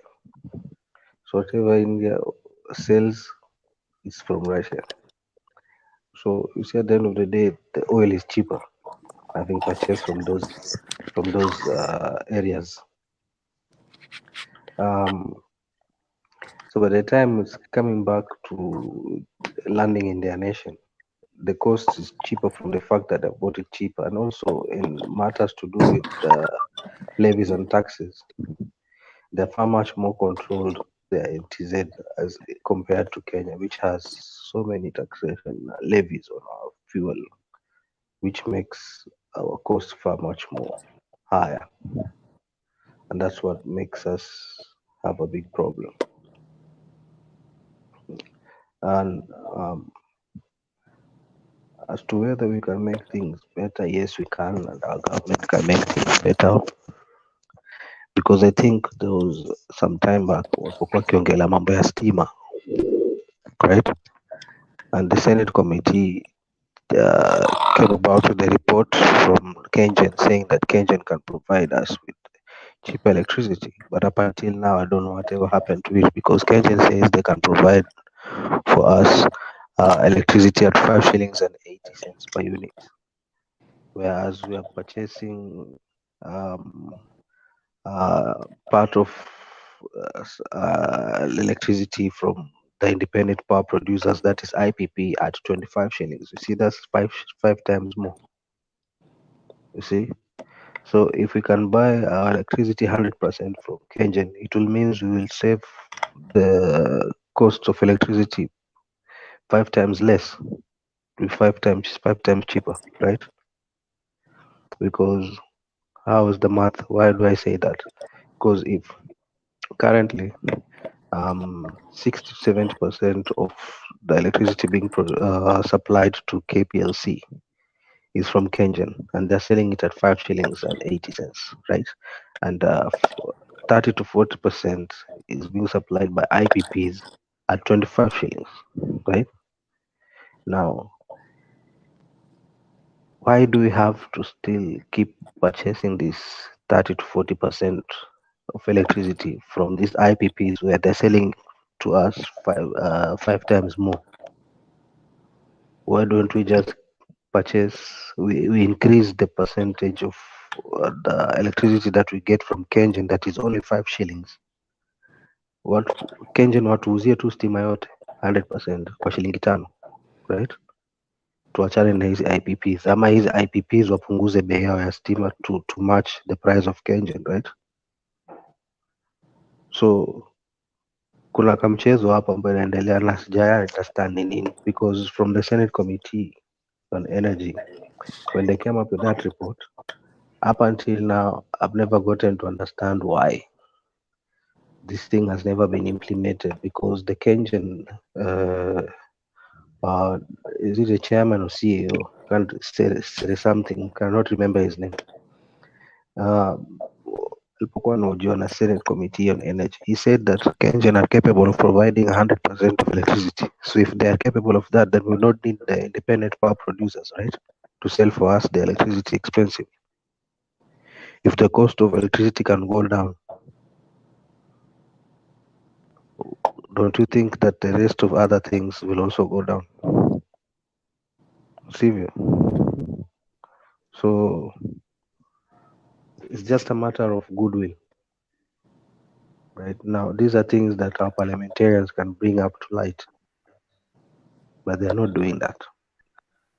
So hizi ndo vitu discussions ambazo tunafaa tukuwe nazo. Once we can sort that one thing, electricity, that's it. All the other things will be sorted. Hata kama mambo ya fuel ya steam ya fuel itaenda juu kidogo, haita affect as much, because if already the cost of electricity would have come down close to 5 times less.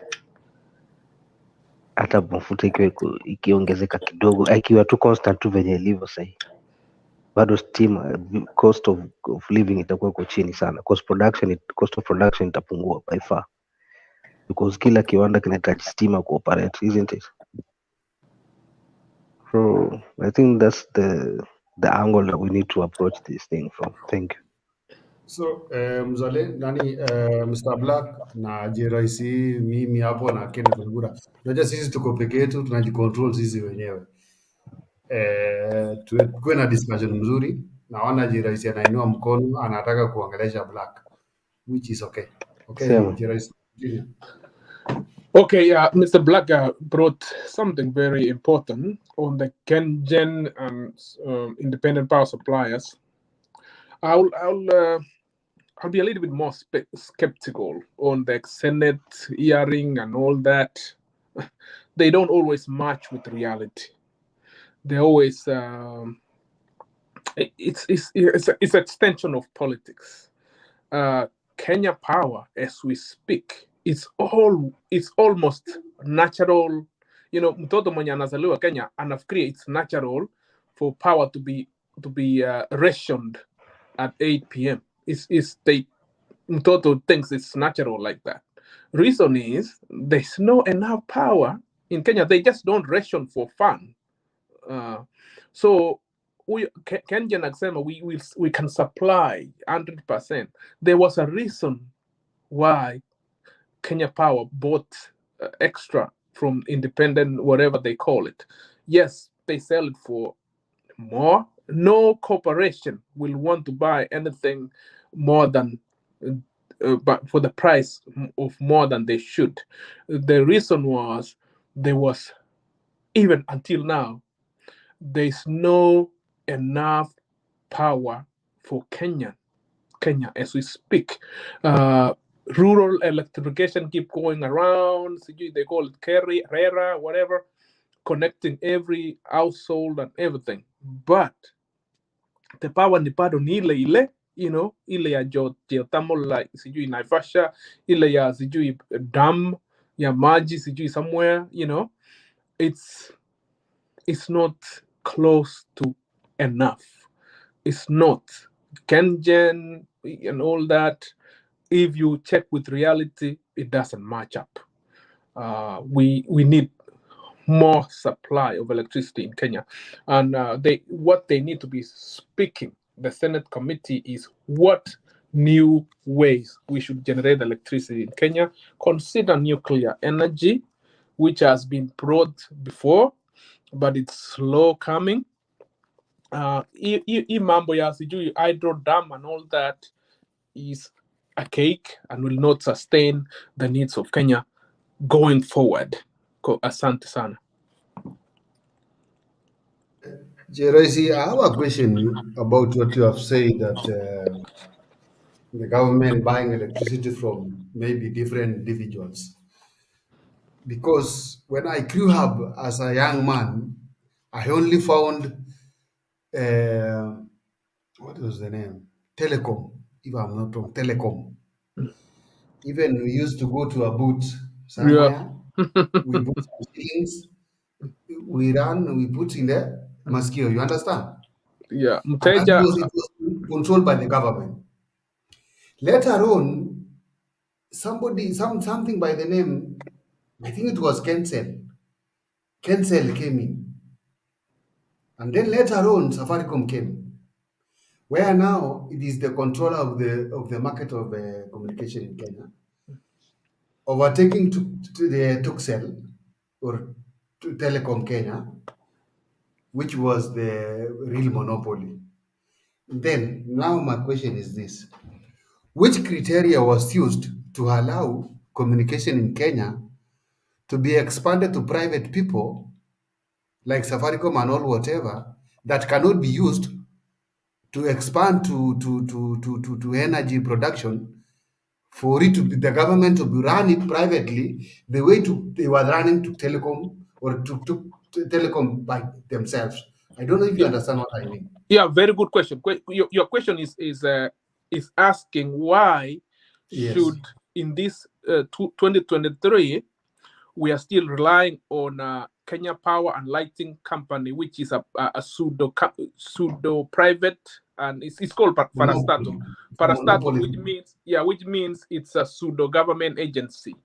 So you are asking a very good question. Why don't we have several private Kenya Power companies? Why don't we have something like Safaricom of Kenya Power?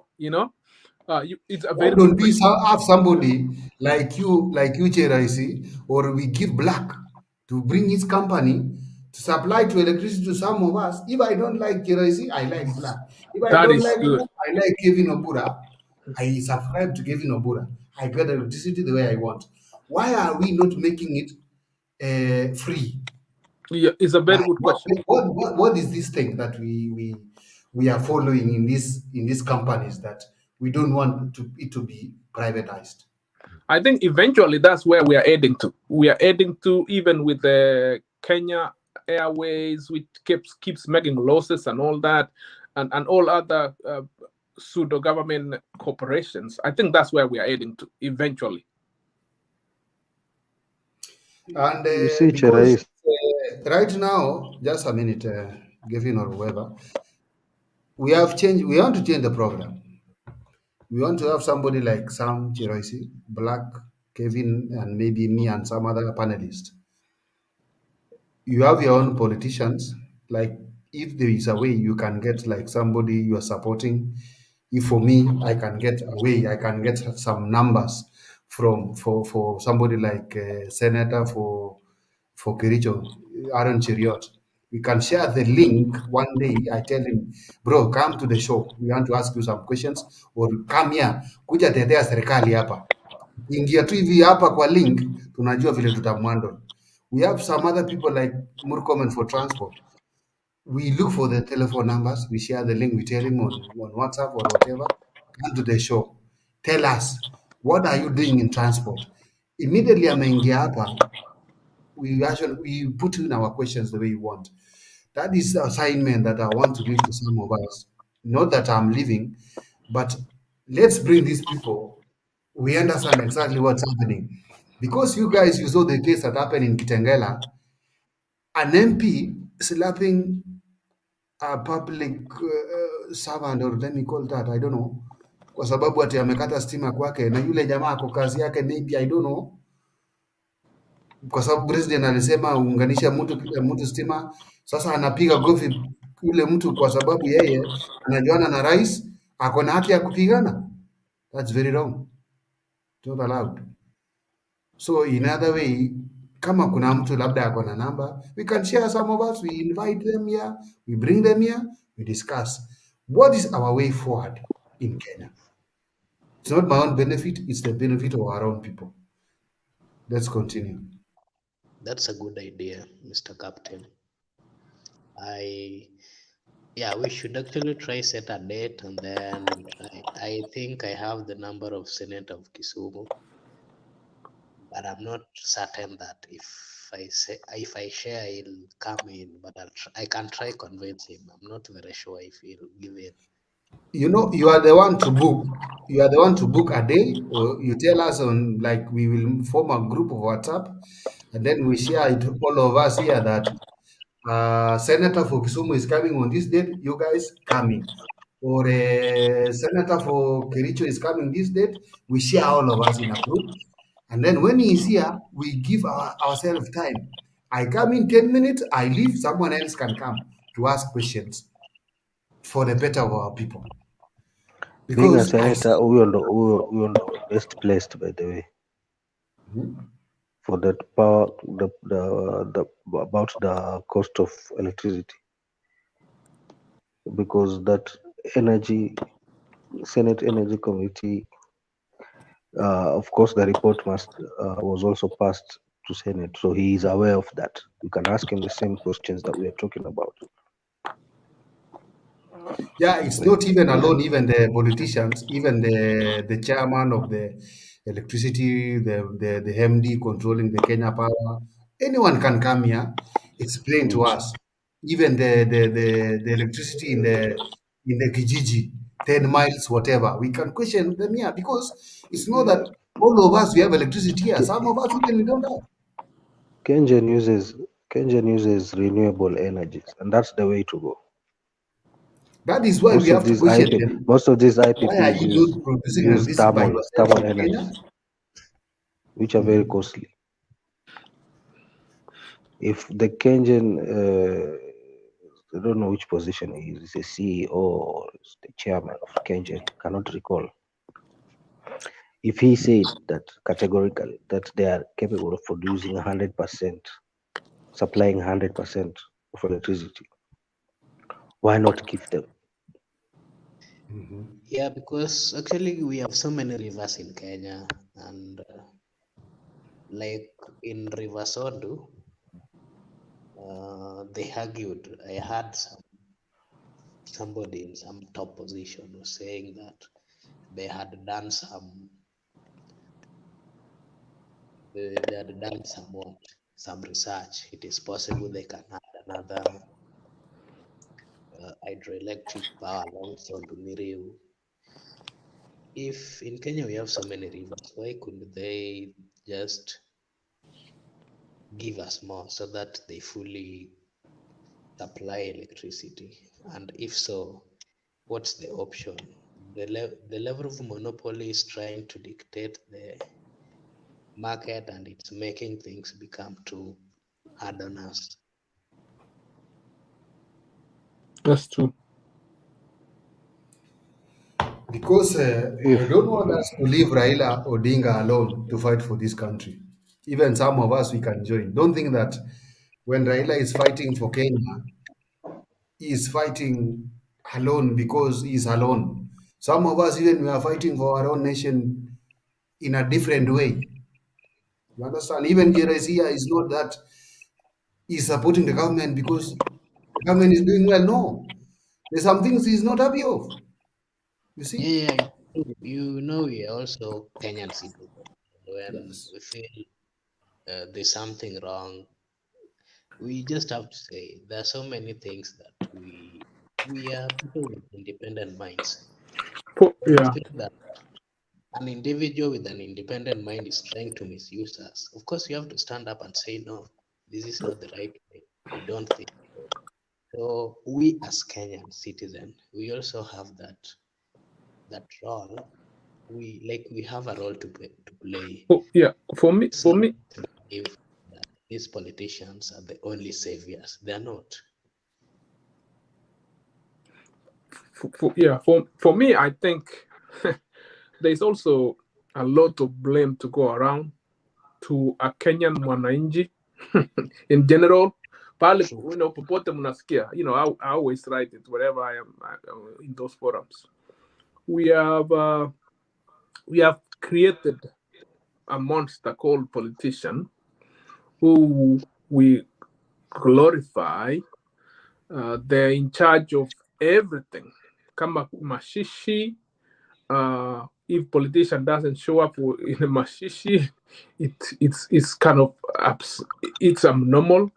Kama sijui kanisa every Sunday, everything everything, you know, michango everywhere. You know, we have created this big old monster called politician, and our everybody, hata kijana, you talk to a kijana in a university, they want to be a politician. You know, nobody's talking about being a doctor. Nobody's talking about being when they grow up, they want to be a pilot. You know, you find a 13-year-old, they already call themselves honorable so and so. You know, so we have, I think it's an African problem. We glorify the politician so much. You know, they are alpha. Sycophant. Yeah? So Sycophant. The level of sycophancy is so high to an extent that we think or believe that there are some demigods. yeah, mheshimiwa mesh bwana, you know, and yeah, you can be abused real bad of question by question, even your whole MCA kwa nyumbani hapo, you know, because that really happens in Lowland. In Lowland, if you try to question, it's not only Luala, huko kwetu bwana, mimi natoka huko ndani. Yeah. Huko kwetu it's too high, because especially if you try to go against the former prime minister, it's the same on this side. They will just say you're not from this world. You are just coming from some hell somewhere. Yeah, it's the same. It's no different from where I come. You know, Kevin Abura, even right now, as we talk, some of us, even from our own accent, alone, we are risking. You know, we come from the Rift Valley, but we want to go against the government. We are risking. You understand what I mean? You are crazy. Unajifanya unajua wewe bure sana, you know.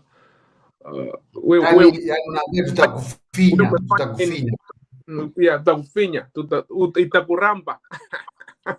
Yeah, I remember there's a politician in Rift Valley, Mr. Keter, former MP of Nandi Hills. I followed his politics and I believed he was a good leader. And he was a young man with vision, and I tried following his politics, and from what I saw, he tried to deliver for his people. But then when he tried to go against the party leader wishes, he was simply shown the way, shown the door, and that was so unfortunate. That was, I believed in him, and I believed in what he was doing and in his leadership. When he was a chairman, I remember I would follow him a lot. He was someone who was,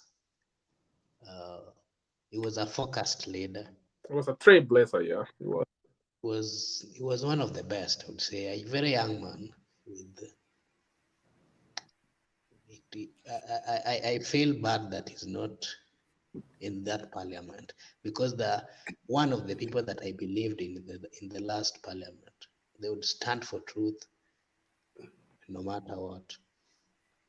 Yeah, Kevin, I support what you are saying. Let me support it, because right now, as I was saying, we can invite like our senators, MPs, whoever, MCA, even these directors of companies, big companies for the government, and also for this cohesion company.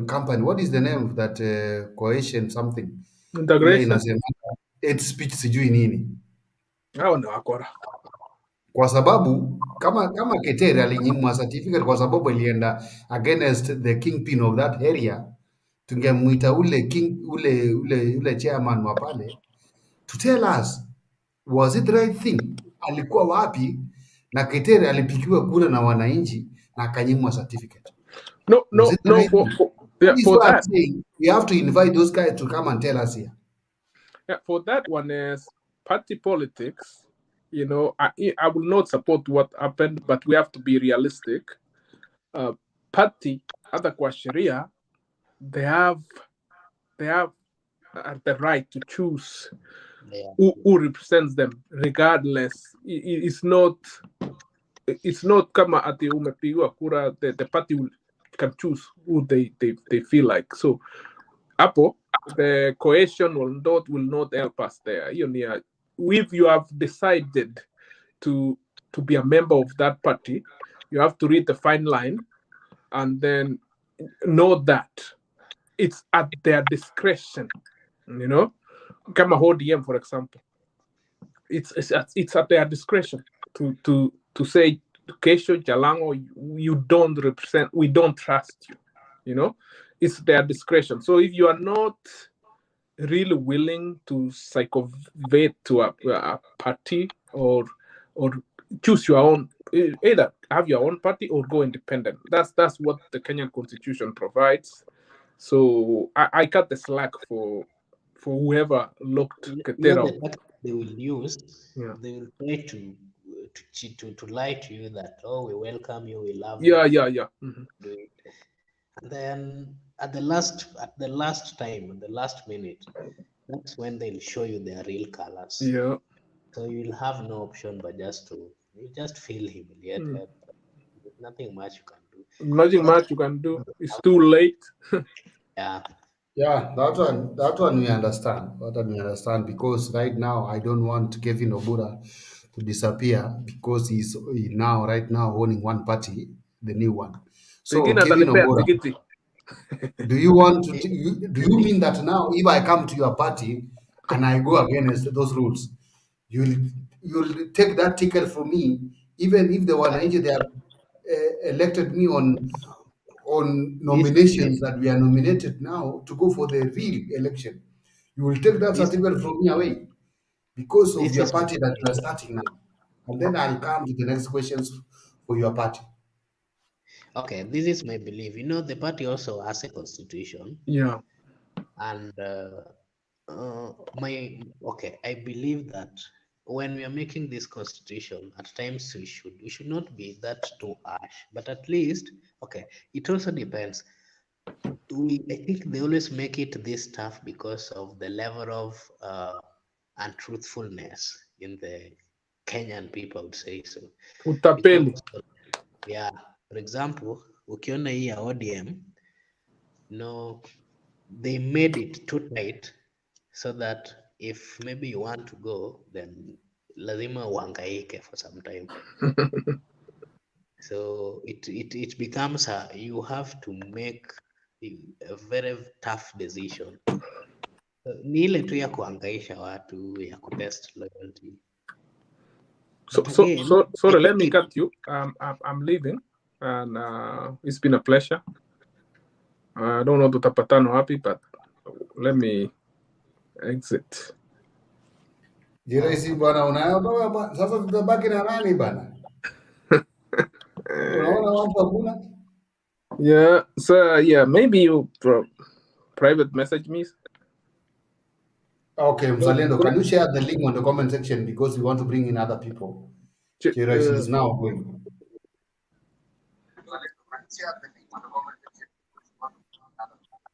Hello. Jirahisi, give me, where can we talk now on the Nini? You can either find me in Facebook. On the same name? Yeah, Samuel Cheraisi in Facebook. Okay, I'll join you in the morning.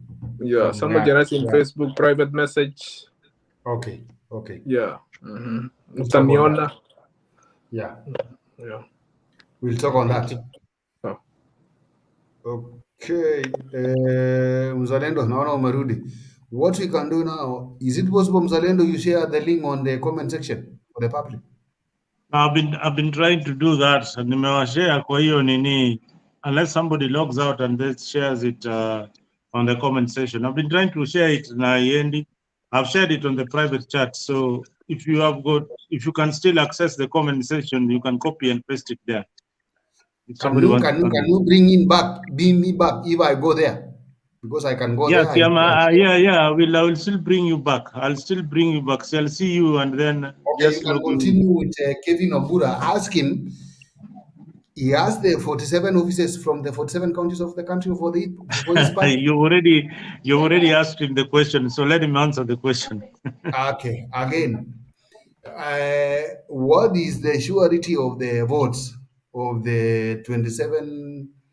I don't know, is it 27 or how many counties a presidency 47. must have from the Oh, yeah. constituency or counties, if I'm not wrong? Yeah, you know that. Let me leave, I share the link and then I come back. Okay. All right. Yeah, so this is what happened. We tried to secure an office in Gara because for the register of political parties, for them to register you and give you the go ahead, you must have an office. So we had one in Gara, and they came and inspected and they found that it was okay. But when we reached a point where we were unable to get the enough resources, we had no otherwise, and we had no way to pay the office. So we actually closed the office. So we just had one in Gara. That's where we used to have our meetings.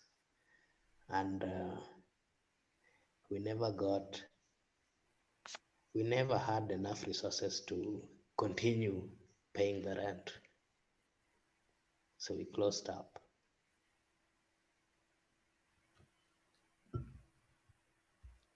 That's the answer, Captain. And then I'm coming back. Let me share the link first. I'm coming back. Okay. He also asked whether you'd be able to marshal up enough votes to get at least 27 counties.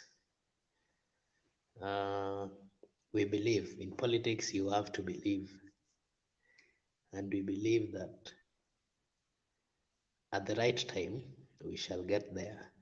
And when we get the platform, we shall convince the people of Kenya.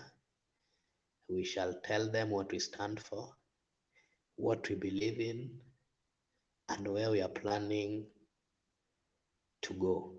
And we believe they will also understand, and they will stand with us. It's a group of young people. We are not after wealth. We don't really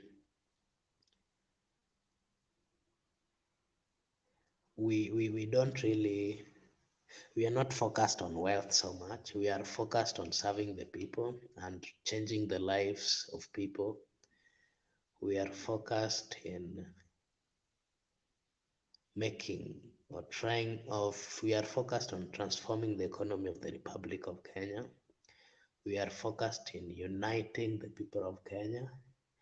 We would wish, when we be given a chance, to do away with this tribalism.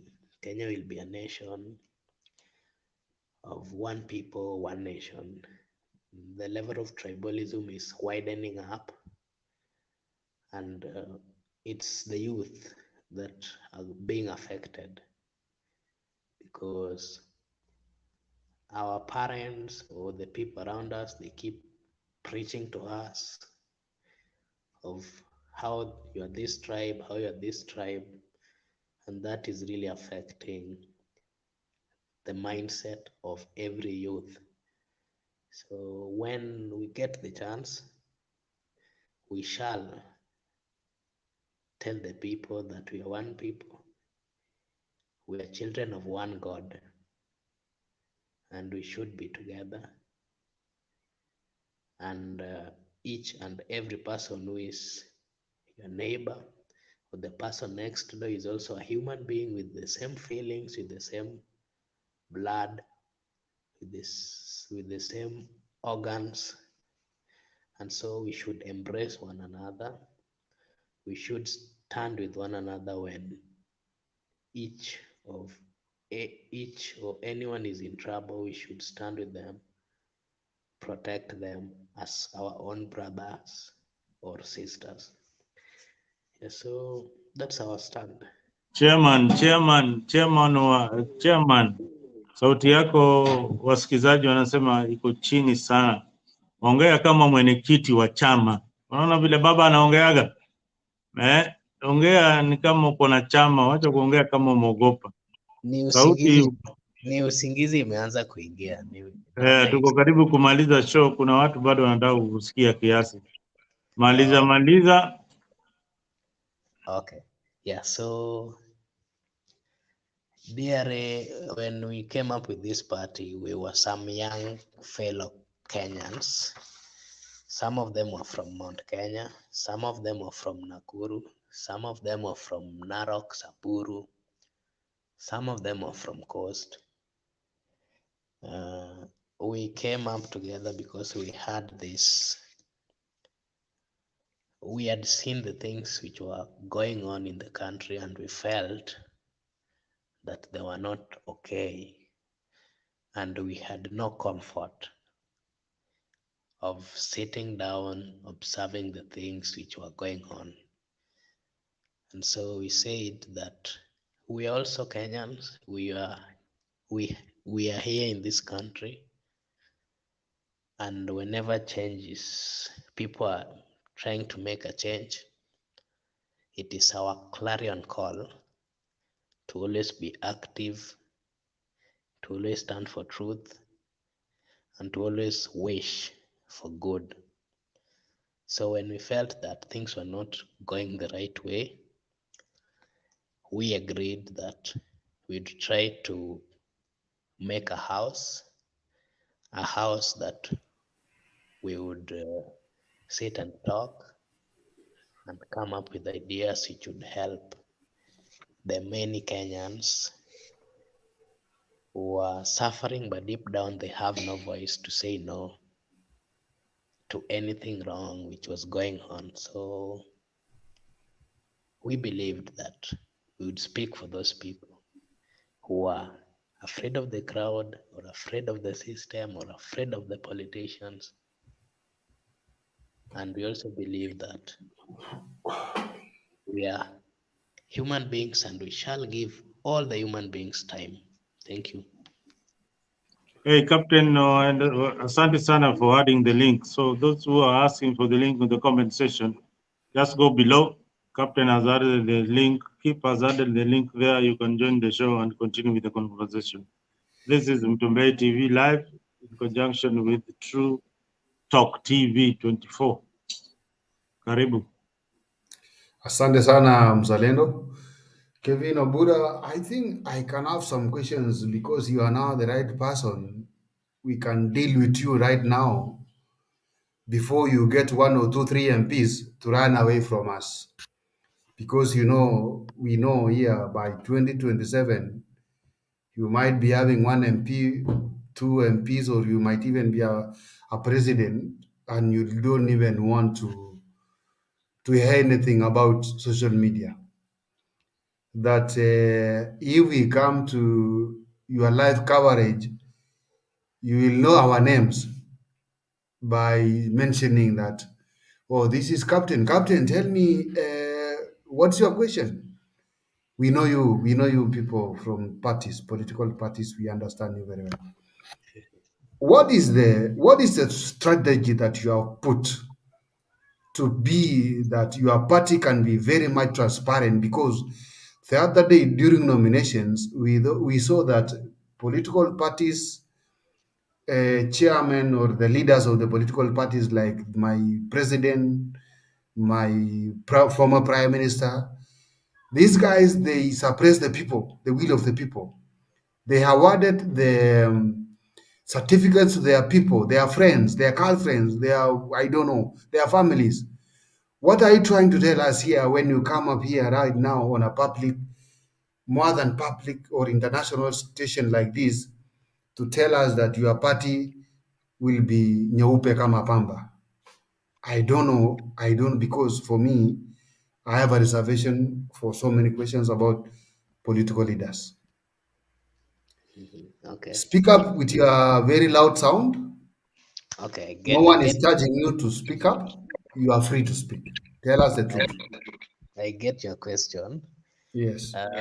We are human beings, and most of the time we fall to such kind of temptations. That once we are friends, no matter what you do wrong, human beings, they always, some of them believe in friendship more than anything else.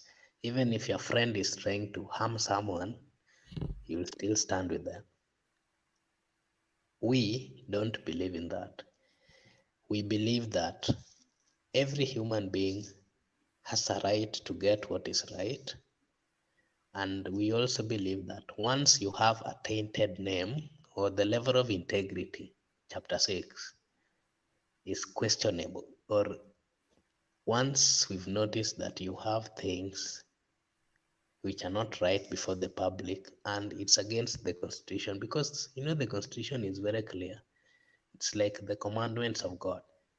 If you can't follow the constitution of Kenya, if you are involved in things to do with corruption, then for sure we have no time for you in our party. We are very strict. Any person with tainted name, they may be members of the party, of course, but we shall never. I think Kevin, give me a minute to interrupt on what you are saying, because like Captain. no, just listen, Mzalendo, just a minute. We are discussing, We are discussing.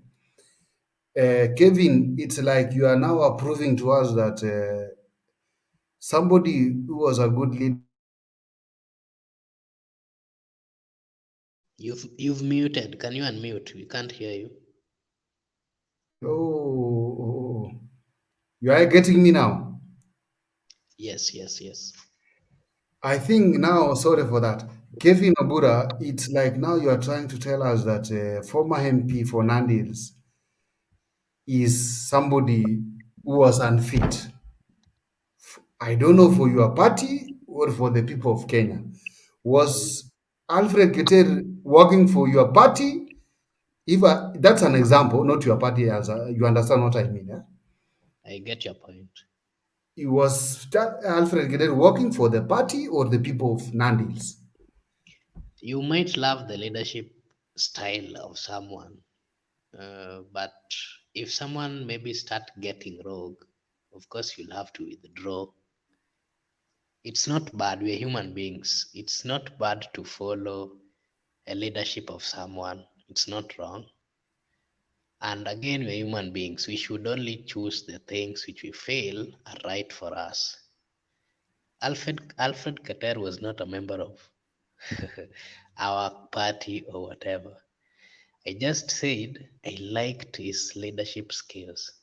I like people who are bold, people who are truthful, people who are, as much as they are being intimidated, they can stand up and say, no, this is wrong.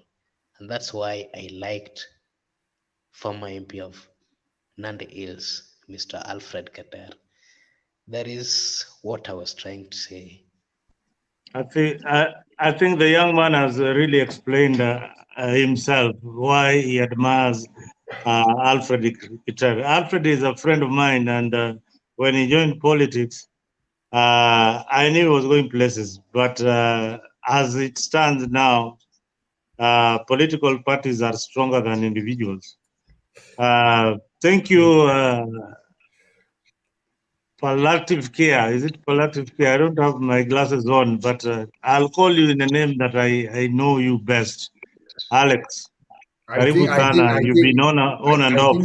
Palliative care deserves a very big welcome. He's a very good friend of mine, who sometimes I really want to be in the panel.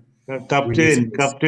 No. He's a very serious. Ngoja kidogo tafadhali. Can you mute your mic? And we have some order. Order, please. Order, or you'll be thrown into the toilet. I can see your door open there. Order. Okay, Alex. Yes, thank you. I started by congratulating the Kissi community for doing what was not expected of them. Having a demonstration in Kissi is a very, very big plus for the Kissi community, that they share the same vision, they feel the same pain of hunger, and freedom has come to Kissi at last. Maybe you can highlight some of the issues that you saw today in Sabasaba, the likes and the dislikes, and congratulations to Azimio team for being well organized today. At least they are borrowing some cue from previous talk shows. Karibu sana, Alex. Yeah, asante sana. I mean, thank you again for braving to start the show. I mean, after Jax left, I think we haven't had a show, and you braved it, and it's nice coming back to have a conversation with our people. And I hope we get Black and Captain back. I see Ashley is here, and our usual people that we converse and we come to good analysis and conclusion for things as we see them, and we correct ourselves. So overall, today was a good day for Azimio. I think the structure and organizational, outlet did a better job than before. The reason is before they all gathered together when they were blocked, I mean, it was just a legacy of hopelessness. But today, I mean, you saw they decentralized themselves. They decentralized their Maandamano from Nairobi, Machakos, Kissi, and all over the country. And you could see that it was a concerted effort to make sure that it's a countrywide. You see, because I think that branding that Maandamano ni ya Wajaluo was taking root, and which was actually not the truth. Maandamano ni ya Wajaluo. So I think they broke that jinx today. And thanks to many other places like Mombasa, they started earlier, but they were blocked. But as you said, the biggest surprise was in Kissi, but it wasn't. I mean, we had a conversation here a few days ago, Ukasema, whatever you said. I told you, man, when a community remains only like, if you're a farmer, and Captain will tell you, if you're a farmer and you have only one bull remaining, and you have the rest are just female cows, you cannot kill your one bull and remain with only cows, because then the posterity of your farming is just at risk. And that is what we are facing. We thought we had leaders, we thought we had a bright future in terms of the leadership of our country, yani of our people, but Simbarati disappointed the people who elected him. A few days ago, Onyonka disappointed the people who elected him, and Manduku came also disappointed. I mean, so that avalanche of disappointment showed that there is a vacuum of leadership.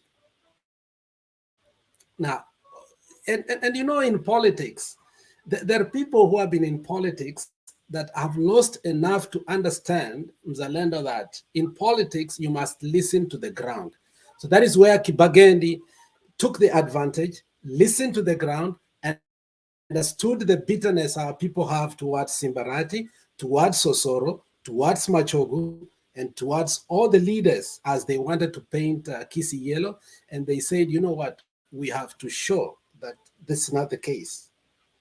We gave these people mandate through this platform, and for us, we have not changed. And particularly, I think life has become so hard. I mean, before, when other people were crying, and you pass to Kissi throughout, utapata kuna sisi tuko na miwa, tuko na avocado, tuko na sweet bananas. We have all these things, but for the first time, Kissis are facing hunger.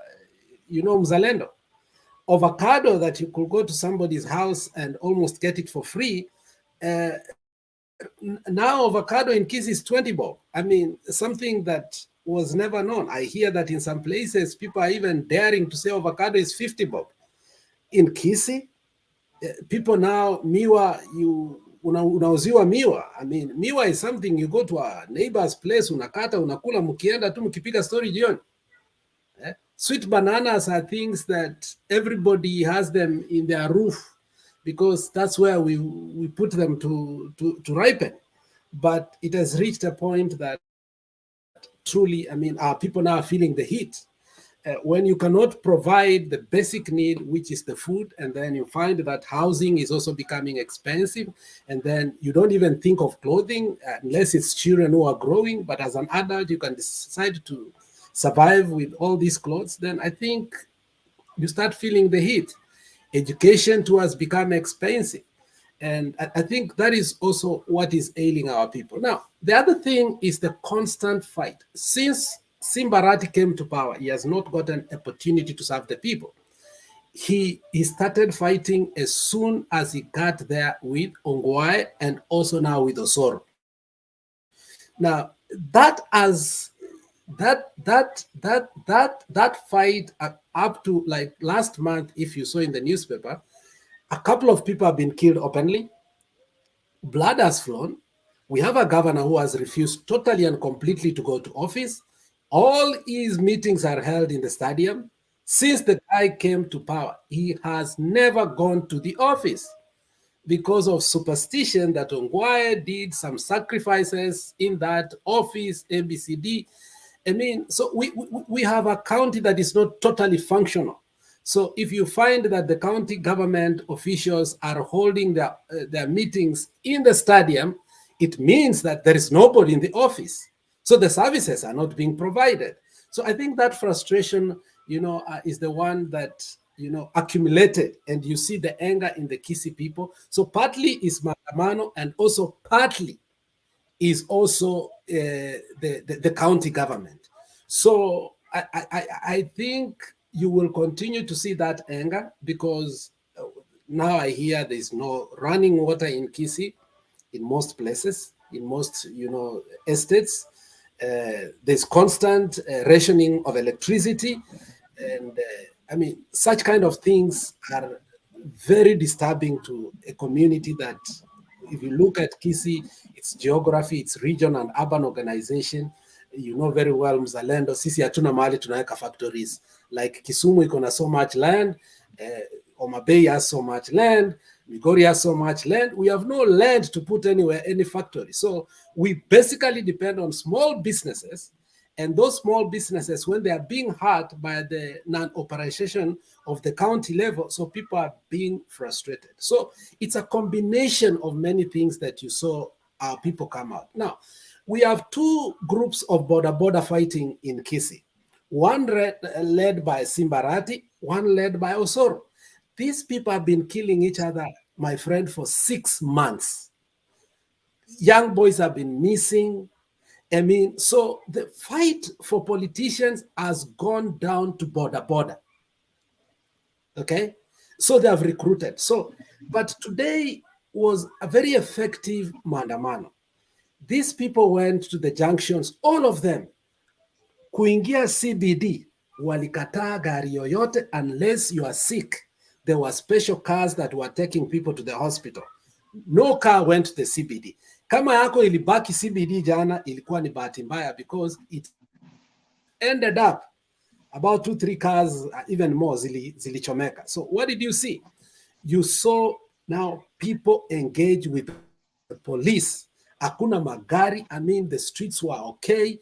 And unfortunately, I've said the weakest link that we have in our security is very simple. You find that in Kissi, we have like 800 to 1 million people within the vicinity, because you say from Suneka, from Nyamataro, from Keumbu, from Mogomba, all that area, the suburbs, we have about 800 to 1 million people. And then we have only 600 policemen.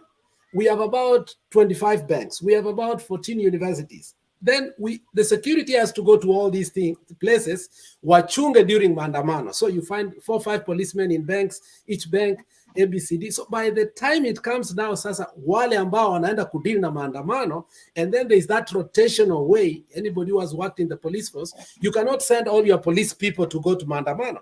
What you do is that you send a quarter of them, the remaining from the where the remaining from the wenye wanachunga the governor na the officials, wenye wanachunga banks, wenye wanachunga shule and strategic places. Sasa wenye wamebaki, you take a quarter of them. So those are the ones you're going to operate with. And then they are going to be out there for about 4 or 5 hours. So by the time they come back, if they have legacy or they're exhausted or they give demoralizing information that hapo nje ni kubaya, so the next set of police that wanaenda huko nje, either they go brutally or they go scared. So I think that is what happened, that the police were overwhelmed. So if we are going to operate with 600 or 700 policemen that thinking that they are going to overwhelm 800,000 people, it cannot happen. So I think they were overwhelmed because they were very, very few, and the people decided. The other thing is Kibagendi. Kibagendi knows Kissi very well. The only reason he used to lose is because he was in a different party that probably people did not like. But Kibagendi is a grassroots mobilizer. The boy gave him to him. He was the founder of UDA. They did grassroots, if it's social capital, he has it from Gachagua to the DP to everything. He knows both sides. He has worked with both sides. He was a youth leader in ODM for a long time, and he has also worked with UDA. So the boy has something called social capital. So he knows people.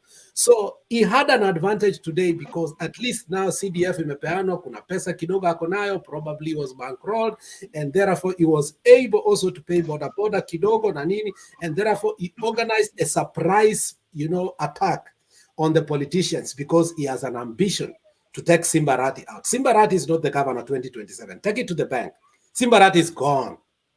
He is being fought by everybody. Simbarati is gone. He made so many blunders because people believed in him too much. The problem is when people don't believe in you, or you fanya kitu kidogo, then there's something better. But when people believe in you and you do not, and people hate you even more the same way they believed in you. So I think Kibagendi also wants to make a comeback, maybe become the governor, maybe a senator. So he had to take the political advantage. Tomorrow again, we have, as you know, Mzalendo, we have the finals of the soccer game, Shabana versus Kisumu Wat. So there were so many people in Kissi again. Okay, there are so many people in Kissi. The hotels are full. People from Kisumu were in Kissi, you remember that? So you may not say it was only the people of Kissi. There were Luos there too. So watu wametoka Migori, watu wametoka kila. Kissi imejaa leo because tomorrow is final of the soccer, Una realize that. So, so Kissi was a beehive of activities. So you cannot systematically say that the efforts is only, because right now, I think there's a lot of partying going on in Kissi. I was looking, my friend was sending me some video that every bar in Kissi from Daraja Moja to Daraja Mbili is full.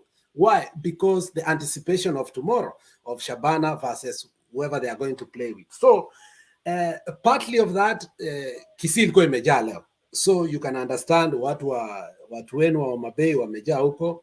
Na unajua even so, watu wa Migori, they party in Kissi every weekend. And it happened to be a Friday. So it was an advantage of overall. So, but I think many people were surprised of what happened. So the momentum they have got, unless they are demoralized, I think next Wednesday, it's just going even to be worse. I hope they keep up the faith. But I think Azimio today surprised the security operators of our country. So it was a good day for Azimio today. Thank you. Yes, Captain. Thank you very much, Alex. How are you, Alex? Balatif. I'm very fine. Yeah, good. You've been away for long. I think you've made, you must have manufactured a lot of money. Okay, you have started very well. You have praised ODM that, or the Azimio, they have had a very good rally, Nairobi, Kissi, all the other places. But later on, you came here to reduce your governor from Kissi that is not doing well. And later on now, you are telling us that maybe the people who are in Kissi today are there because of the of the what they need mpira ama football, which is to be there tomorrow between whatever the places we have said. What does it mean? Is it that the people who are doing the demonstrations in Kissi today or yesterday were there to support the football tomorrow? Or what are you trying to mean? Because when the governor Simba Arati started himself, when he was appointed, he used to do the meetings even in that stadium you have talked about, and until now you have said he has not occupied any office because of, let me call it Mazinga Umbwesa, the former governor, that he is fearing to occupy the office. Maybe kuna vitu ziliwekwa pale. Why is he trying to believe so? We don't know that. We cannot come on that. We know he knows himself. So this thing of telling us that Kissi now is changing from painted to be orange to be yellow, or from yellow to be orange, I don't know. You want to tell us that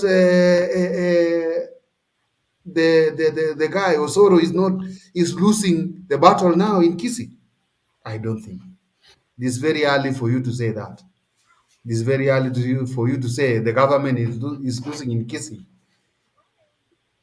Just tell us about that, or even Mzalendo, you can say that, and then Alex will say that. I think you've turned it to a battle between Osoro and Simba Arati. But I get Alex's point. What he was trying to say is that it's neither Osoro nor Simba Arati that made the demonstration happen today. But by and large, what I gather from this conversation is that areas like Kissi, areas like Homa Bay, where I come from, areas like like Migori, it is so difficult for the government to try and quell this protest because the areas are very, very vast. For example, in Kissi, if something starts smoking out in Kissi town and something else is going in Suneka and something else is going on in Nyamira, and the police force is probably 600 people. The same would apply to so many other counties that Azimio control. It will be very, very difficult for the police to stop this kind of, if there was looting. But if the picketing was peaceful as it was witnessed in most of the areas, so far, no injuries, no deaths that have been reported. That is a plus. But what I would ask Alex probably is that this might have been by government design that everything went out smoothly. As much as Azimio played its role or did its homework well, the government also had a playbook to ensure that no destruction of property and everything else went on smoothly. Okay, Zalendo, let me just a minute, Alex. What I can ask Zalendo is that Zalendo, I know where you are. Even very coherent. I mean, you asked a question, we are answering you. You are going to another question. Are you coherent, really? Are you answering me, Alex, or who? Are you okay? Let Alex answer your question. You had asked a question before. Okay, Let Alex no go ahead. You're forgetting. It's okay. No. So by and large, what I'm saying is, the videos are now that are coming later on, that I'm seeing later on that I did not know. At first, I did not know that it was a well-organized effort of Kibagendi. But now videos are coming out of how Kibagendi organized, how the roadblocks were put, how he had a well-oiled machine that worked very well on how they all were coordinating and coming together to town from all sides, to a point that the police did not know which corners, because we have 4 points that accesses the CBD of Kissi. So now the police did not know how to disperse themselves so as to quell it.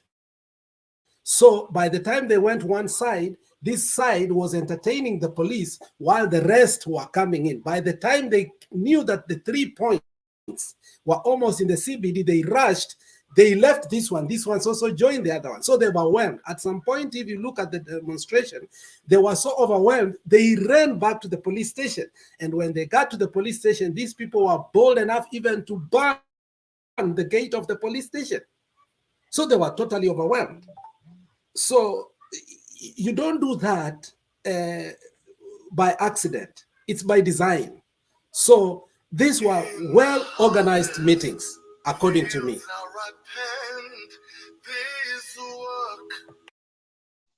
Hey, Captain,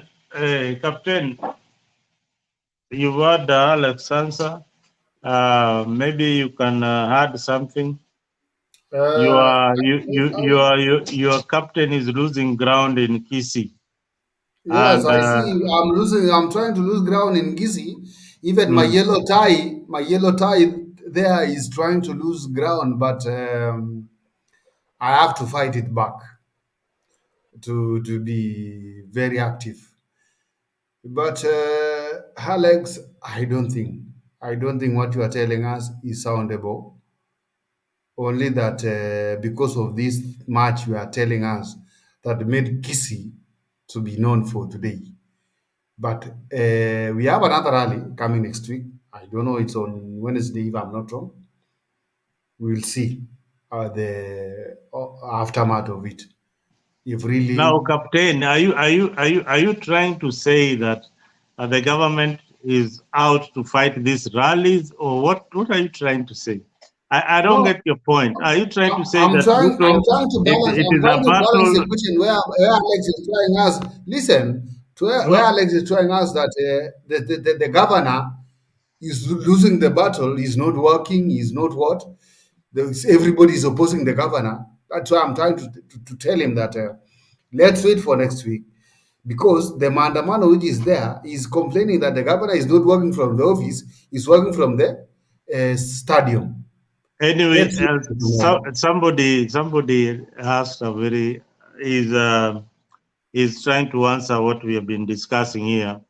That in Kissi we have got she is saying, Henry is saying, in Kissi we have got chiefs, we have got police posts in each and every ward, for example. But what we are talking about is the population. Is the population. Yes, this is a very lazy thing. Don't blame the government. We can Those are have lazy things. It's okay, Captain. Just relax, Henry. We can have police posts in all this, but the ratio of police to Mwananchi is what really matters for effective management of any possible riot. So I hope you have been answered effectively. Blake. But I still have a question to Alex. Oh, okay. Before I invite Blake, make it fast so that somebody else can have a chance. My friend Alex, there is one guy, I heard him online saying that tusaidia wa governor, unaona kaunti yetu vile inaisha. I don't know that guy. We are working with the president. Kama hatutafanya kazi na serikali sijui itafanyika. I don't know him. I just have heard about that sound from social media, and I knew this is the right place. I'll find palliative care to answer me. What is wrong there? What is wrong really in Kissi? Because that guy, I don't know him. I think maybe he's one of the leaders in Kissi. I cannot put him down, and maybe there's a problem in Kissi. But where you started, where the governor started, we are not believing what's wrong, because even in Wasingishu, where I come from, we were doing our governor koti moja, comparing him with Kissi. We wanted our governor to behave like Simba, to parade our workers in Wasingishu. We know them. How many vehicles do we have in Wasingishu? But right now, I don't know. Answer me, Alex, about that. Sawa, Captain. Koti moja ameisha kama hiyo koti yake moja, na siasa pia inaishaga namna hiyo. Unaweza ingia na bwembe mukaweka mtu wa koti moja, ikawa pia ana zile sera za kuendesha county. Alex, karibu bwana. Simba came in with a lot of hope. Simba campaigned against the person who had stolen from the county like everything. Simba knew everything that Ongwae had done, and he spelled it out. And more especially the hospitals where, you know, medication and medicines were stolen. You remember we had fire 3 times in Kissi, and we did not have fire trucks. One time we borrowed it from Migori.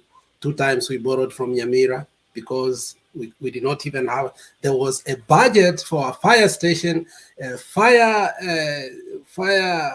you know, workers, but there was no functional office. But yet, so we found out that in the Ongwae's government there were almost like 40% ghost workers. So that's why when Simba came in, he had to do the head count, which was so popular to our people because our wage bill was the highest in the country. It was going 56%. When the wage bill is 56%, the money for development that is only remaining is 42%.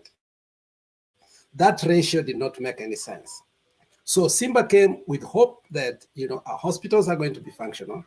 Our development money is going now to have a better ratio. And not only that, he told us that if he's elected, he formed a task force, which I remember that before he was elected, he put Wi-Fi everywhere. He put you know, computer centers everywhere, and that was a good start. We saw that the future of Kissi is going to be much brighter and much better. So the things he did before when he was campaigning was so progressive that we saw a person that is going to do a lot of good things for our. So when he came in, unfortunately, he had his own cabinet. He had his own way to govern. And he started now falling apart with the people that he came into government with. And within a short time, in less than 6 months, he was not agreeing with the senator. No member of parliament was agreeing with him. He had a problem with the MCS. And we still believed in him because he said, these people are fighting me because I'm fighting for you. But over time, we have come to know that his fight and Osoro's fight are going to hurt us for 5 years because Osoro has dared and said and told him that he will not allow him to do development openly, defiantly. And every week, Osoro is in Kissi. Now they have their own goons, they have their own militias, they have their own, you know, factions. And I mean, everybody's bankrolling this, everybody's bankrolling the other group to a point that a few months ago, 2-3 boys were killed openly in the stadium, not even with bullets, with machetes. Okay, Simbarati is heard of saying that the worst gang or the criminal works with the police, and the police are protecting him because of that. And this thing started when Matiang'i was the interior. It said that Matiang'i protected Simbarati a lot because Simbarati's people who are campaigning for him at some point, if you can go to the clips, don't do your head like that. I'm giving you facts. Then let me shut up. You know, you asked a question I and think, you no, just a minute, then you continue. Just even seconds. I'm not You going to remember debate with during the somebody. burial, I'm not during going the burial of Mzee, I'm not going to do that. when they were fighting, I think that the beef started from there. No, I'm supporting you from there. I'm supporting you on that. The burial of Mzee, Osoro, and Simba were fighting. I think the beef started from there. I'm not opposing you. I'm supporting you, not Matiang'i. It was on that burial where the beef started. No, that was the epic of it. It did not start then. That was the epic. Now that's when it demonstrated to the whole country that, you know what, these people have a bad problem because we don't fight in funerals, more especially on the stage. Two leaders are there, both sides. These are people who have both worked with them. Osoro, remember, before he worked with the DP, I'll show you. Osoro was the person who campaigned for Raila. Osoro and Kibagandi campaigned for Raila like hell. The only mistake that Raila did at that particular time is that this boy got nominations and they were never given. And they ended up going to Jubilee. Okay? And you remember, that is how Kibagandi got himself in Jubilee. But for Simba Arati, is viewed as a foreigner in Kissi politics. He's a Kissi, but is viewed as a foreigner in Kissi because Simba Arati left Kissi long time ago. He went to Nairobi. He was a student leader of Kenya Polytechnic. He went to China. He became a nominated MCA or councillor in Nairobi. So all his politics has been Nairobi. So when he was coming to Kissi, he came as a foreigner. And at some point here, last year, I kept saying Simba is a goon. And he has brought goons from Nairobi. I said it. The guy could stop a campaign from Daraja Moja all the way to Daraja Mbi. And it's market day. And people could just sit there, not even go home. And remember, that's a main road from Migori, from Homa Bay to Nairobi. Just because Simba has his entourage, people have to wait. And people could say that he is getting that support from who? From Matiang'i, because he was untouchable. There are things that they did that Simba ought to have gone in, he didn't. And I'm not saying it's wrong, but ile kitu yenye alifanyia Boni Alwale, if there was a functional government, the guy could have gone in because he said he controls Nairobi. So Simba was a sacred cow. Kuna njia, kuna watu walimtetea. But now that he's his own, he knows in his own. And ukweli kabisa, Matiang'i alifanya kazi yake na inaonekana wengine walikasirika na kazi yake. Osoro was always in. The deputy governor for Kissi was always in. Kuna watu walikuwa wanashikwa kila wiki. Sasa wako serikali pia wanataka kuonyesha kuwa hata nyinyi mlitufanyia hivi. So kitu iko ni siasa ya Kissi imebaki kuwa retaliations of the vendetta that they have against each other. Osoro was not happy the way alikuwa humiliated that time. From that time up to now, these people have a beef. And if that is how they are not going to forgive each other, and that is how they want to govern Kissi for the next 5 years, I mean, let's be honest, let them both go. Find a person who is willing to work with the elected leaders, regardless of where they are, because after all, the issue of CDF, the issue of development that comes to with the CDF, and also with the money that we get from the revenue we get from the national, you have to harness yourself, sit down and know that if you are doing this, I'm not going to do this in your constituency. I'm going to do something alternative. But now we have gotten to a point that our leaders are not speaking. Alex, sorry to interrupt you. I want to understand the politics of Kissi and Simba Arati. Is it that Simba Arati has fallen out with all the political leaders? I know not all the political leaders in Kissi.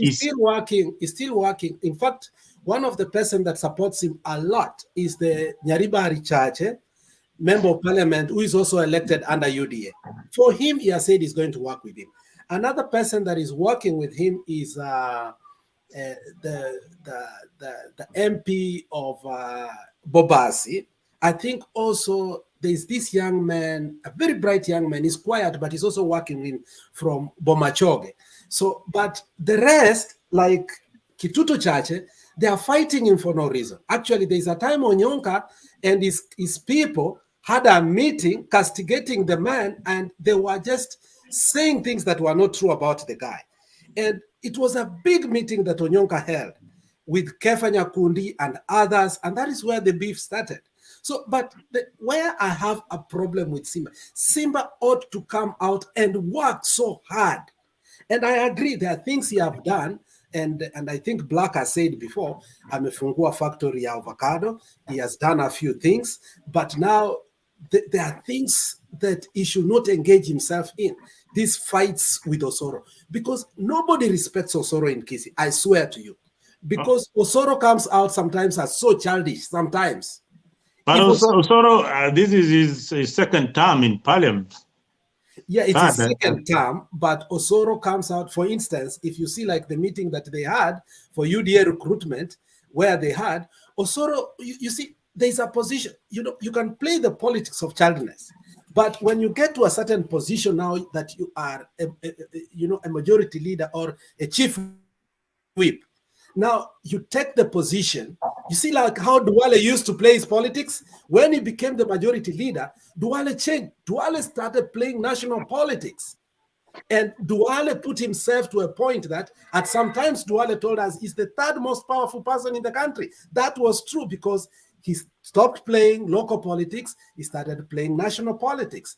And that is where I disagree with him. He's still playing like, for us, we look at Osoro locally as a person who is even playing at the bar of MCS, not even a member of parliament. Unfortunately. Okay, that's well put. Black, Mzalendo, Black, can you comments kweli, kwa sababu ile vitu inaendelea kwa comments.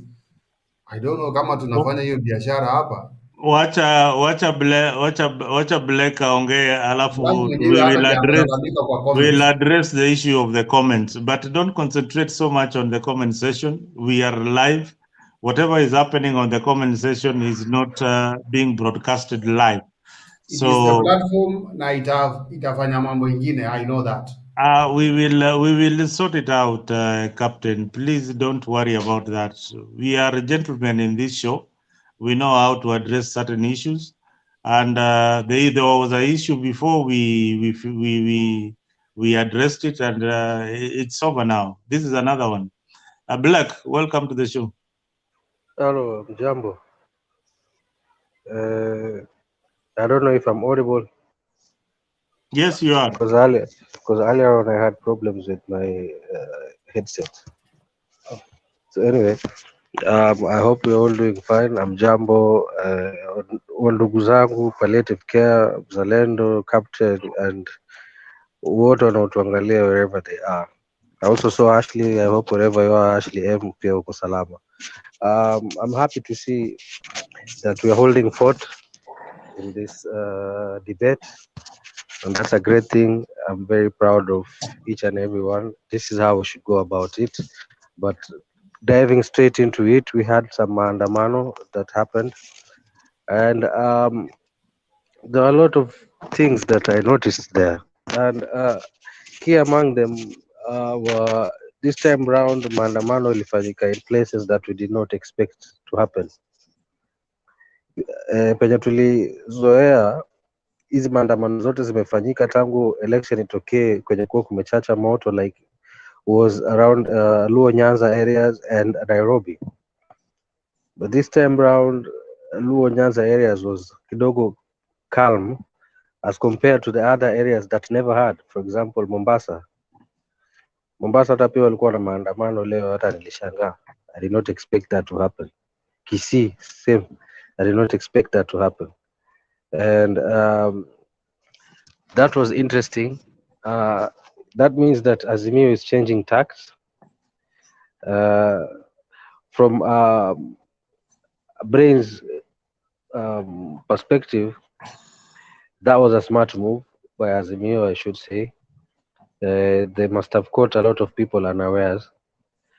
But nevertheless, niliona Raila akilalamika gari yake imevunjwa, and I was wondering, okay, we have some maandamano happening there, watu wanavunjiwa maduka zao, wanavunjiwa magari zao, yako inavunjwa unalalamika. I mean, it should be expected, right? Spoils of war. I mean, huwezi expect kwamba mnaitisha maandamano na wengine vinaharibika, yako inaharibika, mnasema eti umevunjiwa kioo gari. I mean, that was very funny. I was looking at that and I was just laughing. And most of all though, it is interesting why all these things, when they happen, the president is never around. I'm really keen to wait to see the day that this demonstration happen when he is around. Or unless pengine mimi ndo nimekosea, maybe you can correct me if I'm wrong. Has any of these maandamanos happen when the president is present? No. Maybe it is by design, or maybe it's just taking off That's because. one thing I wanted us to talk about, because how many coincidences are these? I mean, how many maandamanos have we had since election ipite paka leo? Zimekuwa, I mean, How are these coincidences zimekuwaje and anakuangi around? Can we talk about that? now that you brought the topic, sometimes you have to be neutral. Captain ndio ako kwa jikoni ya Bwana Ruto. Hebu tuambie ni kwa nini mzee Ruto president anatoroka maandamano? Or is it that maandamano zinapangwa? Mzalendo, sometimes Ama Captain, just a minute. Ama is it that the maandamano? Palliative care came, and a minute, when I Captain. was Jeraisi and the other guy who is Just opening a a new minute, party, Captain. the way you are controlling the show with the plan. Just a minute. What is the problem, Captain? Just be neutral, Mzalendo. Be neutral. Let me tell you. Okay. I have tried to be as neutral as possible in this That particular show. is why Alex came Anybody in. who is coming in who doesn't I know had to my leave the show. I shared the link for people to come in, because people have come in. I mean, why are you so much affected by Black's comment? Black is a member of UDA. Kazi kwanza. We ni damu. Na yeye ni UDA damu. Yeah, so my point was this.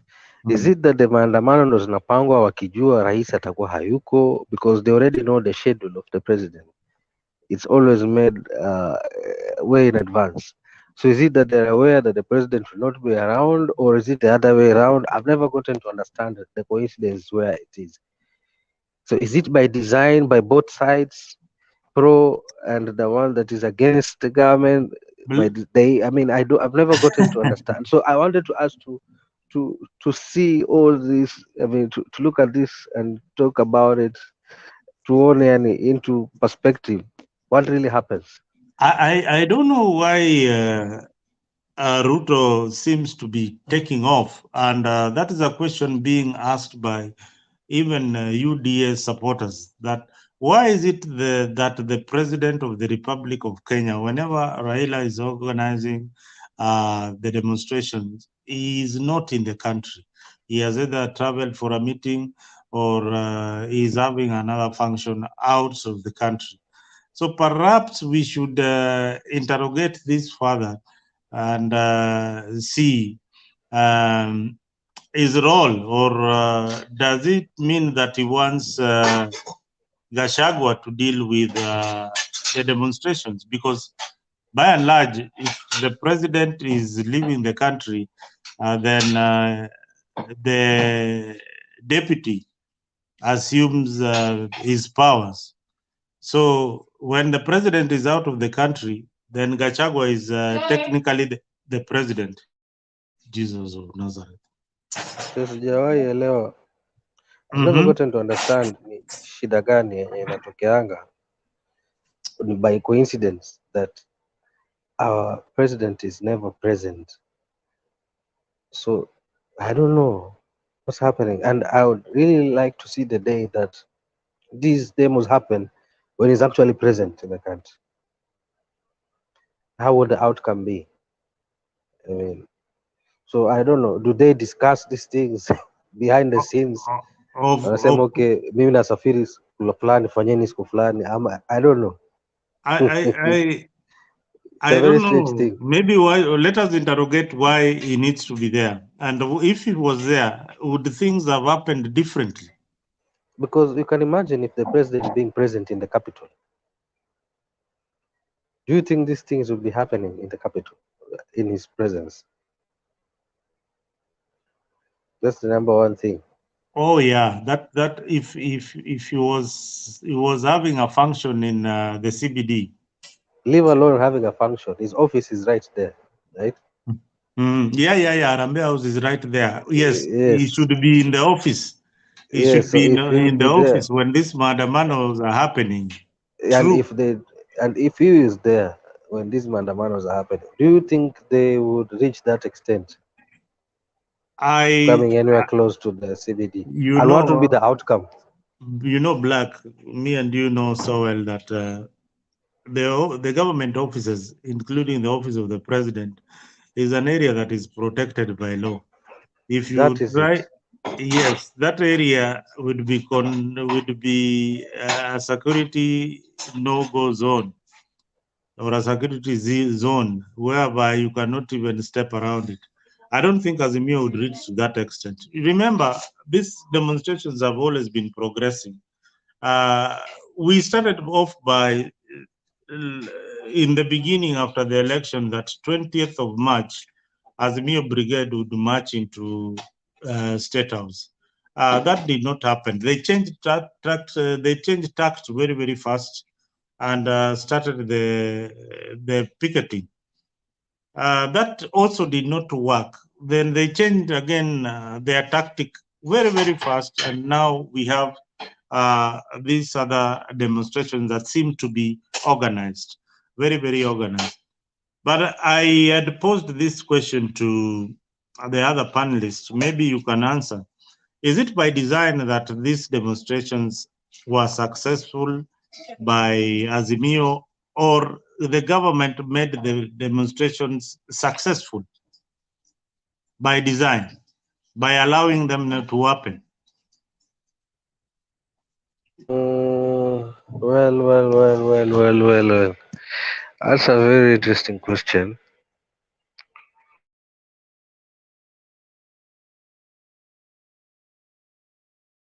I'm trying to.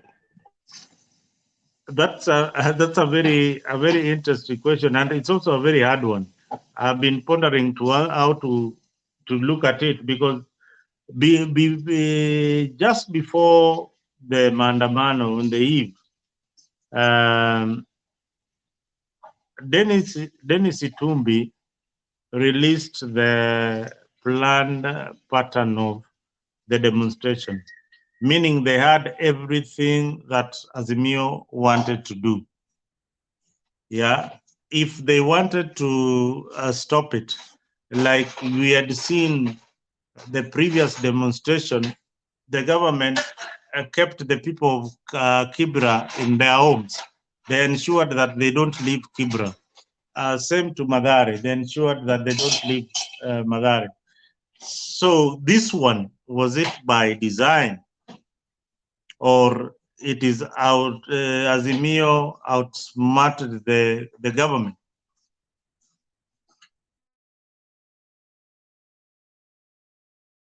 I think it was by design.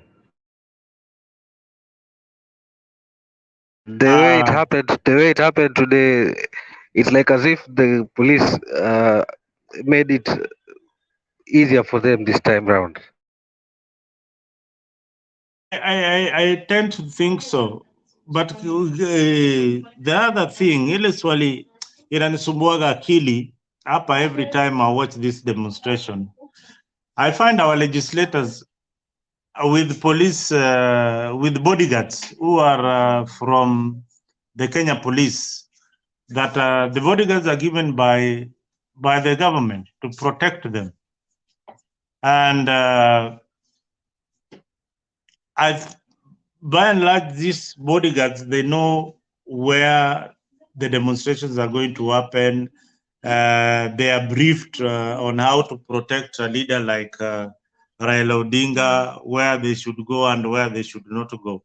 So for me, I tend that there is a miscommunication, that these leaders want to show the public that the demonstrations were very, very dramatic, but yet they knew where the police roadblocks are, where everything else is.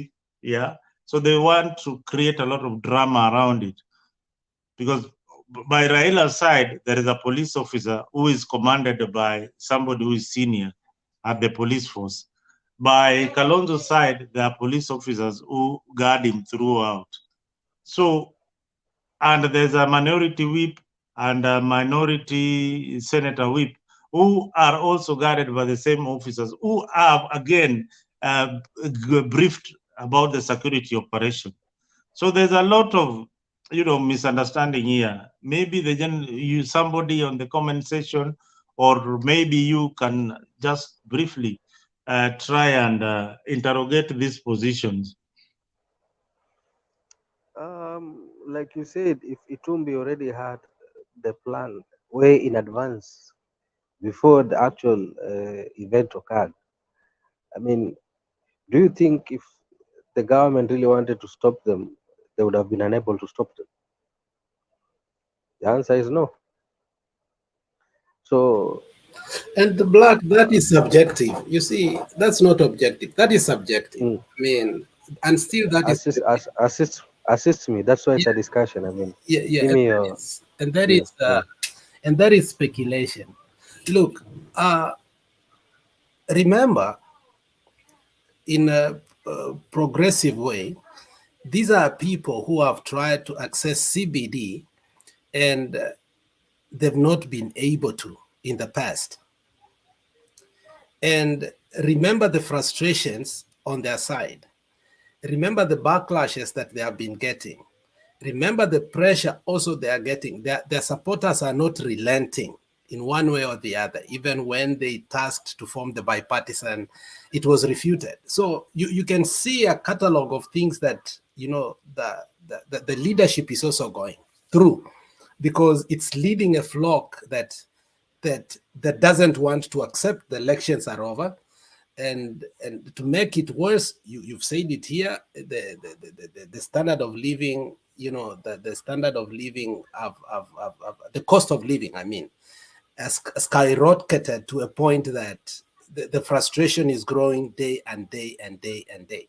And now, if you look at what they have done, is to stop their first demands that they had. Over time, now, from open the server, Ruto must go. Now it's the cost of living. Now they are resonating more with Kenyans, especially after the passage of what? The finance bill. So these are things that must be put together in one envelope for you to understand what transpired today. So the question is, did they get briefing from the intelligence that, you know what, Kenyans are fed up with this finance bill, to a point that if you decide to do this, this might happen, because French Revolution happened because of bread. So were they being cautious? So, but saying that the Itumbi who runs the narrative, I think you cannot quote Itumbi and leave the intelligence out. If there is anything that I can agree that is convincing is, did the intelligence brief the government on how to handle the situation? But bringing in Itumbi, I think. No, my point was, maybe misunderstood me. My point was, okay, if Itumbi was aware of these plans, that's Itumbi, right? Now, do you think the government would have been unable to stop it? Because by government, intelligence is part of government. So if Itumbi had information of this, so of course it would mean the government would also have the information, this information through its intelligence. And by government stopping it, by government I mean now police, because police is part of it. If they wanted to stop it, wangeweza kuizuia, but something held them back from doing that. Black, now, let me. What held this police back from? We are forgetting. We are mixing issues here. Itumbi is government. Is in government today. He's not outside government. But he doesn't call shots. Yes, Itumbi is in government. His boss is called William Ruto. Uhuru was the former president. Uhuru receives intelligence briefing as the former president of the Republic of Kenya. Raila received briefings, but he would not receive the same briefings as Uhuru and the current president.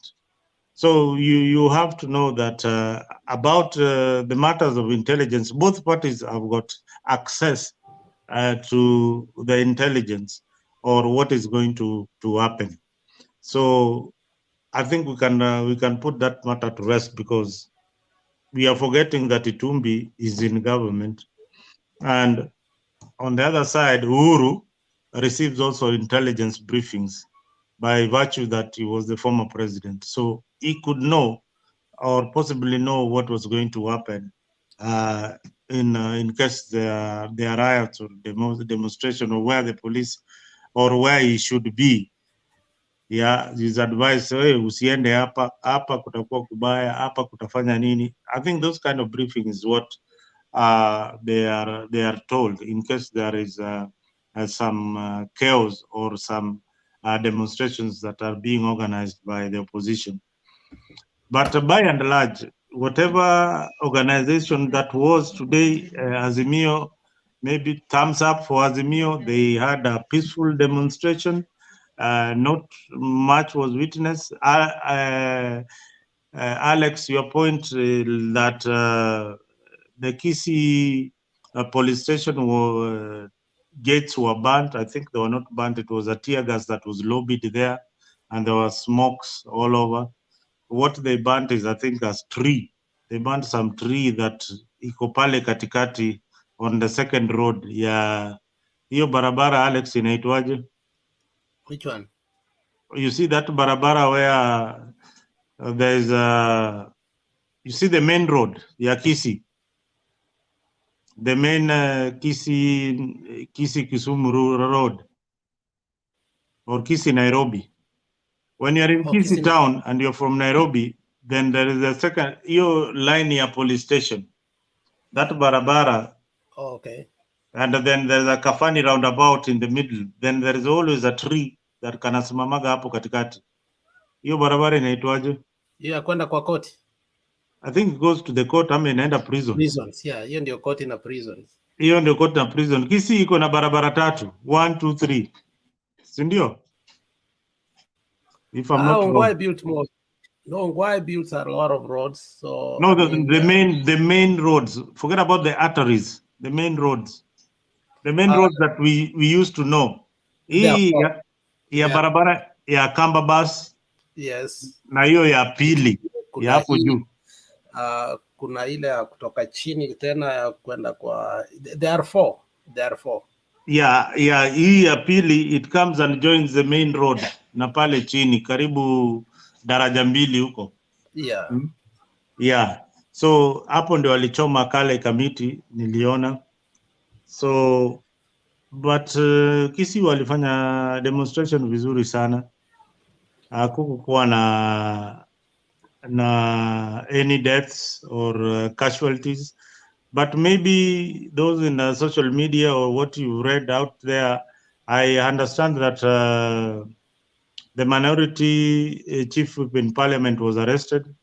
The senator for Kitui was also arrested. I read somewhere something like that. I don't know whether they have been released up to now. No, so somebody black, can you tell us even the if you have former any information? Former governor for Laikipia was arrested. Have they been released, or they will be in court on Monday? I haven't seen anything that anybody has been released yet so far. The last time I checked, I didn't see anything. So probably they'll go to court on Monday, and the weekend will have a beehive of activities. Probably. So, and those are like prisoners of war, so they are exchanged with a deal. And remember last time when Undanyi and who they stayed for a long time. Wandai is the one who is inside. Now, Alex, let me ask you about Baba's demands that we boycott taxes. How is it going to work? How will a public servant refuse to pay taxes that are deducted directly by government? You see, the demands of saying that is a tactical means to deprive the government the taxes. What I was thinking when they pronounced that Wednesday they are going to have again Maandamano, this is what I was seeing, that probably yesterday there are some people who prepared that today, especially in Nairobi, that there might be Maandamano. So about 50% of the people closed their businesses. As you saw in Citizen, when people are marching from Kibra all the way to Kamkunji, as they said, from Mayana, ilikuwa ni Babandogo, something of the sort. That's something they said, that many people had closed their businesses thinking that there will be violence. But then one of the TV stations said it was so peaceful that they have never seen it. So by the virtue that there was going to be Maandamano, a lot of people did not want to get what? The losses. Therefore, they closed. So they have deprived the government millions of money today, which means that on Monday, people will get back to work. On Tuesday, because they know there's Maandamano, they will start putting their things again together. The fact that it was kind of a successful day, people are going to be cautious again. Unaona? So on Tuesday, they might work half day, or they might work up to a certain level and secure their things. On Wednesday, they will stay away. On on Thursday, they start again coming back. Friday, wakienda kushikilia kidogo, weekend imefika. So, I mean, they will start feeling the heat of, you know, the revenue coming in pole pole. So if the next week again, they decide to have 2 days within the week, it's like they are paralyzing the revenue that is coming to the government. So the whole issue of taxes is not the payroll tax. The whole issue is the collection that probably is supposed to. And remember, Tarehe Kumi on Monday is coming, when again the conservatory order said about the Finance Bill Act that is going to court again. So that's why on Monday again, awangeweka hiyo maandamano. So they had to wait how the court is going to pronounce. I think that was also tactical. So I think what they are trying to do is to keep kuandamana, to deprive that revenue allocation, to cause sort of a mini anarchy whereby, you know, the governors are not able to function, the counties are not able to function, and some sectors of the national government are not able, because every time they say wanaandamana, there are a section of education ministry who have decided that instead of our children getting caught in this mayhem, let them stay home. Yeah, that alone again. That is very, very true.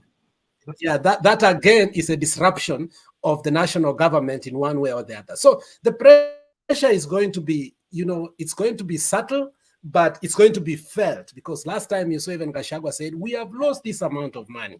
So I think by saying taxes, they want to apply pressure kidogo to see if probably, because I heard something, I don't know if it's true, and that Farouk Kibet and Murkomen and other people were in Baba's house a couple of days ago, like 2-3 days ago. I don't know if you heard that. And I don't know if you heard that I cannot dismiss, but we'll let us treat it as a rumor. Yeah, let's treat it as a rumor. So behind this, one thing I know in politics, let me look at your face and tell you directly. Behind this, let me tell you, Mzalendo, any person of the status of Raila, any person of the status of Ruto and Uhuru, they know it internationally. They must have aids to speak to their opponent. You must know that. There is a door to speak to your opponent. That is what we always disagree, and that is the fairest truth. Your opponent, however much you don't speak, there is a door. There are aids that have been put to speak on your behalf. And that is how my partnership was started.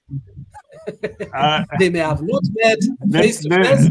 I always put this joke, like, you know, after even Sabasaba, Raila will make a call to Ruto and tell him, hey, umeona vile leo tumewafanyisha kazi. Exactly. That is, these guys all live in Karen. They go to Karen. Let me remind you. Their neighbors. Let me remind you of something. And many people I think, is it Nyagaka who has not, Nyagaka has not muted. Nyagaka, can you close your mic?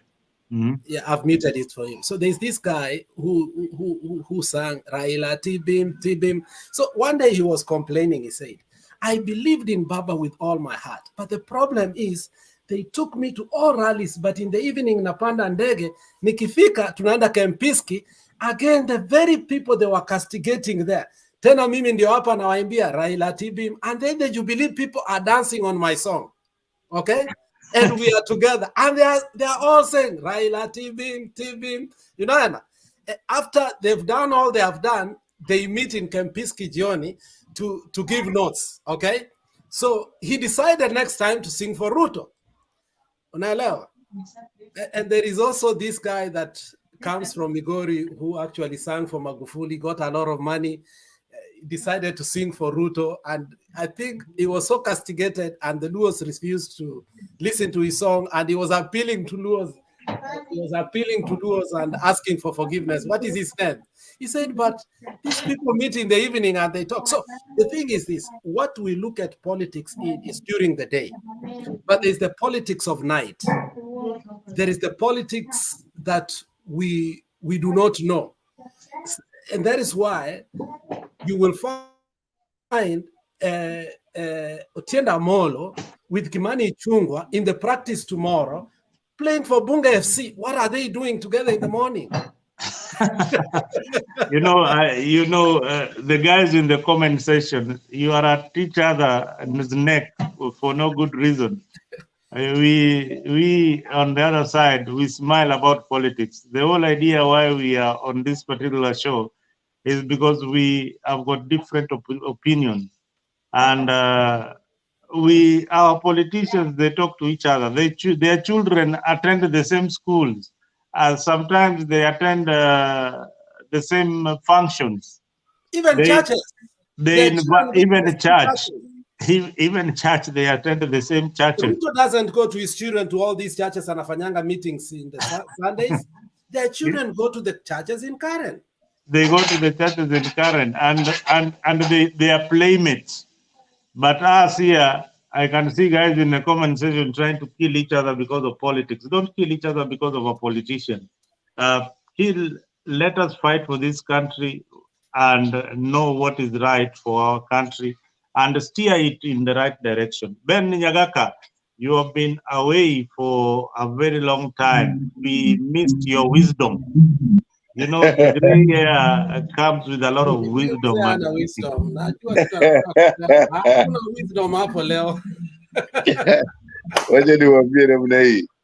Thank you very much for Mzalendo to start the show. Manobera inya wado. Lakini huyu kijana yangu kufika mahali amefika, then I really don't have to say anything. You listen to what Alex is really insinuating or what he's saying about, say, the Kissi governor vis-a-vis Onyonka, anasema yote ana hit on the nail, on the head, yani ukweli. Hivyo vile unasema Mzalendo, sisi ni UDA, we don't really worry too much. We see this as a challenge. Hii ya leo ilikuwa challenge. Na ilikuwa challenge where huyu vice prime minister whatever, huyu EG na Kindiki walifail. Kindiki anasema hataki kuona ile vijana na ile manguo ya polisi. Wanakuja na nguo ya polisi. So what are you telling us? But this one, you have to give it to Alex and them. It really succeeded. And if Gachagua and Kindiki were talking all this other stuff, what happened to them? So we have to look at it like it is, not like you want this to be. Like I'm in order, then I have to agree with everything that they are saying. No, this one they failed. You can see it from the media. They stopped the, Citizen and all other stories, not to give us the story, but the general media, which is like you and me, is so serious and clear to everybody. Hiyo sitasema that we succeeded, lakini huyu Ruto mahali anaenda, did he know? Yeah, he plans this. Mzalendo wewe unaniambia. Wanasema Miguna wanasema huyu ni brother in law ya Raila. Ana mtoto na dada ya Raila. Anamheshimu. You know, there is something there. We don't know, but you can tell us. Na siku hizi huwezi kuona Raila ni Ruto akiita Raila anamuitanga mtu ya vitandawili. Hiyo sio mganga, sio nini. So there is some respect there, and we have to see it like it is. Okay, Mzalendo. I think I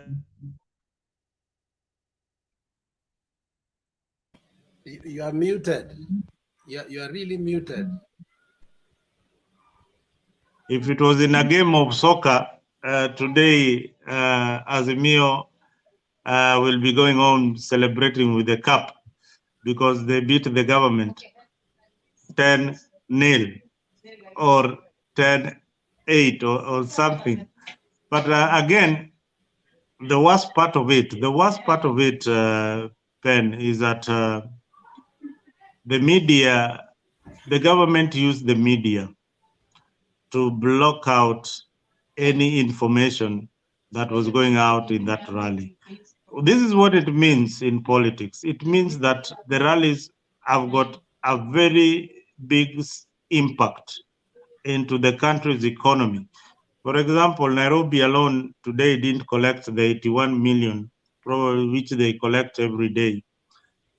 Same to Kissi, same to other counties. They didn't collect that kind of revenue that they collect. If this thing continues like this, it will affect both sides. Why am I saying this? There are people who work in the informal sectors. Watu wale wa mjengo, watu wa kufanya nini, if they cannot go to work, they will not be able to put food on the table.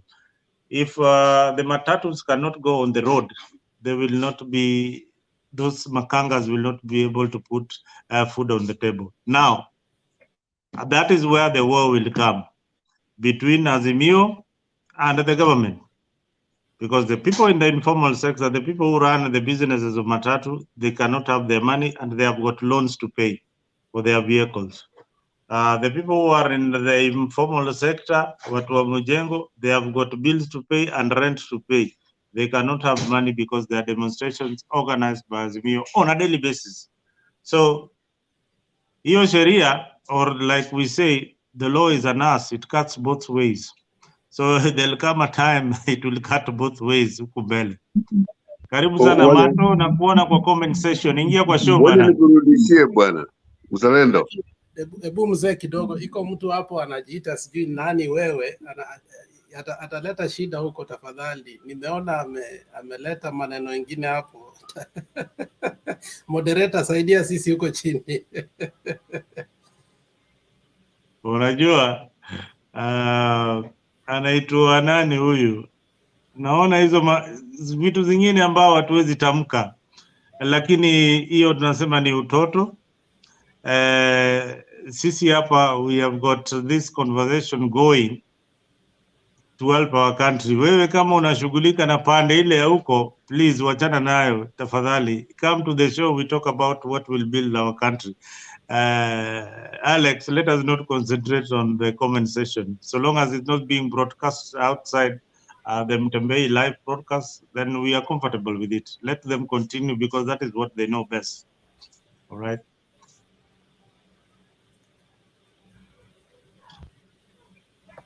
Mato Matrix wa sound candid. Mato ingia kwa show. Hapa we don't block anybody. We tell you to come in, air your views. We give Azimio a thumbs up. We are not politically affiliated. Yeah, we are not like Fox News. Here we are liberal. You have got the opportunity to air your views without being interrupted at any given moment.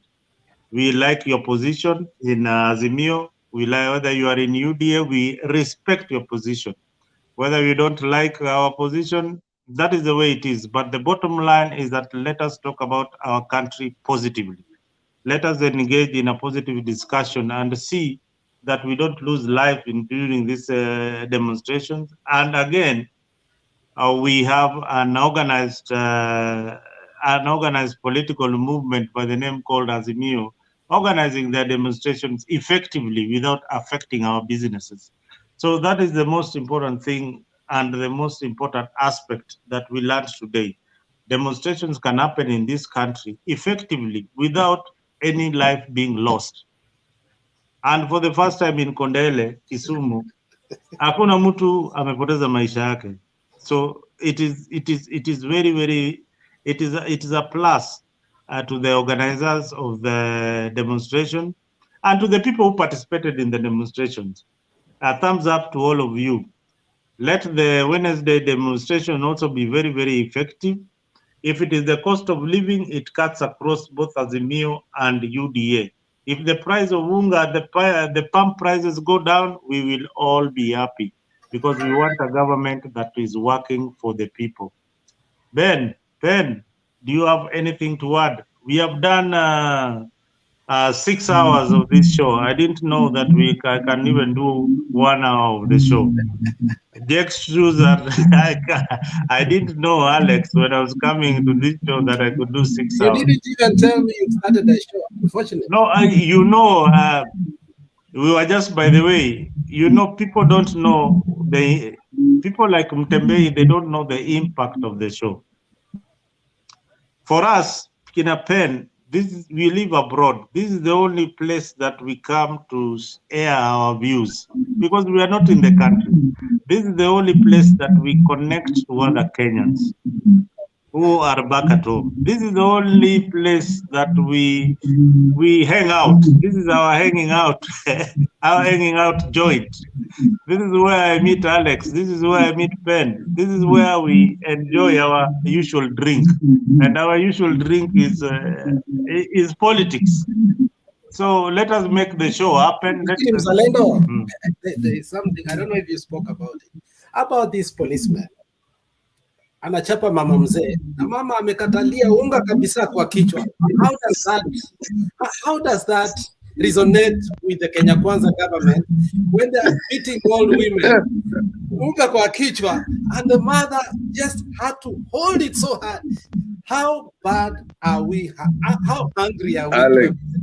Alex, the more we show stories like that, the more we'll chill because this is all experiences that is coming up. There was a time wengine tuli grow up wakati wa Moi, Kenyatta, whatever they said was what it was. That's it. That's the law. Here, you challenge it everywhere.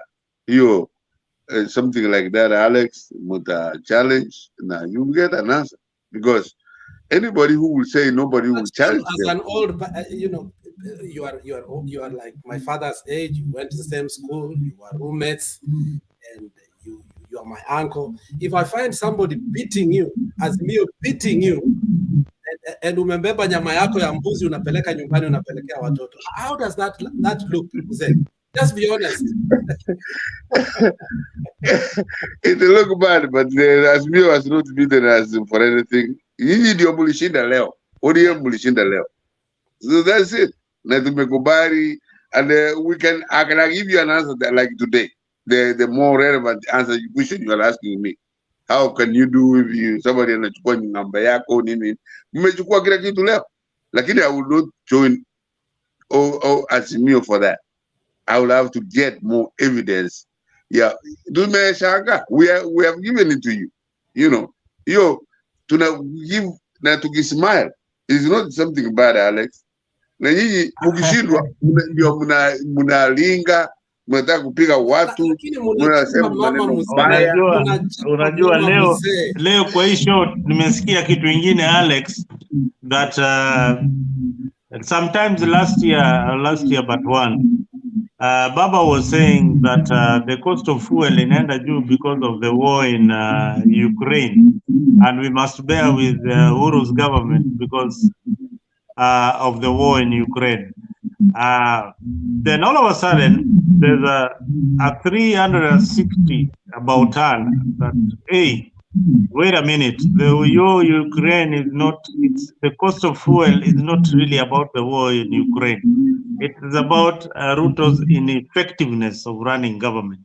So these politicians, they keep on changing goalposts each and now and then. Same to Ruto. Same to Ruto. When Uhuru was in power, he was saying that the cost of petrol is going up because Uhuru is giving punitive taxes, and which must be stopped.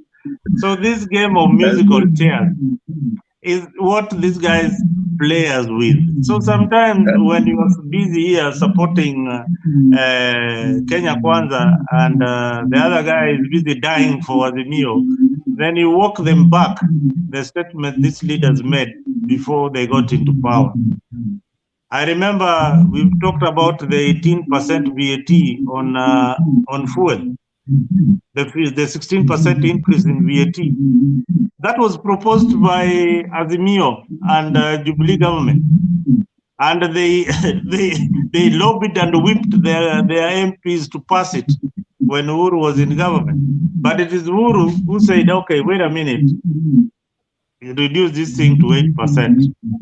This 16% you MPs are proposing, it's not good for the country."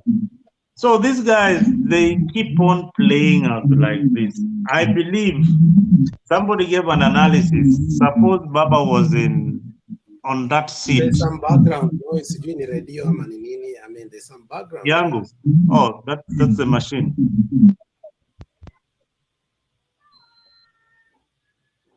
Alex, continue with the discussion. The machine. No, what I'm saying is, overall, I think, to me, if you look at the world economy, as in the depreciation and the cost of living and the standard of living is also depreciating, and countries are not able now to do projects. They are giving incentives to businesses so that they can create employment, because the worst thing you can ever do as a president in the Western world is to allow the unemployment level to go beyond 4 to 5%. So they always want to keep it at 3, 4, 5%. But ours is never checked. So when you look at presently what is happening in Kenya, we might be having a feast on it. Even if Ruto was to go and the country has degenerated to a certain point, it's also going to take a long time, whoever that comes in order again to fix the economy. So I think I loved what happened today, and I loved what Baba said in Kamkunji before the last time. He said, we've never advocated for this, we are not advocating for violence, and we will never again. We've never done it before, we are not doing it now, we will never do it again. And those peaceful demonstrations, they were not perfect, but seeing people just walk from Kibra all the way to this side, trying to agitate, what is enshrined in the Constitution in their own way, was a good thing. But what I saw in Laikipia was also not good, because Nderitu asked, what have I done? What have I done? Nderitu asked, what have I done? What law have I broken? And, he was marshaled like those who are not even common police, like they were like police marshals, and you saw them, they were taken. So, I mean, demonstration without, destroying of properties, and given the fact that they had already said we are going to have nationwide Maandamano, and then you see people getting arrested, is not a good precedence. Whether it is us in power or the other people, because that's the nature of democracy. The majority get what they want, and the minority get to be listened. And the only way to listen, if they feel that parliament has not listened, the judiciary has not listened, is their Maandamano.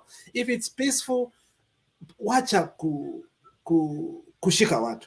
There's a young man called Songa Songa who was in another channel yesterday. He said, mimi si mchawi, mimi sio gaidi, mimi sio mwizi, mimi sio mvunja sheria. Unanipiga kwa nini? Kwa sababu nilikuwa barabara nikisema ugali ni ndogo kuliko samaki. Unaelewa? So such kind of involvement by the security, I think we should come to a point where we protect people when they're having peaceful demonstration, and then we will mature.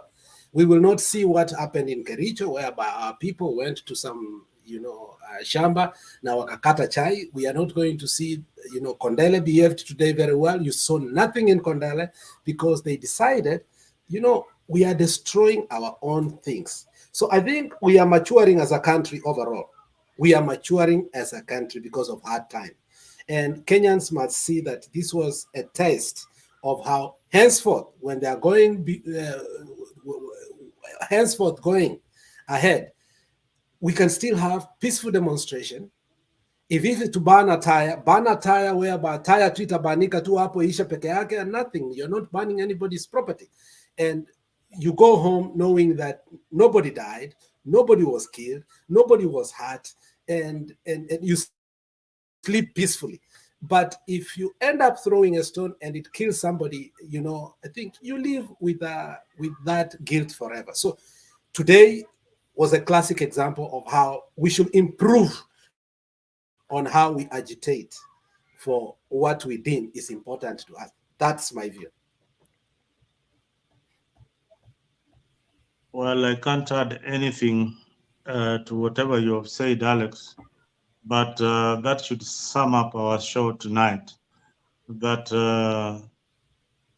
we can picket, we can do whatever we want to do to show that we are agitated without stealing or without destroying our own properties. That was a very good show by Azimio. We hope that the other demonstrations which are going to come consequently from Wednesday, you will behave the same way. Again, I want to give congratulations to the police force.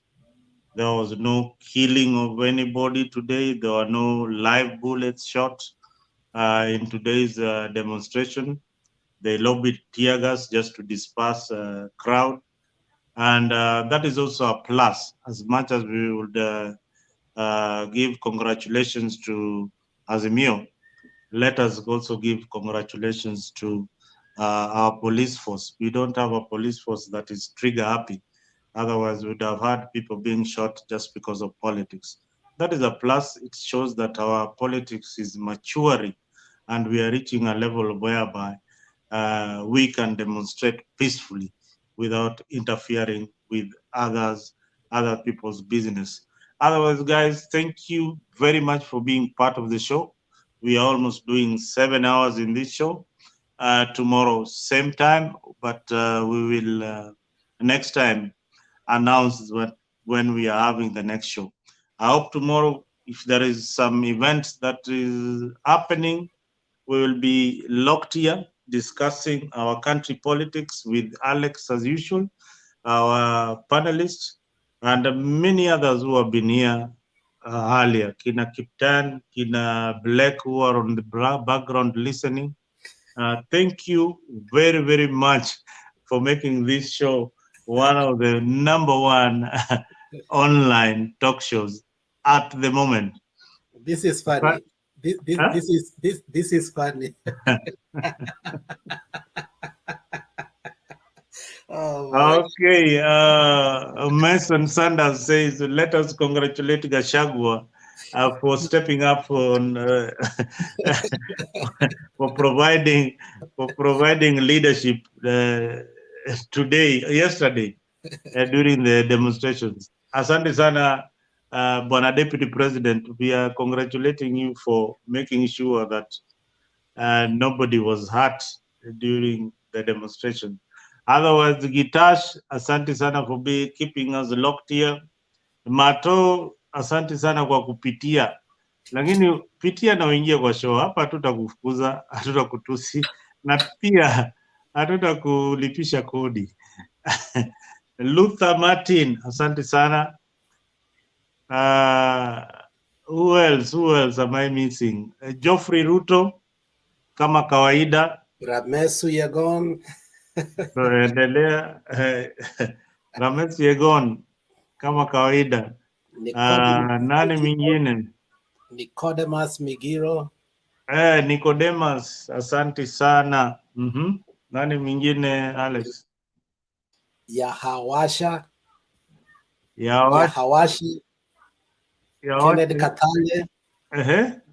Kenneth Katale yuko hapo. Honorable Ben Babu Mkuu, Kenneth Kiplis, Kennedy Katale alikuwa, Henry Nyanjui pia alikuwa hapa. Tulikuwa kuna na mwingine jina pale hatuwezi taja, lakini wacha tutaje ya mwisho. Wewe asante sana. Mason Sanders, Mason Sanders alikuwa hapa. Kawaida tena nani, Ashley alikuwa, Donna Mali Amenda, Black alikuwa, Ernest Angote alikuwa, Captain Kawaida alikuwa na sisi, Isabella Nyango alikuwa na sisi, Fodanatu Saidi alikuwa na sisi, Kevin Makobura alikuwa na sisi, Kennedy Kinshaga alikuwa na sisi, pia Fabian Kemboi na wengine kama Evans Wataka, Lovely Levute. Boniface Nyamiemi, huo ndio wa mwisho. Tunamshukuru sana katika hii channel. Keep it locked. Tomorrow kama kawaida same time we'll be here with Alex and myself trying to deliberate on the issues that are happening in our country. Asanteni sana na muwe na siku njema. Leo saa ngapi sahi? Hapa Marekani ni saa 3:11. Kule uliko kuwa na asubuhi njema. Sisi sasa tunaenda kutafuta tamba la maji ili pia tunywe kakitu. Alex najua ako na kale ka kitu kake, anataka kujirefresh kidogo. Tungoje kidogo. Otherwise, asanteni sana. Thank you Mtembei TV for giving us the forum, and thank you our listeners for keeping us locked. Thank you very much. Asanteni sana. Shukrani. Okay, good night.